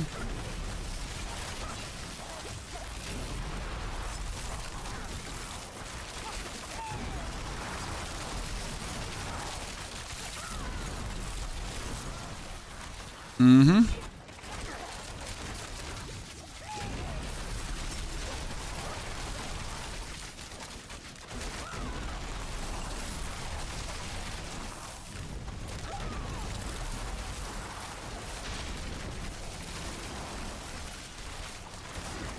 Waiting for my cooldowns.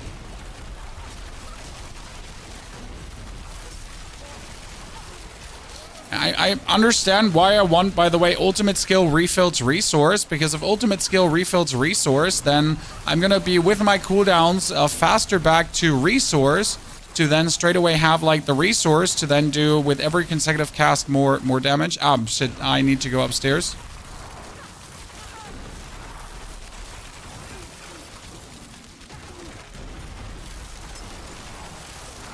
Probably. Give me a second.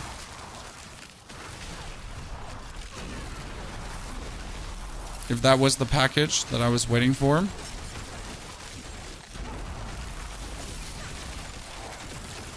Because I was waiting for a package, but that package requires a one-time password.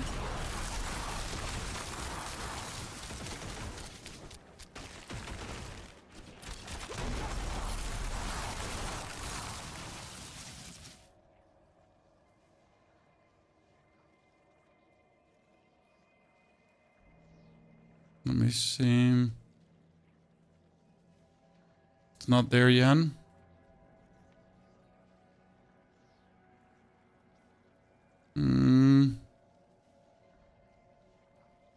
God, Jesus Christ, where's the one-time password?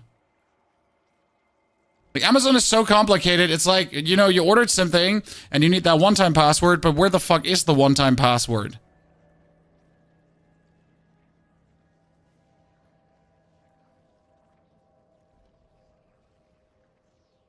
Ah, there we go. I'm gonna send that to the wife. Give me a second.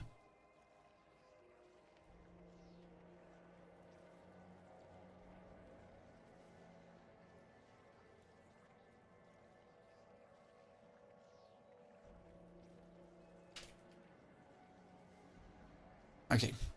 Barb or Rogue for pit 100 to 110? Oh, Barb. Barb. No question. Rogue is good, Rogue works, and Rogue is fun, but Barb just does it effortless. So it's more about like how, like, Barb would right now do pit 100s already. So I've played for 4 hours, and with a Barb I could do pit 100. I wish I was like exaggerating. I was being like intentionally like ha ha ha ha. Now. Okay, I hope my wife saw the message. 'Cause otherwise we're gonna die here now.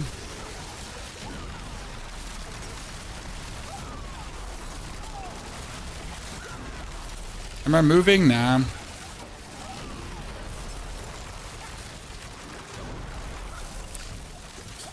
Ah! Ich hab dir das Passwort auf dein Hotel. Ja? Was ist das? because I ordered something. I might have to exchange the graphic card on my streaming PC because the AMD one is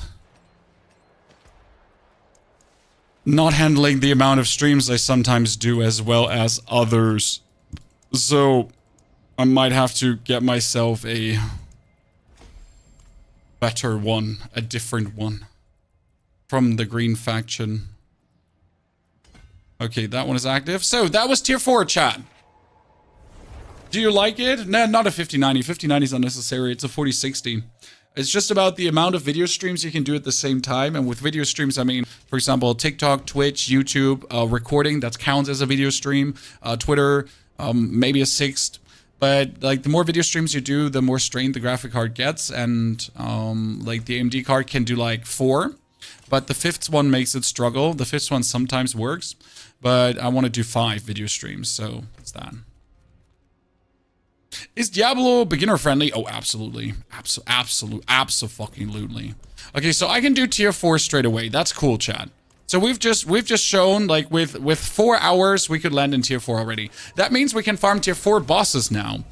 So I could try to get an Amulet of Hakan. Because the Hakan we wanted to have with the greater affix on the cooldown reduction, because that would make a big difference. The PC is overworking for sure. No, it's not. That's the point, right? The 5 video streams are not overworking in any way because, like, if like the graphic card is doing that over the encoding chip, and the encoding chip can handle that with an ease.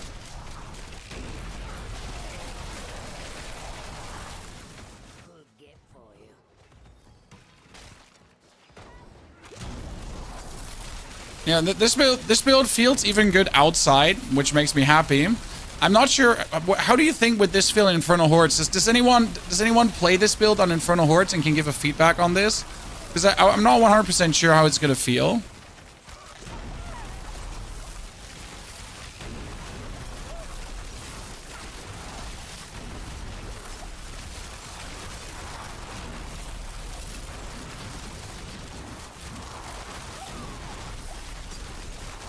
And we need the temper recipes now to get like the always resource damage going, which also means I need to get better boots with like a 75%.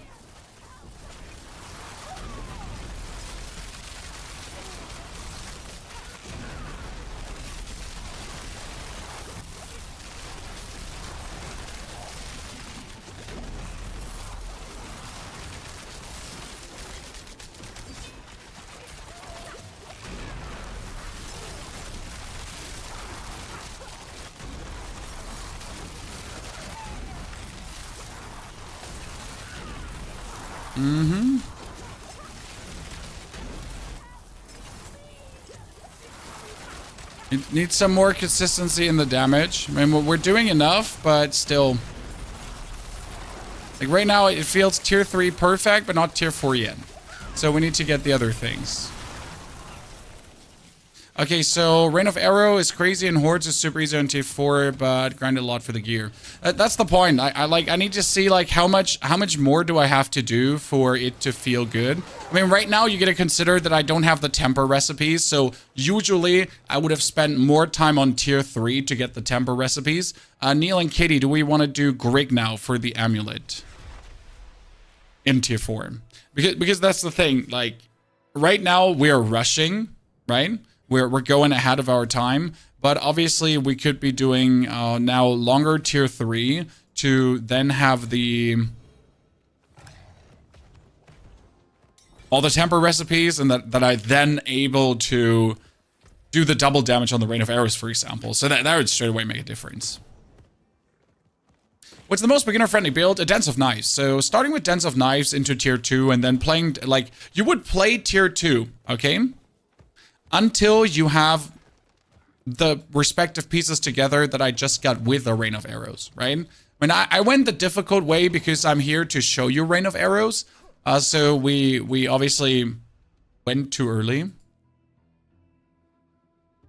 So by the way, should we get the package and open it or not open it, chat? Would you like to package?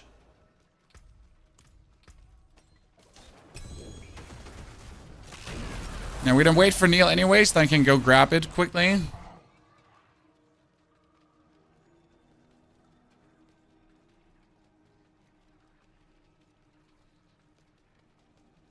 We'll quickly wait here for Katie. I'll be right back. By the way, let me read them again. When you cast an ultimate skill, your next core skill consumes all of your energy and deals increased damage per energy consumed. So the basic idea is you do this, and then you do this to get more cooldown reset straight away. And then you would do this to get it back, and then we have the cooldown. Okay, so that makes perfect sense. Okay, I'll be right back in a second.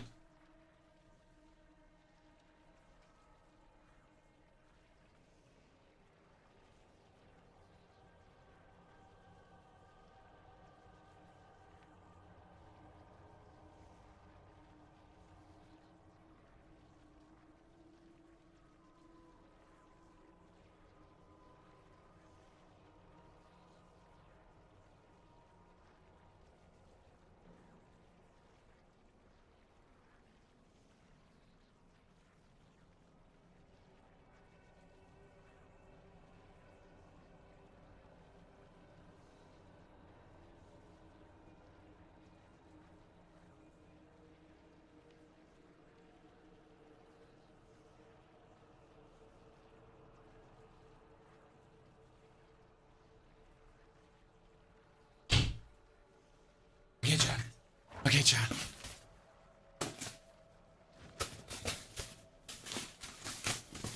Here. A very tiny 4060. For the streaming PC. How tiny is it?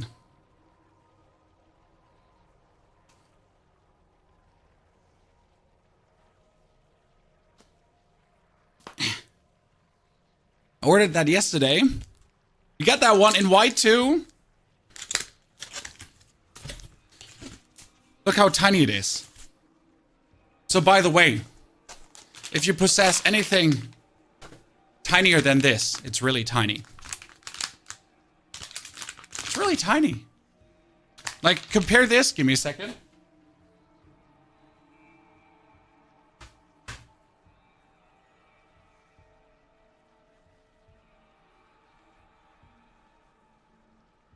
This is a random 2080 Ti that you just have lying around. See? It's really form factor.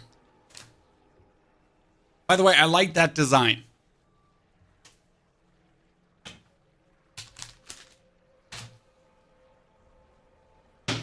Okay, I'm there.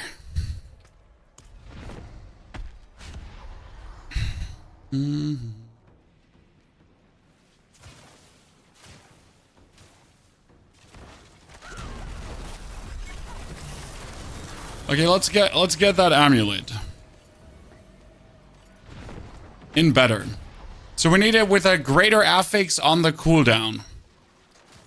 That's the greater affix on the ultimate damage. But I need it with a greater affix on the cooldown. So right now that's just going to be loot fiesta after loot fiesta after loot fiesta. What chair do you have? My chair is from Ergotopia. That's what the company is called. And I bought the chair because I had a disc prolapse in two regions of my back due to sitting on gaming chairs and being too tall for them. So that was not so nice, and that's why I bought myself a more ergonomic chair, and since then I've had zero issues. So gaming chairs will ruin your back, at least if you're too tall. It mostly had to do for me that the lumbar support was a bit unfortunately positioned, and that wasn't good for me. Sell after this! Sell after this!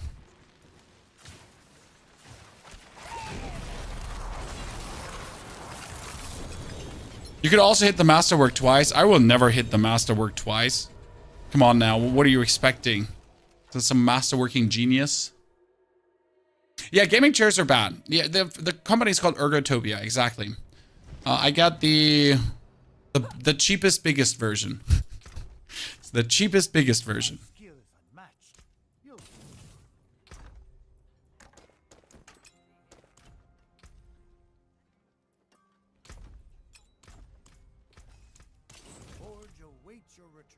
Most gaming chairs are terrible to sit in. It's mostly for me the problem that the lumbar support is not adjustable. So my chair right now has an adjustable lumbar support that I can pull up and down, which helps tons.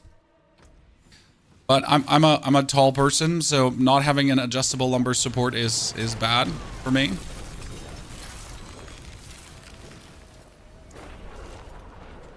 Because the other one is like not well positioned.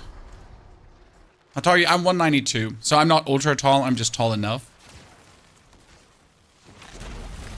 But definitely too tall for gaming chairs. Gaming chairs you want to be, I guess, like 185, maximum 190. Depending on how big your upper body is. Costa, I know about the barrage consuming precision. I am aware. We still don't have the recipes we're looking for.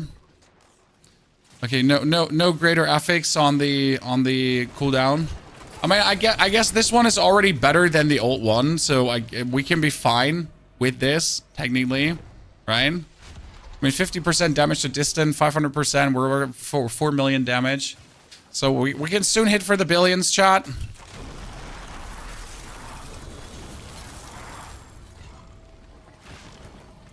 Oh, sell.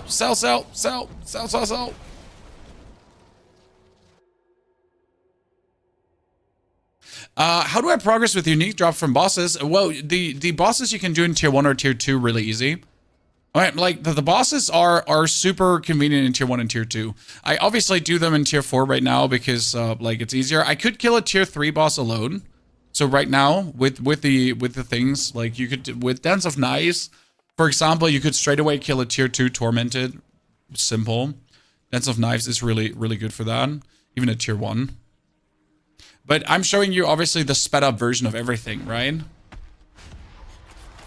Like you're not supposed to do things this quick. You're not supposed to be like 6 hours later and clearing tier 100 dungeons.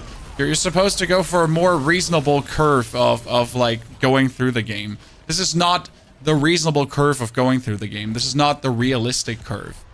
This is the, I have materials from my other characters. My friends have materials from their characters. We've all played hundreds of hours already. I mean, you don't also start with like 200 Paragon points if you do this, right? I have 250 Paragon points straight away. That makes worlds of a difference. Not like a little bit, that's like humongous differences. Look at me, I did damage. Mom! Okay, like last try, we only got like big drops and now we're not getting any. Jesus. Do I have more masterwork materials? Ah, I got 1,000. Okay, good. Wrong greater affix items. Wrong greater affix items, I repeat. Wrong. Banana phone. Banana phone. Wrong. Banana phone. Sorry, had a moment. Oops. I totally wanted to die there. I hate life. Being alive is pain. Sell.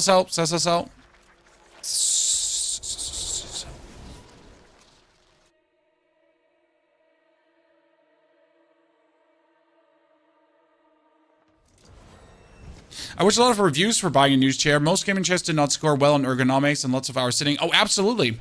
I mean, again, if you're by chance, so if you're average height, average weight, gaming chairs are okay.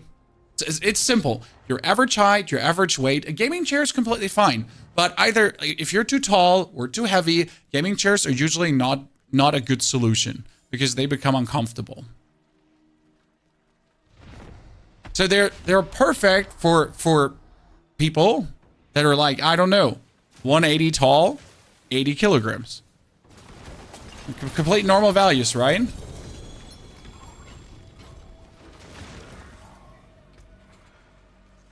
Now, you should definitely never get one if you have any kind of predetermined back issues. Holy Christ, no. Casting a marksman or cutthroat skill has a chance to summon a shadow clone that mimics that skill. Why can I not use this, Chad? Why can you not use the Grasp of Shadows for this build? Can I not spam and get more arrows? You know?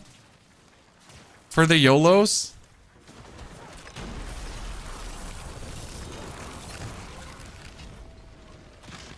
You haven't gotten any mystics yet. We dropped one today in tier 3. But I have done more bosses. Like, I've done a lot of bosses already. Like, let's say 100. And I only have dropped 1. Nah, that's not true. I dropped 2. Sorry. I dropped 100 bosses in 2. One of them was the Melted Heart of Selix, so I don't count that as an actual unique drop. That makes sense. Okay, let's do 2 more. Neil, Katie. Then I'm cool. Okay. Then we would have to do some more Vars because I need to get the better bow. Again, I need to get a better version of the bow. And then I'll have to level my glyphs or get my glyphs finally because I don't have my glyphs.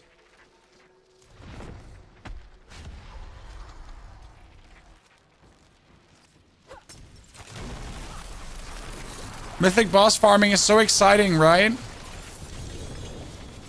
Oh, another amulet chat. Let's see. It's the same. Is it better? It has cooldown reduction, double damage. It's the same.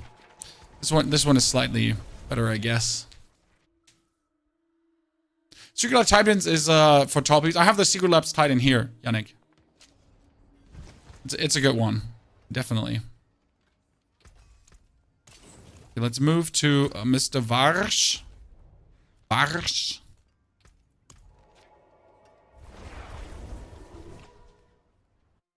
But I gotta say, I never like believed in ergonomic chairs because I never had a back issue. But as I developed a back issue, you know what? Ergonomic chairs are great. The learning curve, you know? First, step 1, damage your body. Step 2, get something to help you. The only time I noticed that I had a disc prolapse is when I do...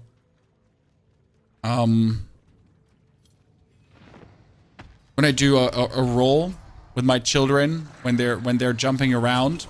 I recently did one the day after my back hurt.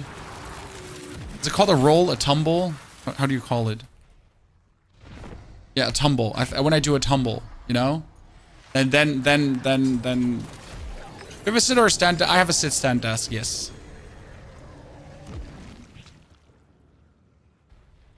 Okay, the first...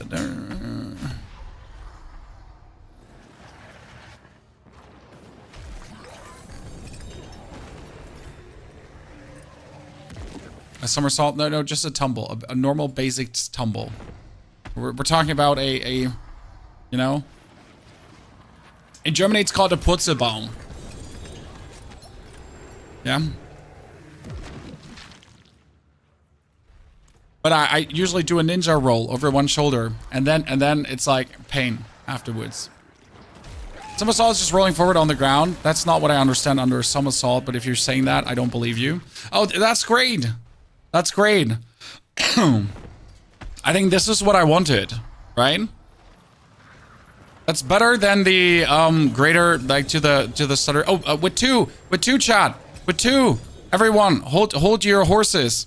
Fuck, that's the worst one. That's the worst one. It could have been so much better. Shit, we need more.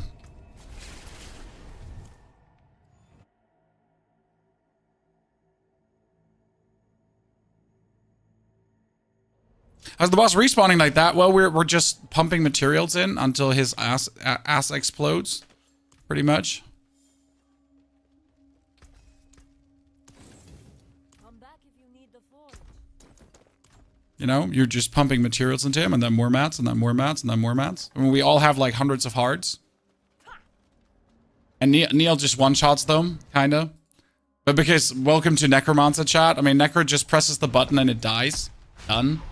Like playing with Necros together is no fun. Because this is like the Bloodwave Necro. He just presses the button and it just dies. There's nothing you can do, right? Like you can't even cast faster because he can just pre-cast. That's Necro for you in a nutshell. Like, yeah, yay!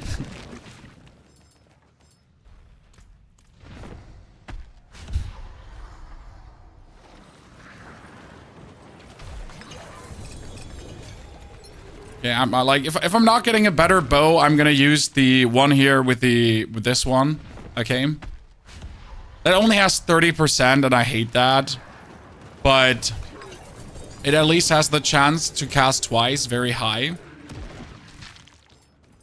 That would guarantee that I get my rain or storm of arrows twice, right? The problem is I need the bow. Like if we want to do tier 100, I just need the bow in a good roll. Okay, teleport. Need the bow in a good roll. I wonder that we haven't gotten a mythic yet. Anyone? Neil, Katie? Any one of you? Mythic?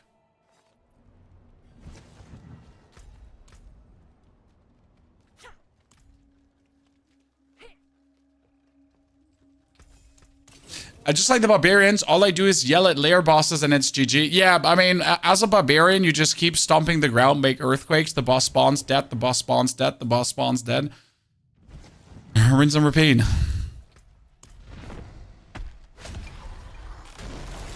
I got this. I'm the chosen one. I'm not the chosen one.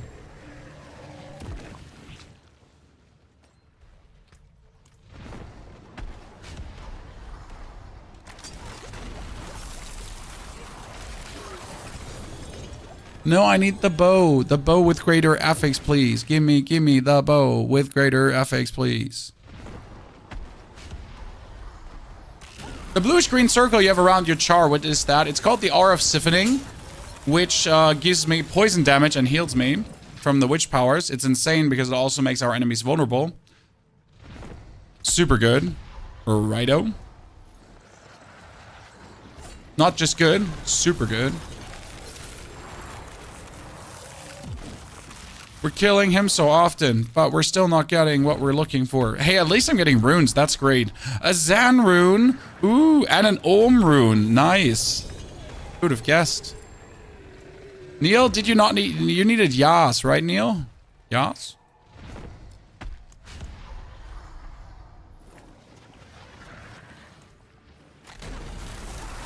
I need Ya.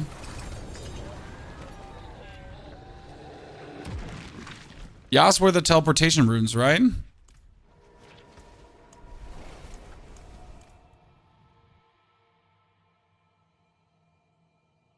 Has anyone actually told you how to pronounce siphon? Siphon? Siphon? It's either siphon or siphon.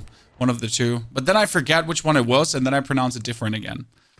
So I know it's either siphon or siphon, one of the two, and then yeah, it's back and forth, and then I forgot if it was siphon or siphon, and then we're back to, you know, the beginning. No season 7 build yet for Rogue Race. So there's two build. I mean there is a build already, and that is exactly this Rogue that we're going for, the Arrow Storm. Oh come on, just give me a good bow. Like seriously, I don't want to have to play a non-greater affix bow, but I will do it. I will play a non-greater affix bow if you force my hand. Can it be so hard to just give me like a 60% triple greater affix bow? Can it be so hard?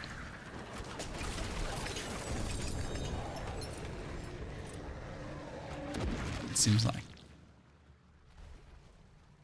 What does Cataclysm work in the Undercity but not in the open world? Cooldown's going crazy. So in the Undercity you get these altars, and these altars are reducing your cooldowns, so you would feel like that it's working in the Undercity because you get these cooldowns which are working extremely well in your favor. Okay?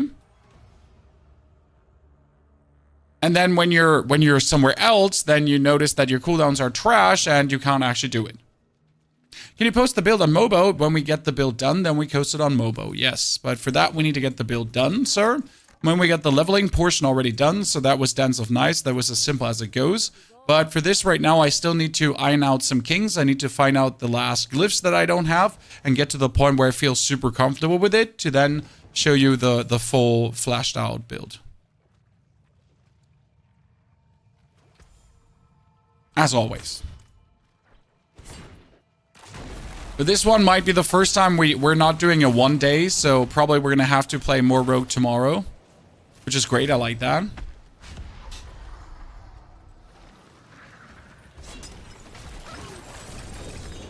Okay, come on, give me that bow. Give me that bow. Okay, this is the last rotation, lads. Come on, let's do full inventory and then just back out.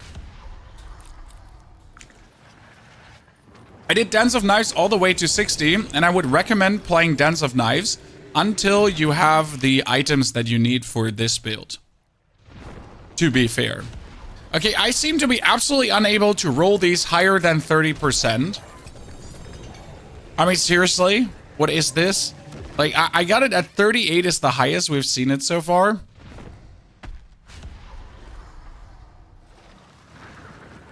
I mean, it's definitely better than the one I currently have because it's just more damage, right? And it's a higher chance. So I'm happy to have that, but I would prefer this with had 67.4% for marksman skills. But obviously I can't take that one because it'd be bad. Okay, last Vars, let's go. Make it count.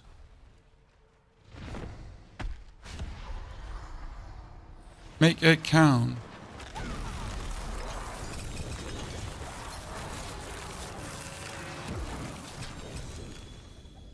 Okay. It was meant to be. Hurt feelings. Kryson not so good at the game. Thank you, Neil and Katie. Appreciate it. See you in hell. I'm sad no one got a mythic. Feels bad, man.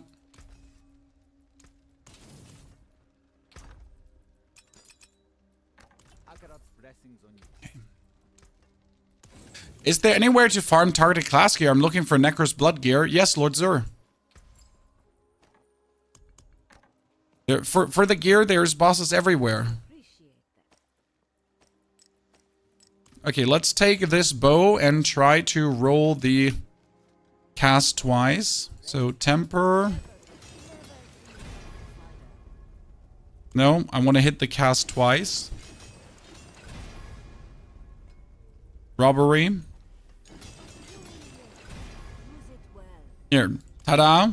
Chance to cast twice. Okay, now we're going to take Hakan. And we're going to try to hit the... I guess the cooldown right now, because I don't have anything else.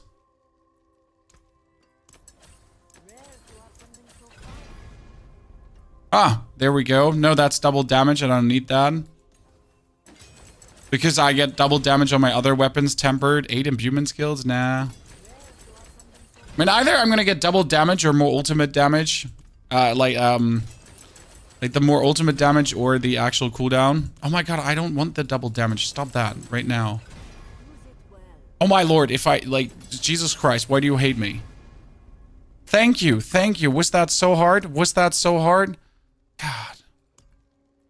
Okay, do I have the double cast right now? I still don't have this, guys. I still do not have the chance for Rain of Arrows to deal double damage. Holy smokes. Okay, I'm gonna do a root hold and hope that that works. Neil, if you want to do, if you need a root hold, if you need a fugitive hat, you may invite yourself, Katie too, if you want a fugitive hat. If you don't need one, then I'll go solo. Whispers, yeah, I could just do Whispers, but Root Hold should have it too, because the boss usually drops 2 or 3 recipes.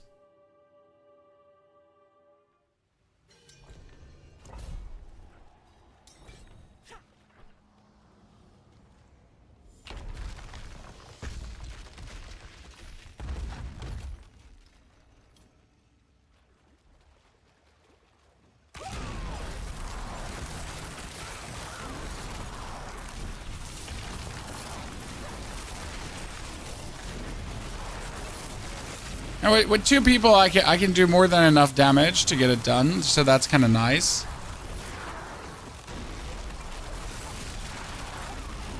So I'm tier 4 ready, guys.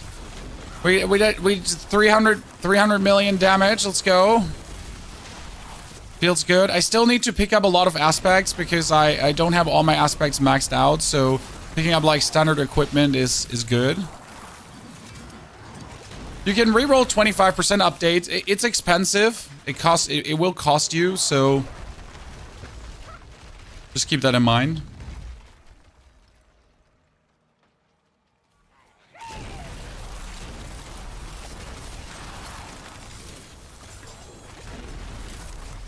There's a glyph, thank you. See, this is why you're doing root holds, because they usually give very good rewards.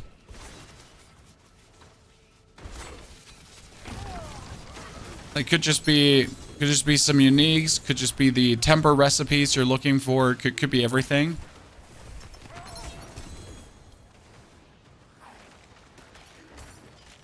So usually if you're looking for something, oh ow. Root holds is the vibe. He just one boop me.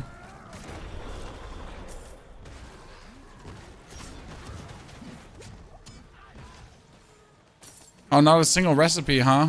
Robbery. Can you activate 2 buffs per time in root holds? Yes, always 2. But the best way for Opticide Inferno Horde still. Oh, you didn't drop a recipe?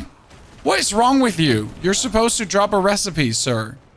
You're not supposed to not drop one. God, terrible. No, it says also in the description that you have to get 2. So right now we need this temper for the double damage because I think that's really something you want to have. Start the silent root hold. Which one was the silent one? Yeah. There. Jesus. Opticide from Undercity is pretty good. Yes, but the problem with Undercity is Opticide, you need to have specific builds. So, as you have for the Inferno Hordes. So with the Inferno Hordes, you're pretty much just standing in the middle and blasting damage around you. That doesn't work good for every build. So, for example, the Bloodwave build is better in the Undercity than Inferno Hordes. So if you're playing Bloodwave, Undercity is actually the better farm over Inferno Hordes. If you're playing the Cataclysm Druid, it doesn't matter because he's great in both pieces of content.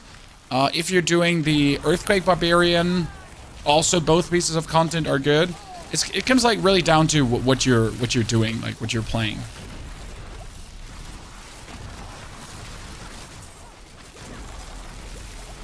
I mean, this rogue, for example, I'd say it does better in Inferno Hordes than Undercity, because I can pretty much stand in the middle of the hordes and then just send out the arrows, right? So you can stand in the middle, turn 360, shoot at everyone, arrow storm, arrow storm, arrow storm, arrow storm,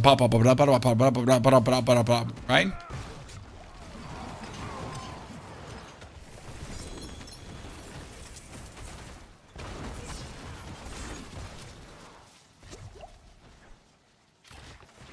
Running Boulder and Cataclysm, switching between them. Honestly, I completely forget that we had the Armory. I haven't really dabbled with the Armory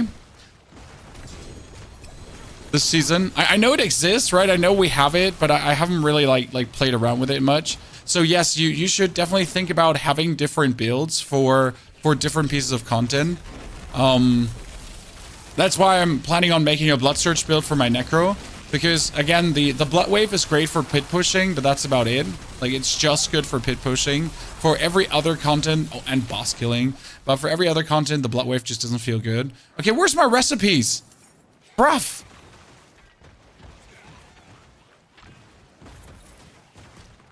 Neil, did you skew my recipe drop chance again? Why are you doing that? I thought we're friends.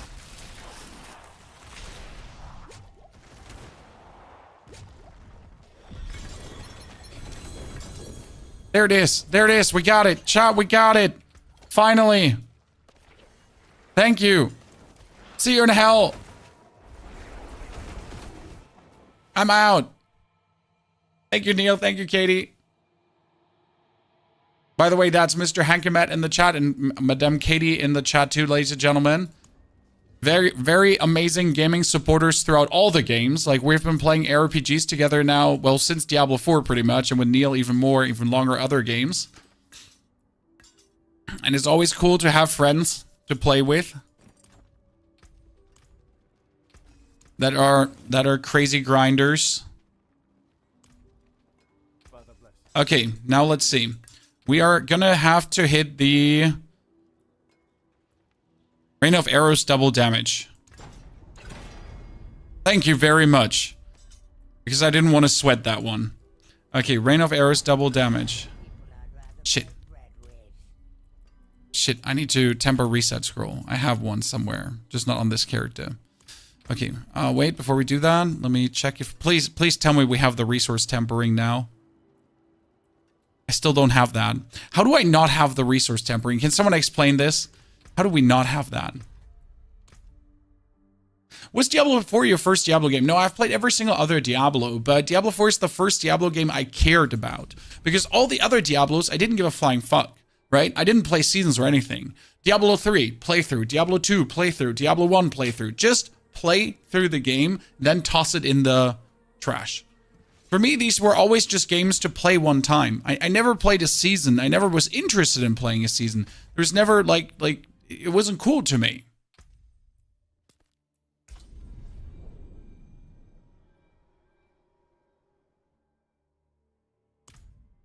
What can I say? But Diablo 4 was the first one where was like, man, this is it. This is what I really want to do. Like, I really want to try out. I want to play seasons. I want to see how far I can put it, how good I can be. But before, never.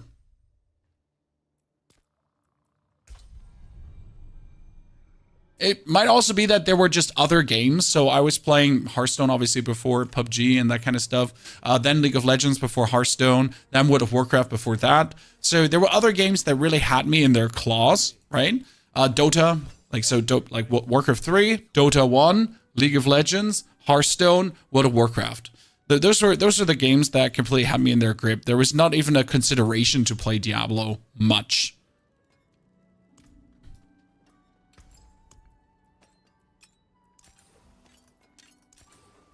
Not because they're bad games, just because other stuff.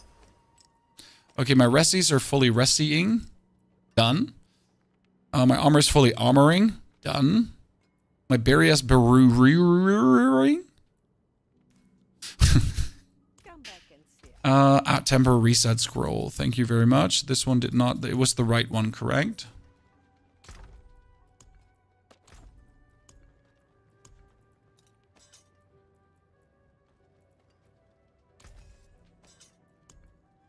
Did I not use it?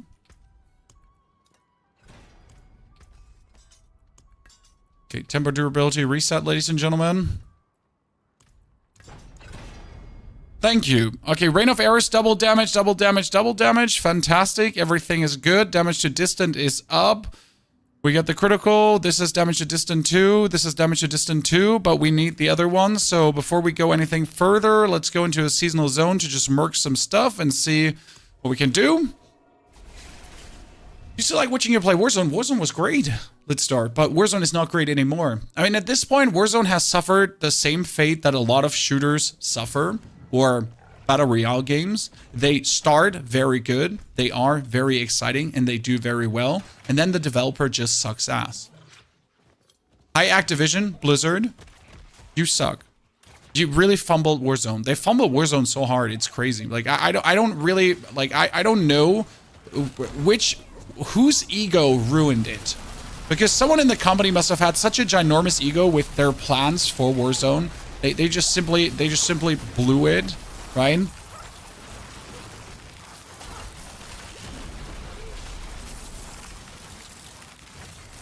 And it's sad to see. I mean, we had the same happen to PUBG. PUBG luckily is still in a healthy spot, but like again, what could have been, what could have been. Makes you sad.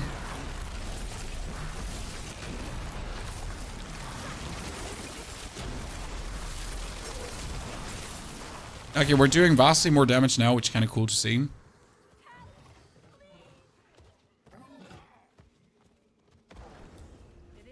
Warzone's bad now? It is. And we're not even like ultra haters or something. Right? I wish we were like just some weird ass ultra haters that are just like really like, oh man, we're hating the game so much for no reason. But we're not. It's just really bad right now. Yeah, okay, this is feeling really good. I think I could do an Infernal Horde already. I like that. Okay, I feel strong.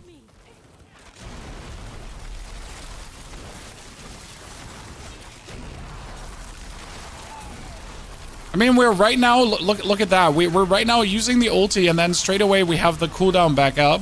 So that one masterwork to the 50% cooldown reduction has brought it down to 15 seconds right now. If I now get the tempering, I'm gonna sit like at what, 10 seconds cooldown or something in that direction. So we're gonna have like the rain of arrows so often. How do I not have the temper recipe? Anyone else struggling like me to get these? I know it's not that hard. I know you can get them, right? In the respective pieces of content where you're supposed to get them. Still though.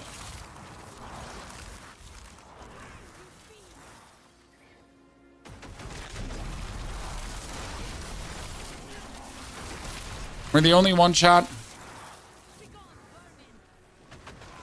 On every new character, it's just like, it's every single time it's hell, and I hate it.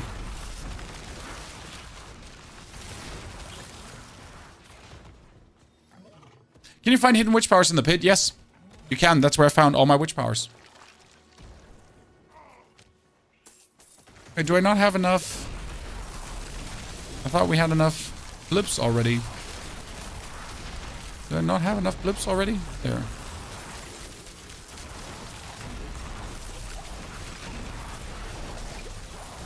Yeah, I love the damage of the yeah, Rain of Arrows is so much fun to play.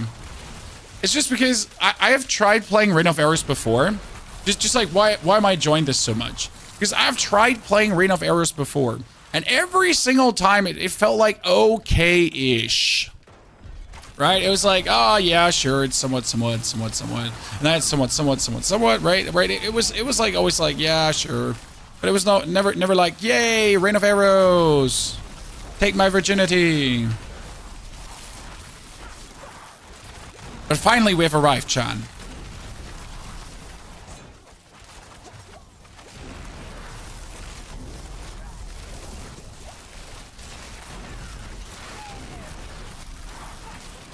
It's been a long road.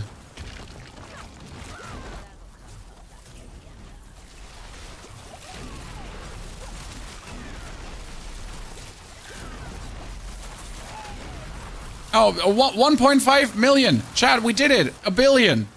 Ladies and gentlemen, officially arrived. There was the billion hit.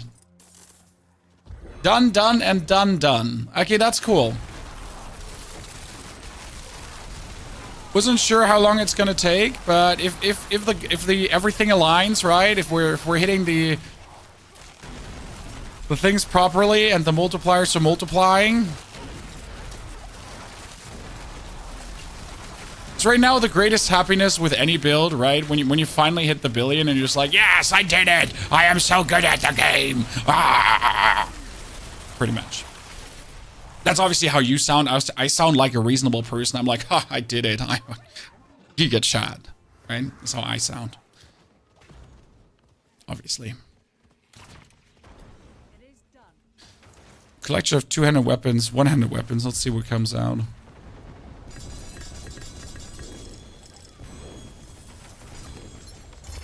Oh, you stupid shit. It didn't even... No, it gave me subterfuge. And that's not the one. That's not the one.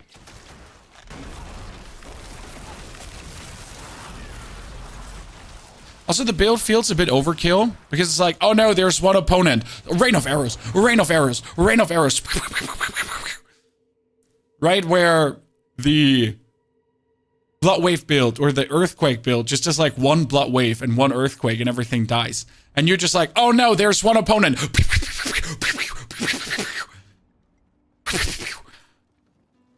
Is he dead yet? Oh no! It's like the rogue from Carbot Animations, pretty much. That's how you're feeling. Correct me if I'm wrong.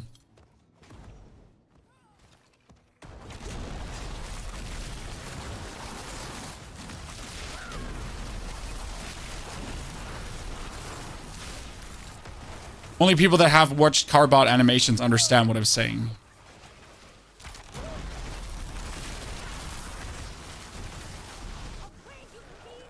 Oh, we need to pull out that thingy.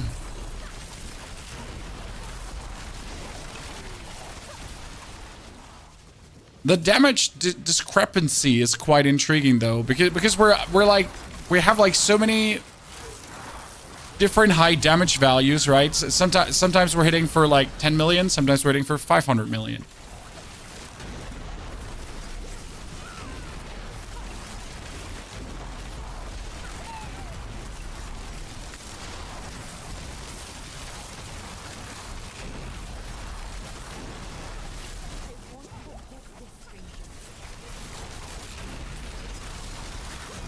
My favorite part is I can stand in the middle, not hitting anything, and I can just keep doing arrow storms.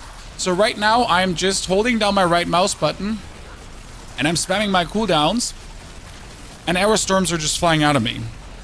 Just in case you're wondering what I'm doing, I'm just like, you know, I'm not even doing anything. I'm just spamming my things because it works. Like as long as I'm using up resource, I get my arrow storm, right? And it like, I can just do it.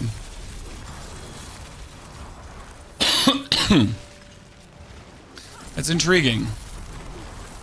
Agility efficiency, still not what we're looking for. A fugitive head. Ooh, nice. I can make a gem. Chad, I can make a gem. Finally. Which one are we going to make? Oh no. The choices.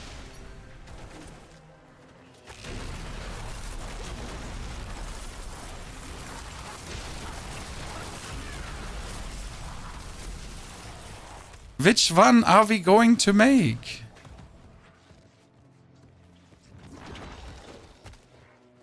I wish there was a way to make like the arrow storm be in a circle around you, like an umbrella. Like rain of arrows, and then it's like it's always around you like an umbrella, and it follows you around, and then you just like, you know, make it a periodic cast, and it like just keeps dropping down. Yeah.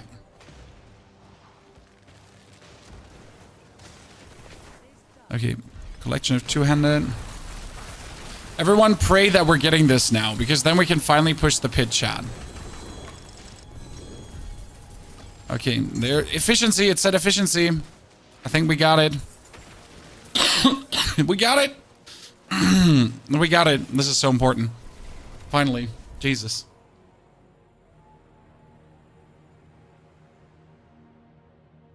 The epic gems require 2 common gems. Exactly. I can make just a blue gem right now.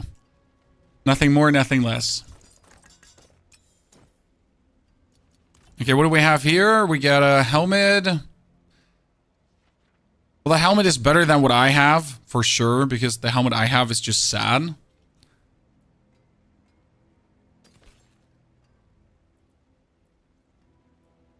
Okay, I was checking for Arrow Storm. Let's see. That is still 57. I'm just need to check like what we're looking at. 57, 63. Actually, we have these at really high roll. Dude, we have all these aspects at really high rolled. I can't really get better aspects right now. What did I wanted to look at? Tempering. I wanted to look at tempering. Tempering. Because finally my rings can temper. Ultimate. I need cast ultimate for resource. Cast ultimate for resource. Cast ultimate for thank you. Okay, I need a better ring that's not that ring. It's like, okay. Cast ultimate for resource. Cast ultimate for resource. Cast ultimate. Okay, that's Rain of Arrows cooldown. I'm just going to keep this for now. Because we got the cast ultimate for resource one time. Just going to be happy about it.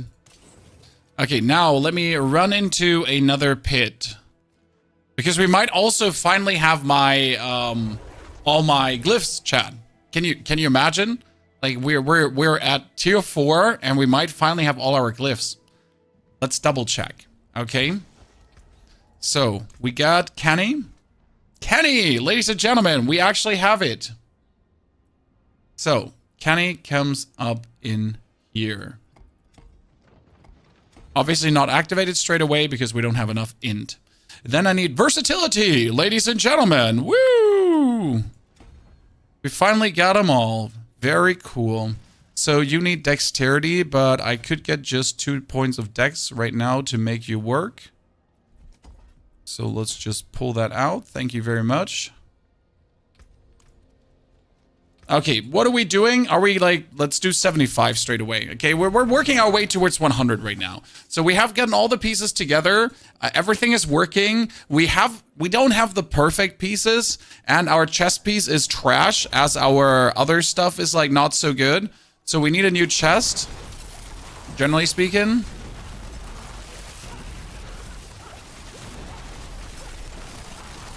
Attack speed is looking good. I think I need to get better at the rotation for playing this build, because there's a certain rotation I can like do for things, but right now it's just like about getting as many storms as possible, I guess. Oh, there was a billion hit too. Great. Yeah, okay. Damage is nice. I guess I need to keep them distant to do more damage versus distant enemies. The question is, when is an enemy distant, Chan?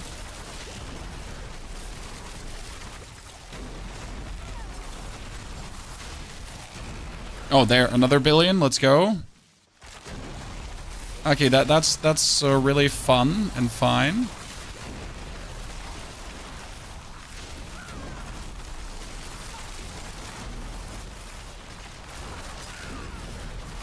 This is definitely a full unload build.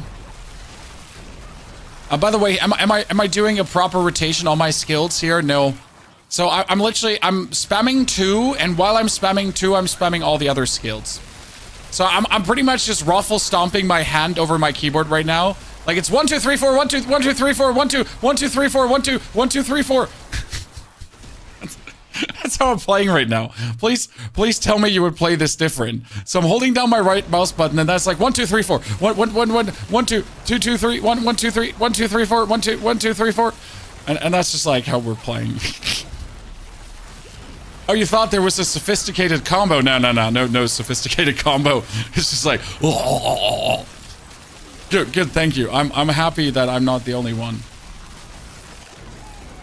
I mean, right now, this would only get more efficient with like more, like if I have better cooldowns, like raid.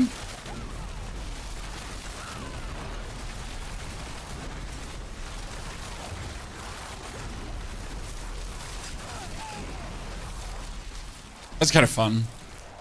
Pressing 1 2 3 4 like a piano. Yep. I'm pretty sure there's probably a more efficient way of doing it, but right now we just make it rain, pretty much. Like, pretty much make it rain. Okay, I'm just waiting for him to end his like umbrella of safety there, and they just die. But you're really making it rain, Chan. Dude, that's just a lot of arrow storms. It's crazy.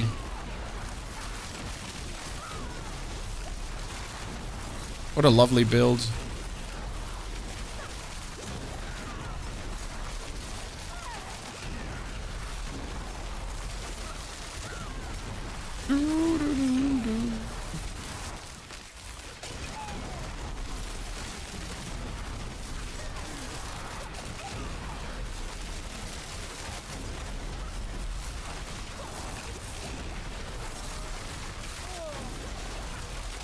My favorite part is how I don't really have to, like, you know, dance through the enemies. Right now, I'm just standing, like, really far away, and you just go.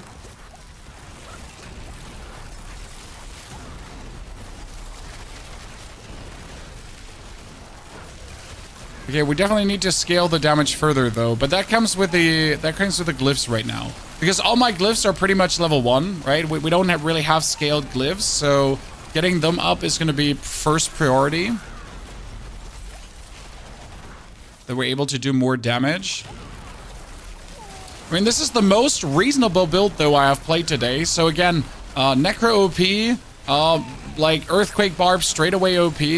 This one, strong, but reasonable strong, right? This is like, yeah, it makes sense. I mean, it's a 5-minute, like pit 75, and we can go higher, but it's not like a goddamn, like I'm doing this in like a few seconds, and like nothing stands and everything gets one hit. Right, it's probably the most reasonable I have played.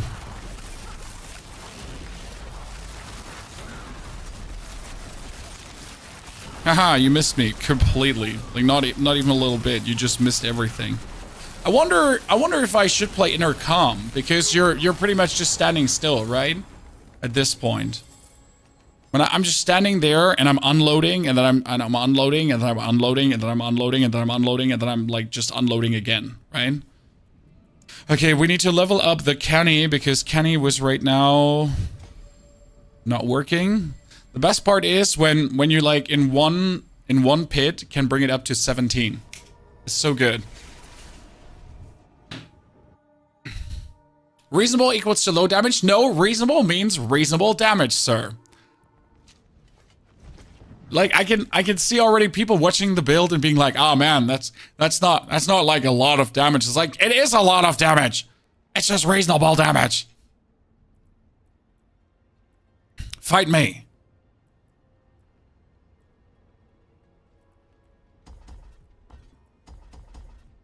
Right? Absolute reasonable damage. Not low. Realistic. Reasonable.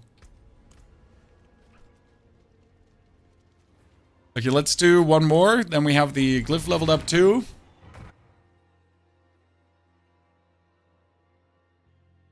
Which is better, Death Trap or Rain of Arrows? I feel like Rain of Arrows is easier to pull through.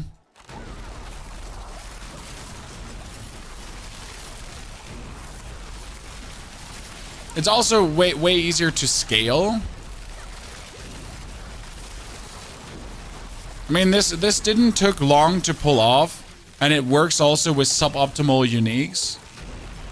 Now that's just from what I have observed between the two different builds so far. I wanted to play Death Trap, so keep in mind I did not want to play Rain of Arrows, but what I have seen about Death Trap made me build Rain of Arrows instead of Death Trap.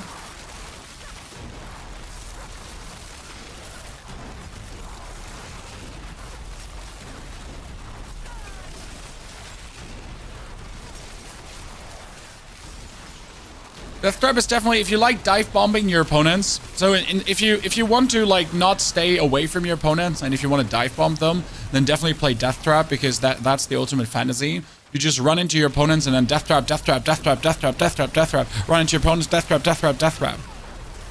I mean, with this, I'm standing like away and then I'm going like Legolas, Legolas, Legolas, Legolas, Legolas, Legolas. Don't tell the dwarf, Legolas, don't tell the dwarf.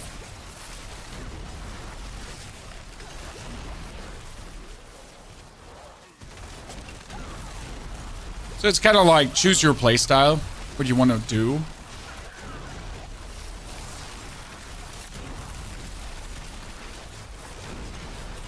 Oh, the first 2 billion, Chan.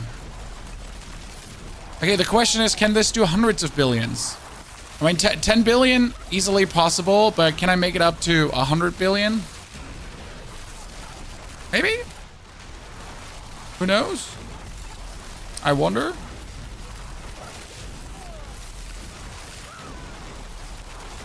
I mean, I could replace my helmet right now through the Air of Perdition and instantly get like another 60% multiplier. We're not doing that though. I mean, like, by the way, chat, we have to consider one thing. No Masterworks, right? So we're in tier 4 and my item's like no Masterworks. I think this gotta be said. This is important.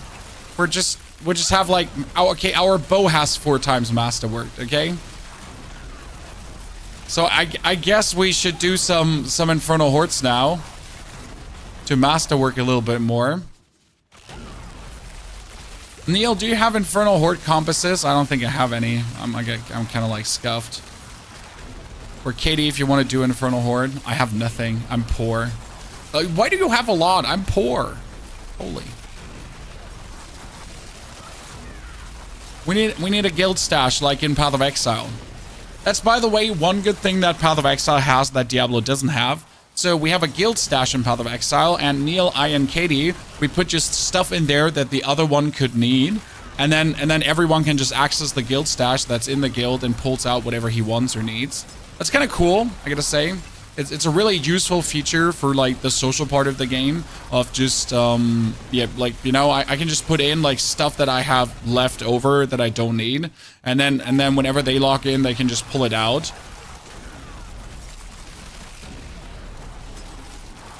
That's kind of cool. I mean, for Diablo being a social game, I guess that could be cool too. But I guess a guild stash would probably break the game. We all know that stashes are a finicky topic, right? Gotta be careful. Too many stashes might break the game.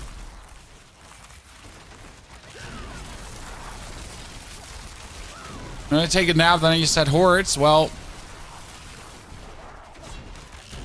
you know how it is, Katie.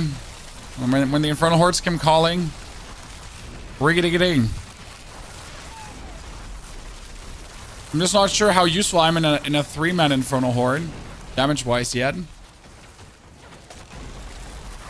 feel like I might fall behind.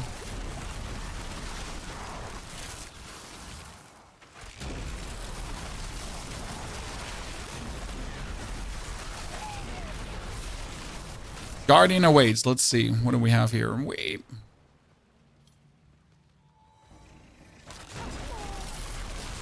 Oh wait, I should actually stand distant from her. Don't ask me why I decided to stand like close, because I do damage to distant.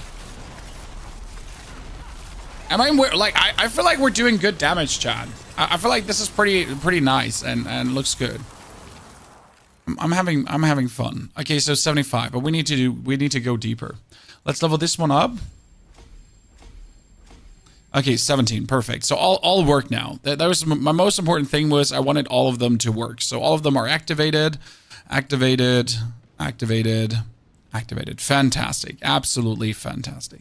Need obviously more intelligence to push this further for more critical strike, and we need to get them all 45 for the real bonus. So that's when you're like doing the actual damage that you're supposed to do, right?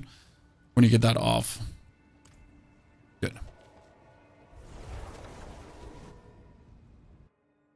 I have 3 10 waves. I need to get 750 or more. Okay, well then we can do that.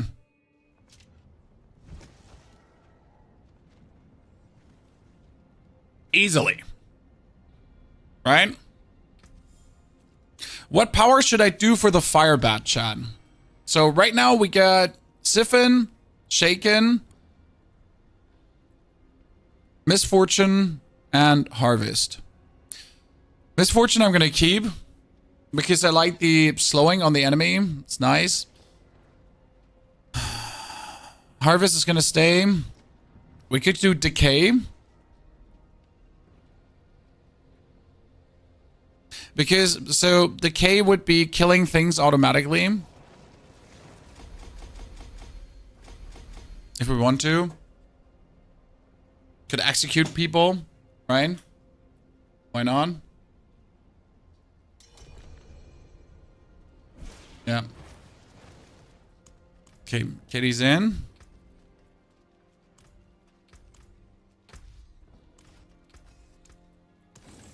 More upgraded. Neil is in. Look at us. The gang. The gang is together, Chad. The gang. The boys are back in town. Kind of want to re-roll the lucky hit to dexterity because I don't need the lucky hit. I definitely need a better armor. I definitely need a better helmet. I mean, my helmet is just a joke right now. What did we have here again? Ah, for crit now, for more life. Yeah, for no reason, because I was not having much life. Okay, so Neil or Katie, you need to start one. I have no compasses. I'm abusing you for your good looks. 33 wave 10s. What is wrong with you? Neil, you've been playing too much. Not going Cowl. I don't know if I want to go Cowl. I personally don't like Cowl. It always feels weird to use Cowl. You know?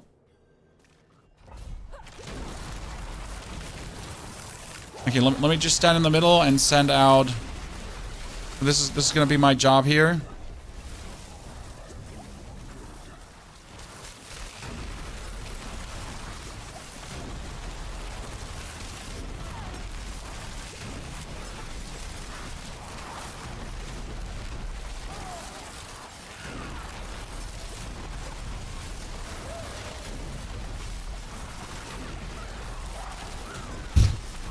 This is why I wanna play the build here in Infernal Hordes.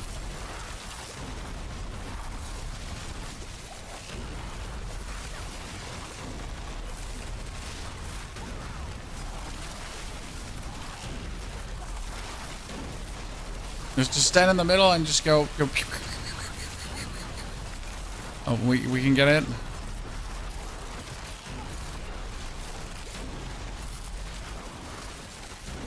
I need a bit more cooldown. Like I'm not there yet. That my first cooldown. So as you can see, my first cooldown brings it down, but my second cooldown doesn't bring it down. If I could get the cooldown down by another 2 seconds, I would have it instant. Like you notice, I casted, then I use my ability, and we go down to 2 seconds, right? So I casted, and then use my ability down to 2. If I reduce it by 2 seconds, it's gonna be ulti, right? It's like always full. So casting the ulti fills my mana. Then after filling my mana, I empty my mana straight away with the barrage. And then we're like back and then do it again and again and again and again. So I need just these 2 seconds right now. Then we're perfect. Okay? Chat. You have a GA Hakan? I have a GA Hakan, but not for cooldown. But I can get that cooldown done. So if I just masterwork it further up, it should work. That's why we're going for this right now. That's why we're trying to get the masterwork materials right now. So I could go further down.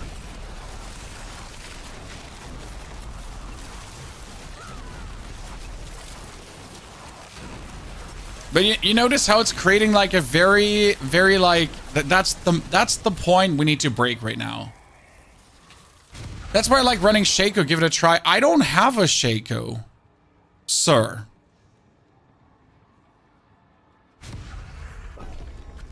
Why would you assume that we have a Shaco?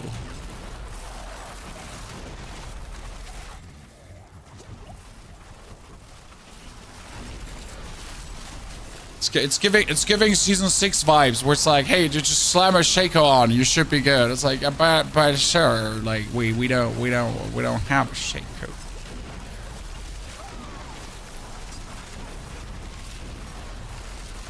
I mean, I could just put the Air of Petition on, too.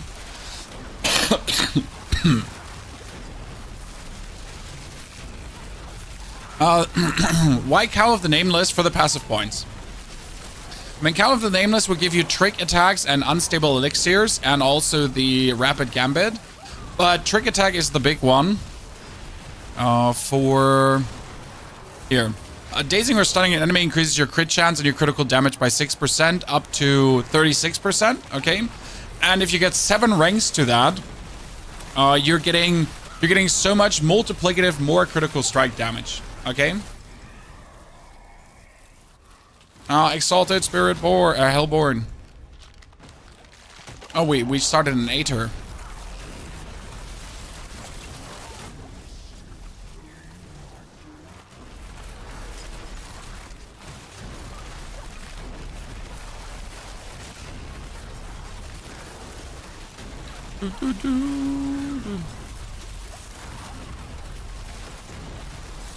I need to try an Infernal Horde alone at some point, because it's kind of like I kind of want to see like how much fun it would work out when I just stand in the middle and do this, right? Oh, Katie, don't be sorry. You didn't do anything wrong. I just noticed. Nothing to be sorry about. But yeah, if we get this now, chat, this is going to be huge. I mean, the cooldown reduction is going to be immense. And boom, yeah.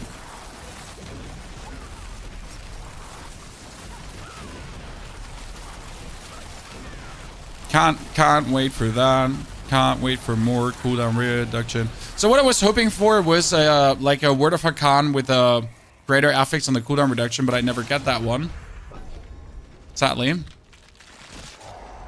Okay, 170 already. I think this could be a 500 probably, Katie. I mean, 3 more waves. We're not too blessed with our boons and banes, but it's okay. This feels a bit like playing Spirit Wave again.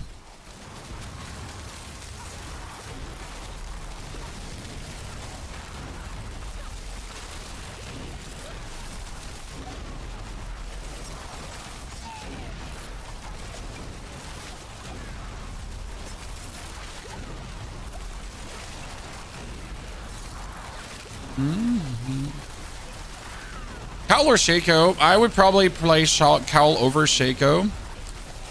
As again, like but only if you have a cowl with a greater affix on the trick gambits, trick attacks, sorry. Then yes, right? You're building Dance of Knives. This variation has ever interested in some modifications to my current setup. How do you compare this to the other classes you've ran so far? Weaker. So this is right now the weakest I've run so far this season, but it's not weak, okay? So yes, it's weaker than the broken Earthquake build, broken Cataclysm build, and it's also weaker than the broken Bloodwave build. But like that's what I said. It's the most reasonable build right now, right? It's the build that most reasonable displays how strong a character should be, I think.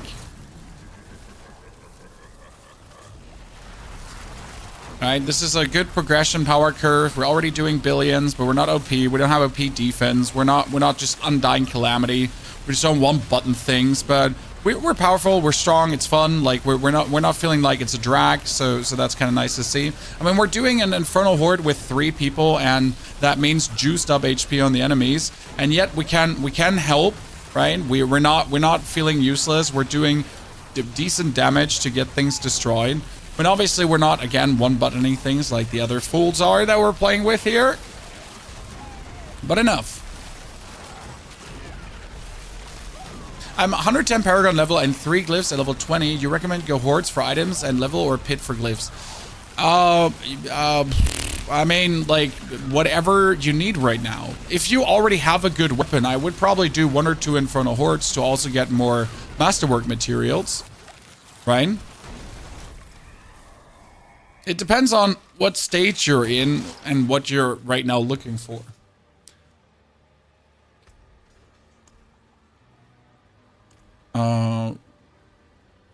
Invigorate? Sure.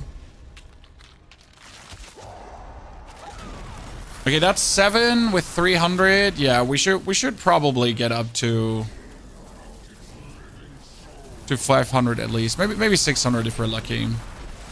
Depends on what the next one is going to be. When we get the faster events, which is kind of cool.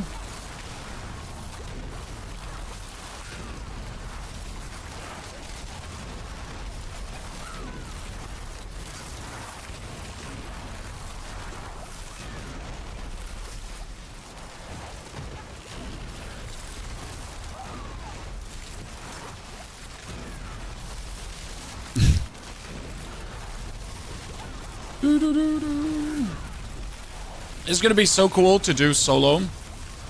Like just standing in the middle and then just turning in a circle and just dropping your reins on everyone. I think it's gonna work splendid. Come on, one more wave of dudes. What's on good for upside? You got a 14 trillion now, Neil. Let's go, Chad.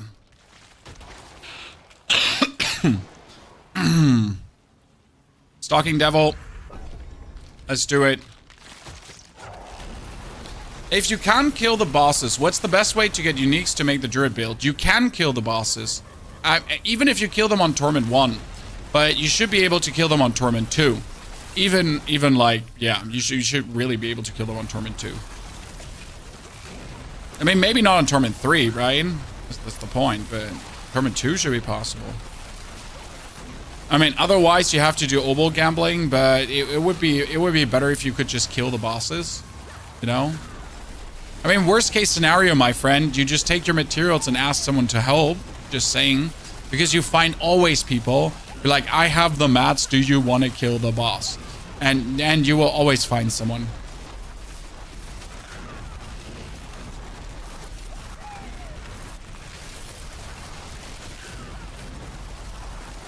You think Barb is better or faster than Death Trap Rogue for farming? 100% faster.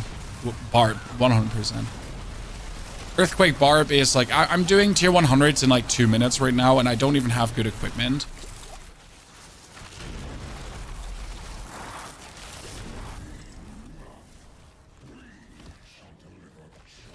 Okay.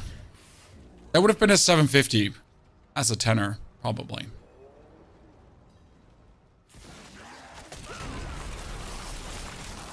Neil missed! Neil missed!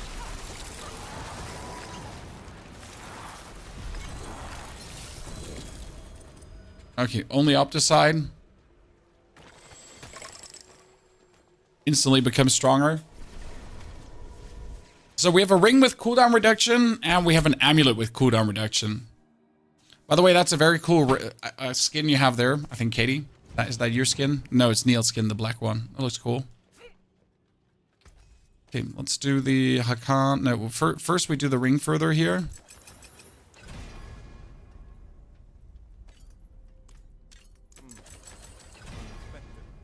Oh, ladies and gentlemen, look at me. I am the chosen one, the best gamer in the world, #1 legend overall. Just push everything a bit further. We get the double chance. I am the chosen one. I am the chosen one. I've been born to play this game. I am the gamer, the ultimate gamer, the gamer. Yeah, just saying. Okay, Elon, exactly. Call me Elon Musk. Kekimus Maximus Musk. Yeah. Dankeschön. Probably gonna go upstairs and like something bad has happened at this point. That's illegal. Honestly, that's illegal. We're at the instant cooldown reduction now. If you watch this here, look, Chad, how much smoother it's going now due to this. So I'm using the ulti, then I press 2 cooldowns, and I instantly have enough to like. Do you see this? It's like literally. Okay, wait. Let's use the cooldown, then empty 1, 2, shoot, and done. So it's like I hold the button down, use the cooldown, 1, 2 cooldowns, 1, 2 cooldowns, 1, 2 cooldowns. So I always get this now. That's perfection. So it's like shoot 1, 2, shoot 1, 2, shoot 1, 2, shoot 1, 2.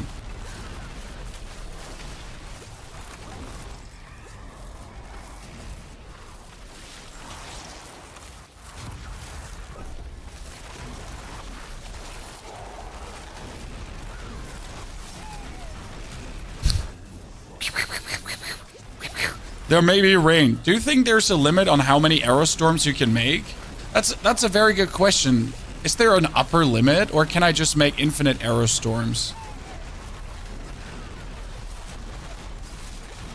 Because that's the obviously the question versus a boss, right? I mean, if I can just make unlimited arrow storms, then I'll just keep arrow storming, and you'll just get him. And the more arrow storms are overlapping, the more lucky hit you're having, the more barrier you're getting, the more invincible you are in the end, right?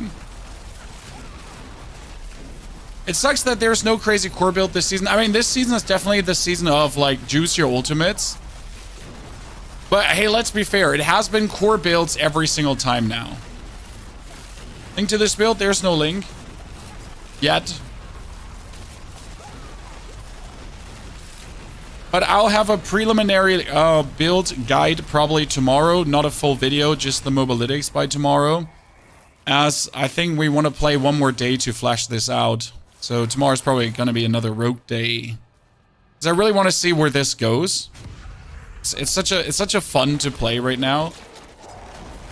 This has been, like, apart from being, like, weaker than the Druid, Necro, and the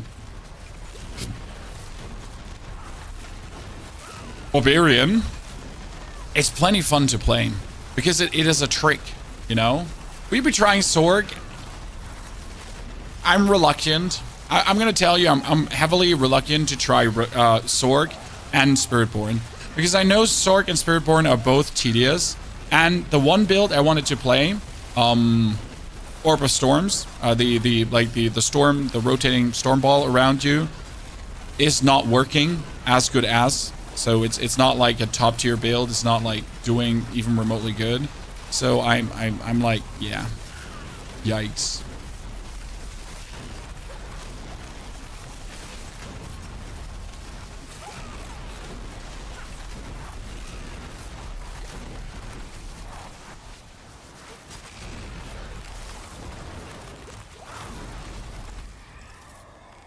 Is this easy to play? Yes.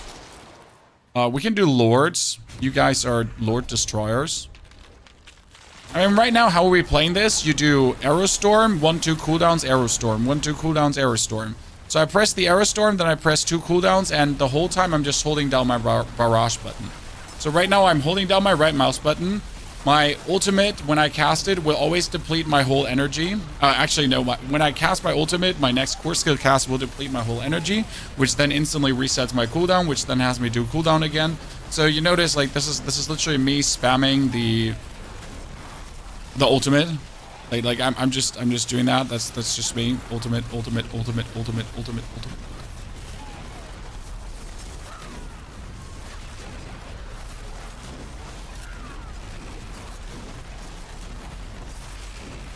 Yeah, with 3 people, I am definitely not the Lord Killer right now. That is for certain. This you could only play with a marker? No. I mean, so I hold down my right mouse button the whole time for barrage.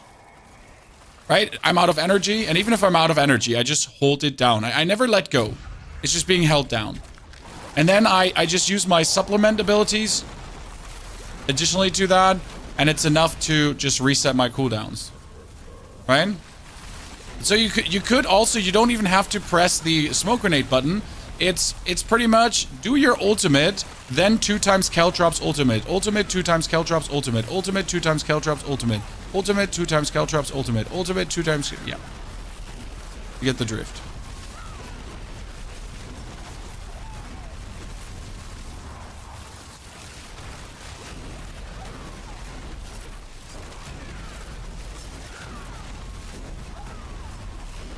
And then we're just getting the arrows around.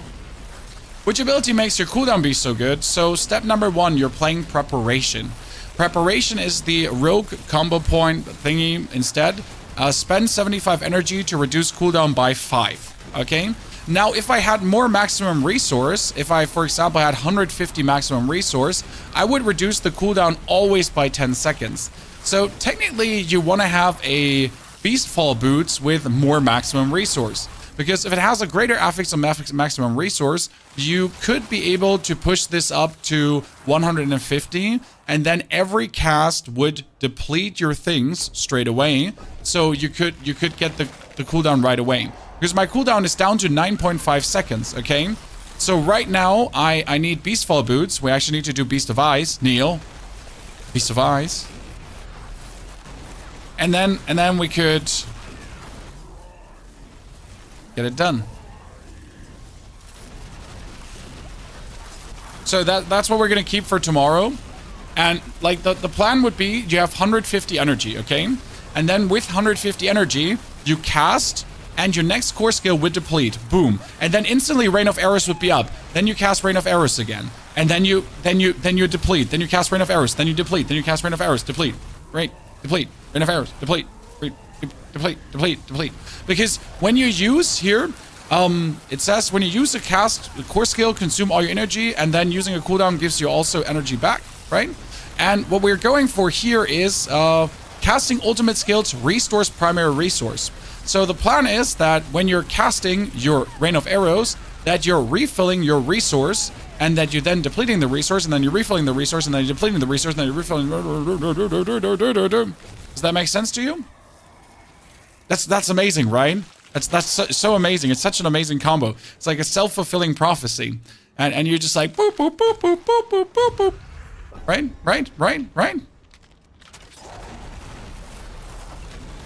Can Dance of Knives do tier 4? It can, but it needs significant investments, and it's way easier to do what I'm doing here right now, because the Rain of Arrows gets instantly strong by damage versus distant. So I already have a 500% bonus. Like my damage, my Rain of Arrows does an 11 million damage base, right? Here, 15 million damage base actually right now. 18 million damage base because I'm just multiplying it up, right? And then it gets like all the multipliers happening. So you're doing tons of damage base.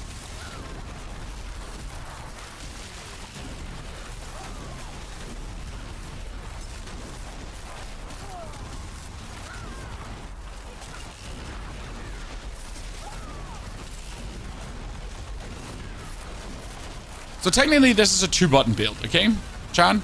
Technically this is Rain of Arrows into Barrage. Rain of Arrows into Barrage. So like I am spamming here right now because I don't have it now cooldown wise done, incidentally. But you would technically really just go Rain of Arrows, Barrage, Rain of Arrows, Barrage, Rain of Arrows, Barrage. And then that's what you do. It's a bit late for that one. Oh wow, we really got fucked with our thingies here. What do we have? We got right now Lords, Ether Fiends. Wow. This is not good, chat. It's not good. The Whirlwind Quake Barb from the guide, and it's nuts. Well, thank you for trying it out, Jamie. I'm happy to see people enjoying the build.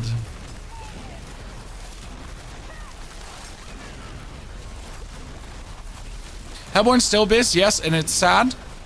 Like since the Infernal Hordes exist, they haven't innovated the Infernal Hordes, and I think it's their biggest mistake, their biggest failure. That, like, apart from bugs, maybe recycled season themes or whatsoever, not doing anything, like not identifying that Infernal Hordes is the best product they have right now. From all the things they have added to the game, I'm sorry, but Infernal Hordes is the best thing they have added to the game. From all the things, from tempering, masterworking, pit, like reworks on that, there then die. Like, Infernal Hordes is just the best. And yet they haven't innovated on it. Yet they haven't deepened it, done anything to improve on it. Why? How, Blizzard? How are you fumbling this? Like, it's not like the community didn't tell you how much they loved it. It's not like that Season 5, despite being rumored to be the worst season ever, has been the best season to date. I don't know how you're feeling, chat, but Season 5 was supposed to be the worst season. It was supposed to be a tiny filler season that no one plays. That's just like done on one ass cheek, right? That no one was really excited for. And boom, it turned out to be the most fun season that everyone was going ham on and like trying to farm Infernal Hordes like crazy. And yet nothing is being done with Infernal Hordes. No bonus boss fights, no bonus boons, banes. There has literally not been a single new boon or bane. Nothing! What is the trick from getting the full bonus provided by Igni Zan?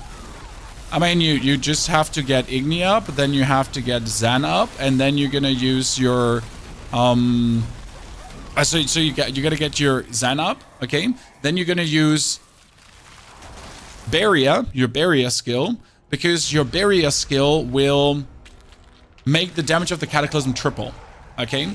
So when Zan is primed, do the Barrier, the Earthen Bulwark, and then follow up with the Cataclysm straight away. Because it's triple damage. That's how the triple damage works, and that's due to your passives. Because you have this when you cast an Earth skill, and the next skill is then a Storm skill, then triple damage.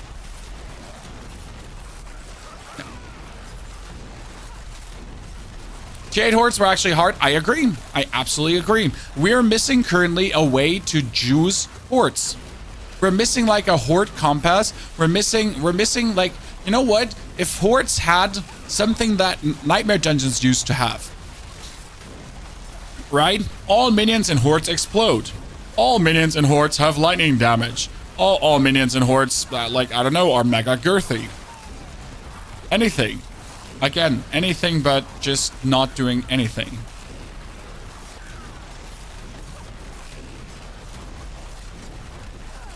Anything. I feel like all minions and hordes are super girthy would be pretty good. You mentioned using Pulverize though, Ben. That was wrong for me. The Earthen Bulwark is better.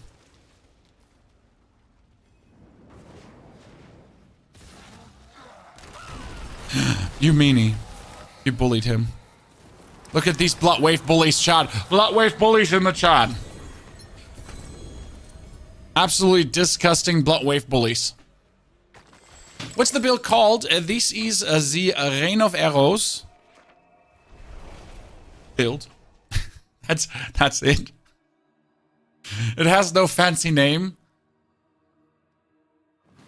We can call it the Achtung build because we're unleashing on our enemy. Like, Achtung. What will it be? Casting Ultimate restores more primary resource. Don't really need that. What I need right now is...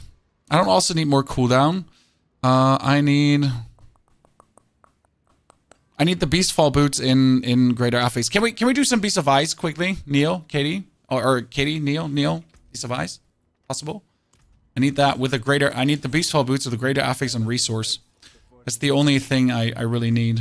It's crazy, but if it's greater affix, it's like times 1.25. Then I masterwork it up. I would have to hit the masterwork twice. I would probably have to get a helmet with. Wait, I have a helmet with resource. Don't have any fear at the moment. Shit, Kitty, do you have fear? I only have one fear. I have one. I have a helmet with resource. That could help for the time being. Because for some reason I kept this helmet with 24 to maximum resource, chat. Oh, Kitty has lots. Look at her. Gamer. I follow you on YouTube for builds. I'm so glad you're on Twitch. We're also on YouTube, streaming there too. So we're streaming on YouTube and Twitch and TikTok. Recently, chat, I got good news. Imagine, recently one of my guides, I upload them to TikTok too, right? So like I don't even cut them anymore. I'm literally like, fuck this. I can't be bothered. I upload my guides. Wait, let me mute this shit here. I just upload them to TikTok like I don't have a care, okay? See, like this. I like this. Like you know, right? Not cutting it together. Not making like any like I just uploaded like a YouTube video. And look at this, 83,000 views. Woo! We actually did it. Do you want to know how much money 83,000 views is on TikTok, by the way, Chad? You would think, great, 83,000 views on a long form video. I mean, that was a 15-minute video. I probably made bank, right?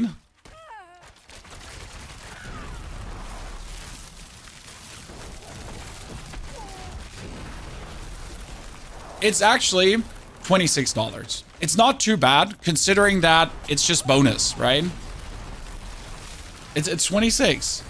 It's not crazy, but considering that I just re-uploaded a video that I anyways uploaded on YouTube, you know what? Not bad. Okay, these are not the greater affix boots, but they are more movement speed, so that's nice, and they're better in general. But we need the resource. So it's 26 for something you have done already, and you just re-uploaded. So you could go to McDonald's. Yeah, I can buy my children something. I can buy food. I can buy 2 meals. Right? You gotta look at this, right? It's not the crazy money. I'm not getting rich. And it's one video out of 20 I uploaded. But to have or not to have. In Germany we say, Kleinvieh macht auch Mist. Which means also small animals poo-poo. Yeah.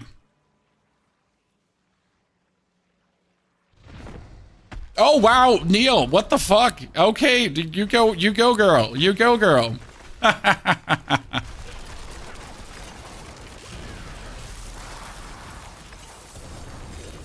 That's amazing. GG.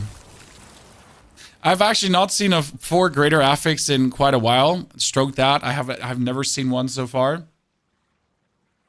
Wie hat klein nie Erd ist het gröt nicht wert. Yeah. The TBX, we have the same thing just in German. We say, wer den Pfennig nicht ehrt, ist des Talers nicht wert. Which means if you don't honor the cent, you don't deserve the dollar.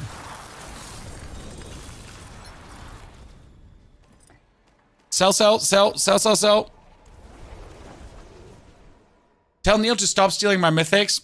Neil, stop stealing Katie's mythics. You twat. No problem. Get your back.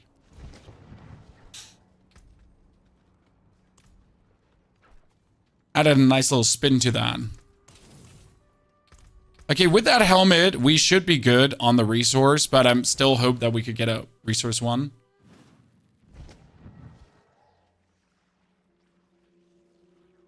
We're still trying to get Ya runes for Neil. Do I have a Ya rune? San Ium. Sorry, Neil, no Ya. What are we trying to craft again, Neil?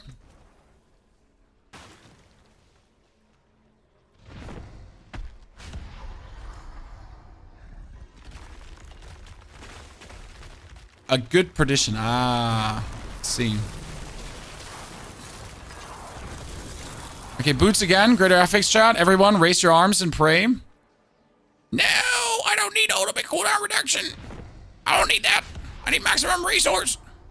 I mean, I guess it wouldn't hurt to have more ultimate cooldown reduction, right? It would literally not hurt.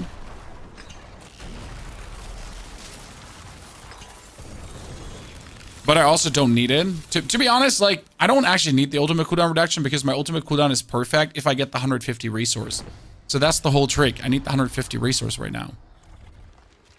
Hi from Sweden. Greetings to Sweden. Gonna try your bard tonight. Oh, you're gonna love the bard. The leveling is so good, Charlie. Try to get the charge aspects. Like, as soon as you have them, it's just so much more fun with them.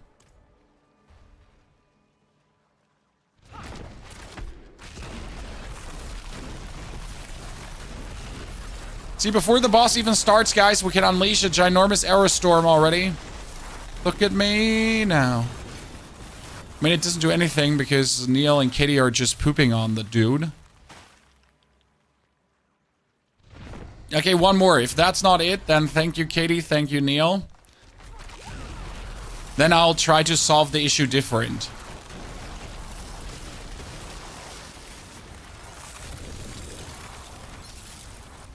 Okay, let me solve the issue different then. Thank you very much, Katie, Neil.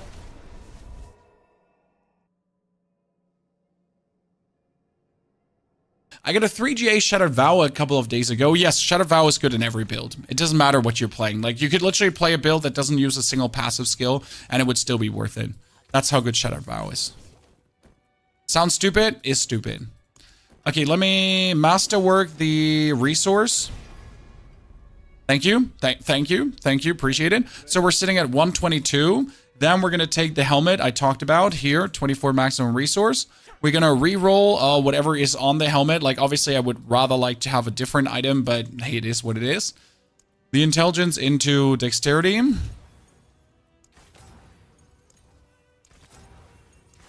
Into dexterity. Into dexterity. Thank you very much.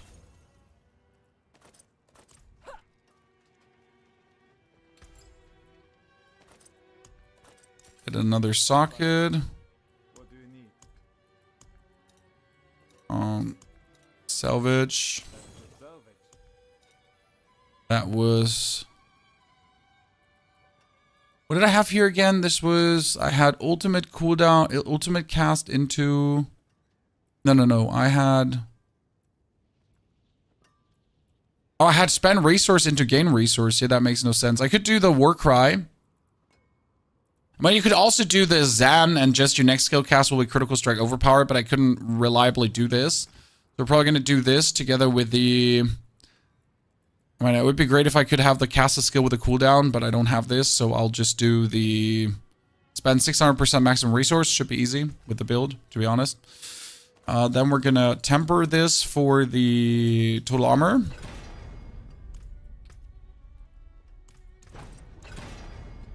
Total armor. Total armor. Total armor. Total armor. Total armor. Thank you. And for the lucky hit chance to shaboink. Good. Which then has me masterwork this now. Thank you. So that brings me exactly to 152 resource, and we're perfect. This is great. This is exactly what we wanted to achieve. Okay.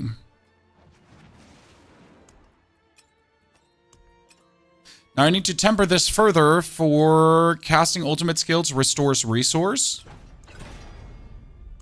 Casting ultimate skills restores resource. Casting ultimate skills restores resource.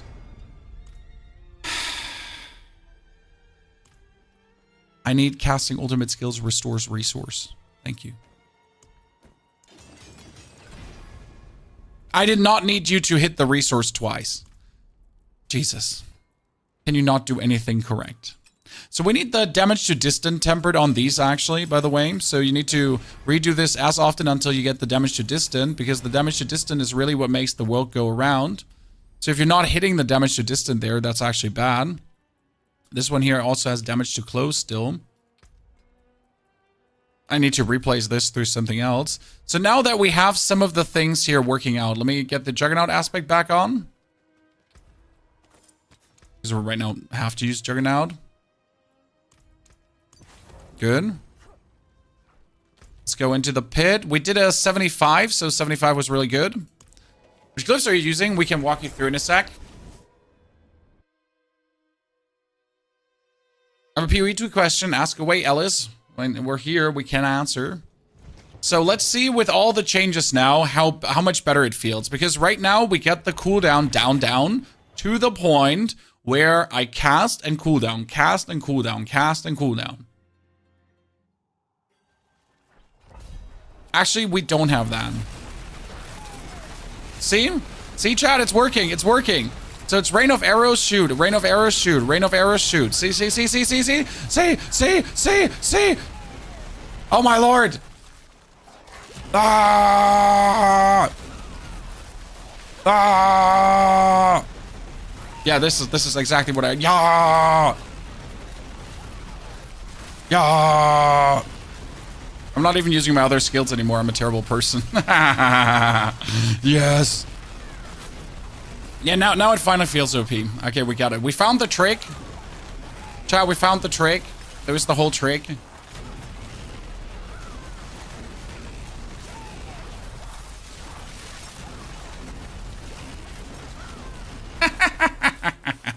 Yes. Yes. I mean, every build has a trick, and it's fun to figure it out.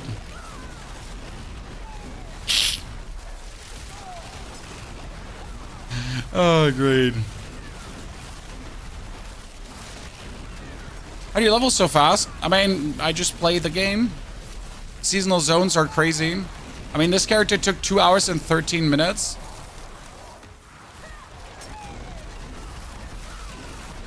So what's happening right now for the people that missed it? So we have 150 resource, okay?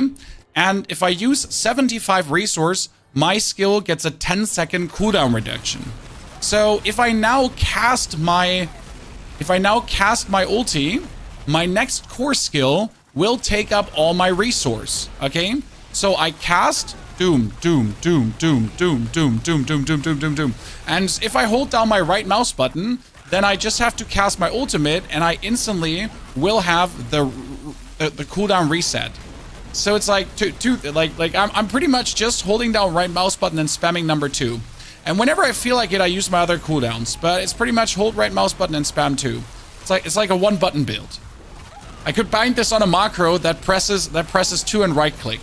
And then just hold that button. 2 right click, 2 right click, 2 right click, 2 right click. How's this looking now, chat? I know it took a bit to get together, but how are you liking it? What do you think? Fun, not fun?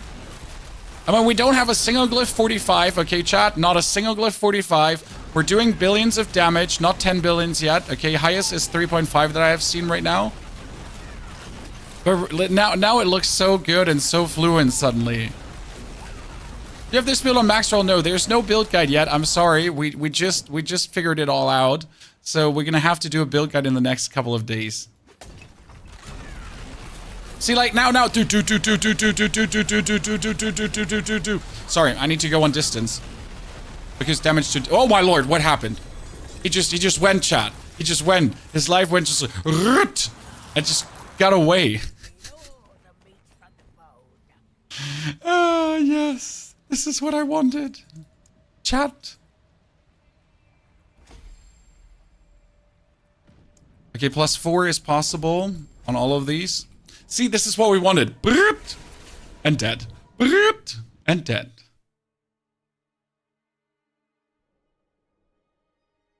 Beautiful. Okay, next one. 85. Is it a fun build? Yes. It took a bit longer to get online, and I think you would do better to probably get it like, I mean, it's probably easier to get it online in tier 2 instead of like trying like a crazy madman to make it work earlier. Because I tried to make this work earlier, but there was no reason I did this, right? So I could have just played my Dens of Knives rogue in tier 2 to get the respective pieces. There was no need to do what I did, like to go to make it complicated for myself. The crazy part is that like, oh, there was a almost 10 billion, a 9.4 Chan. So we're very close to the double digits. I think if I hit all my glyphs 46 with a legendary bonus, I'm probably gonna hit up to 20 billion at least. So that's great. I mean, it's still not hundreds of billions, but it's gonna be a nice improvement, and it's gonna be just showing that the build certainly works.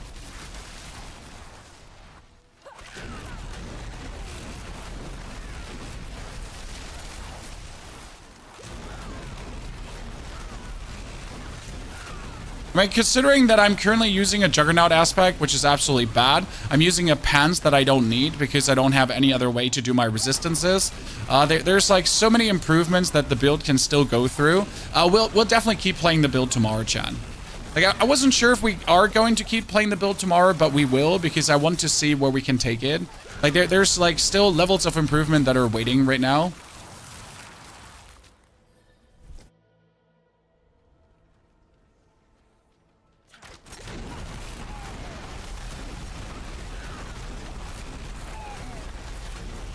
Okay, Alice, you gotta redo your whole question. Sorry.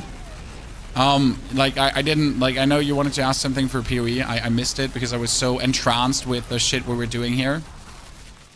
So I missed your question certainly. Please redo. We'll pay attention now. Sorry, I was power hungry. I was just enjoying life, being a meanie to the enemies.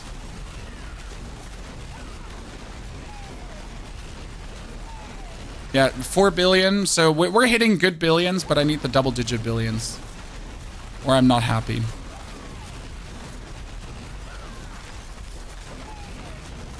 This is truly the Rain of Arrows build. Do you think a Gemling could make a good archer build, bow only? Yes, but no, because you would be missing out on the bonus projectile, and that would really weigh you down. Technically, the double support gem is useful, but I was thinking about a Gemling Legionnaire as a mercenary, so you can use the payload gem twice. You know, the payload gem is for the grenades to double explode. So that's more, I think, useful than a ranger build. 12.2 billion as a overpower hit. Okay, chat. Double-digit billion. We're happy already. So that means I can hit 10 billion. Even with the shit that we're playing right now, even with the non-upgraded glyphs, with the suboptimal B-tier gear, I wouldn't even call it B-tier gear. I think we could easily do a tier 90. This is a tier 85, obviously, and we have spare time. We could probably do a tier 100 already, but it makes no sense to do that. So we're probably gonna farm tier 90s for glyph XP right now, tier 95s, and then we're gonna push this. Yeah, that's the plan. Okay, let's see. We need to stun the boss. Towards this Mother's Judgment. Stun the boss. Fight on distance.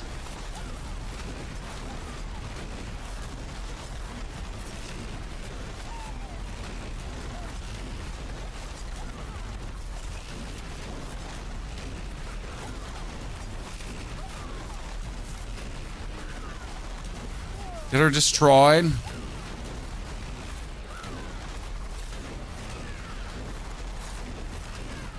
Yeah. I need to find out the perfect distance at which, like, you need to stand for the maximum damage, right? Because sometimes you're doing billings against the boss, sometimes you're not doing billings against the boss. Okay, this one is the first one to upgrade, and with the next levels, you could already do it. So if I would do now a 90, it's 333, so it's 39, 42, 45 done. So I would have to do a 90. That should work. How good would Chance to Freeze be on this build? Come closer. You don't need Chance to Freeze for one reason. Why do you not need Chance to Freeze? Like, if you play the Amulet of Hakan, it says your Rain of Arrows is always imbued with all imbuements and receives your Arrow Storm benefits. So we have all imbuements skilled, right? We have the Shadow Imbuement skilled for the enemies affected by Shadow Imbuement take increased non-physical damage. So congratulations, right? You have increased critical strike chance, enemies affected by Shadow Imbuement, so they're getting hit like by that. Then you get the Cold Imbuement together with the Cold Imbuement skills for the chance to enemies that are vulnerable. And then you do Cold Imbuement skills, deal 20% damage to crowd-controlled enemies. Fantastic. So you actually do freeze them, you chill them, you freeze them, you hurt them. And then we have the poison 2, but we actually didn't put points in because I don't think it makes any sense. Like, we don't need to generate more energy, right? And we don't need any cooldown from this.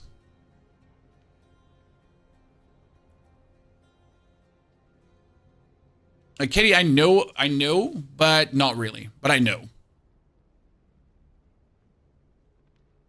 Okay. Thank you.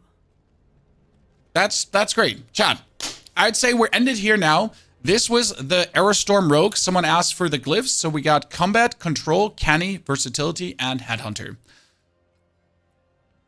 This has been an absolute amazing day. I'll be making sure to get you like a build tomorrow, so a mobalytics already that explains what we have been doing. But obviously, like, I'm going to do the explanation because the explanation with get the maximum resource, go to the 9.5 seconds, get the 9.5 seconds into the barrage with the Beastfall boots. Correct? Therefore, take care. Have a good one. The best farm for gem fragments, I don't know, to be honest. Tree of Whispers is always the best. Usually, it's Whispers for that. I don't have gem fragments many too, my friend. I don't have a single royal gem. Okay? Here, I could make a royal skull. Take care. Pony out.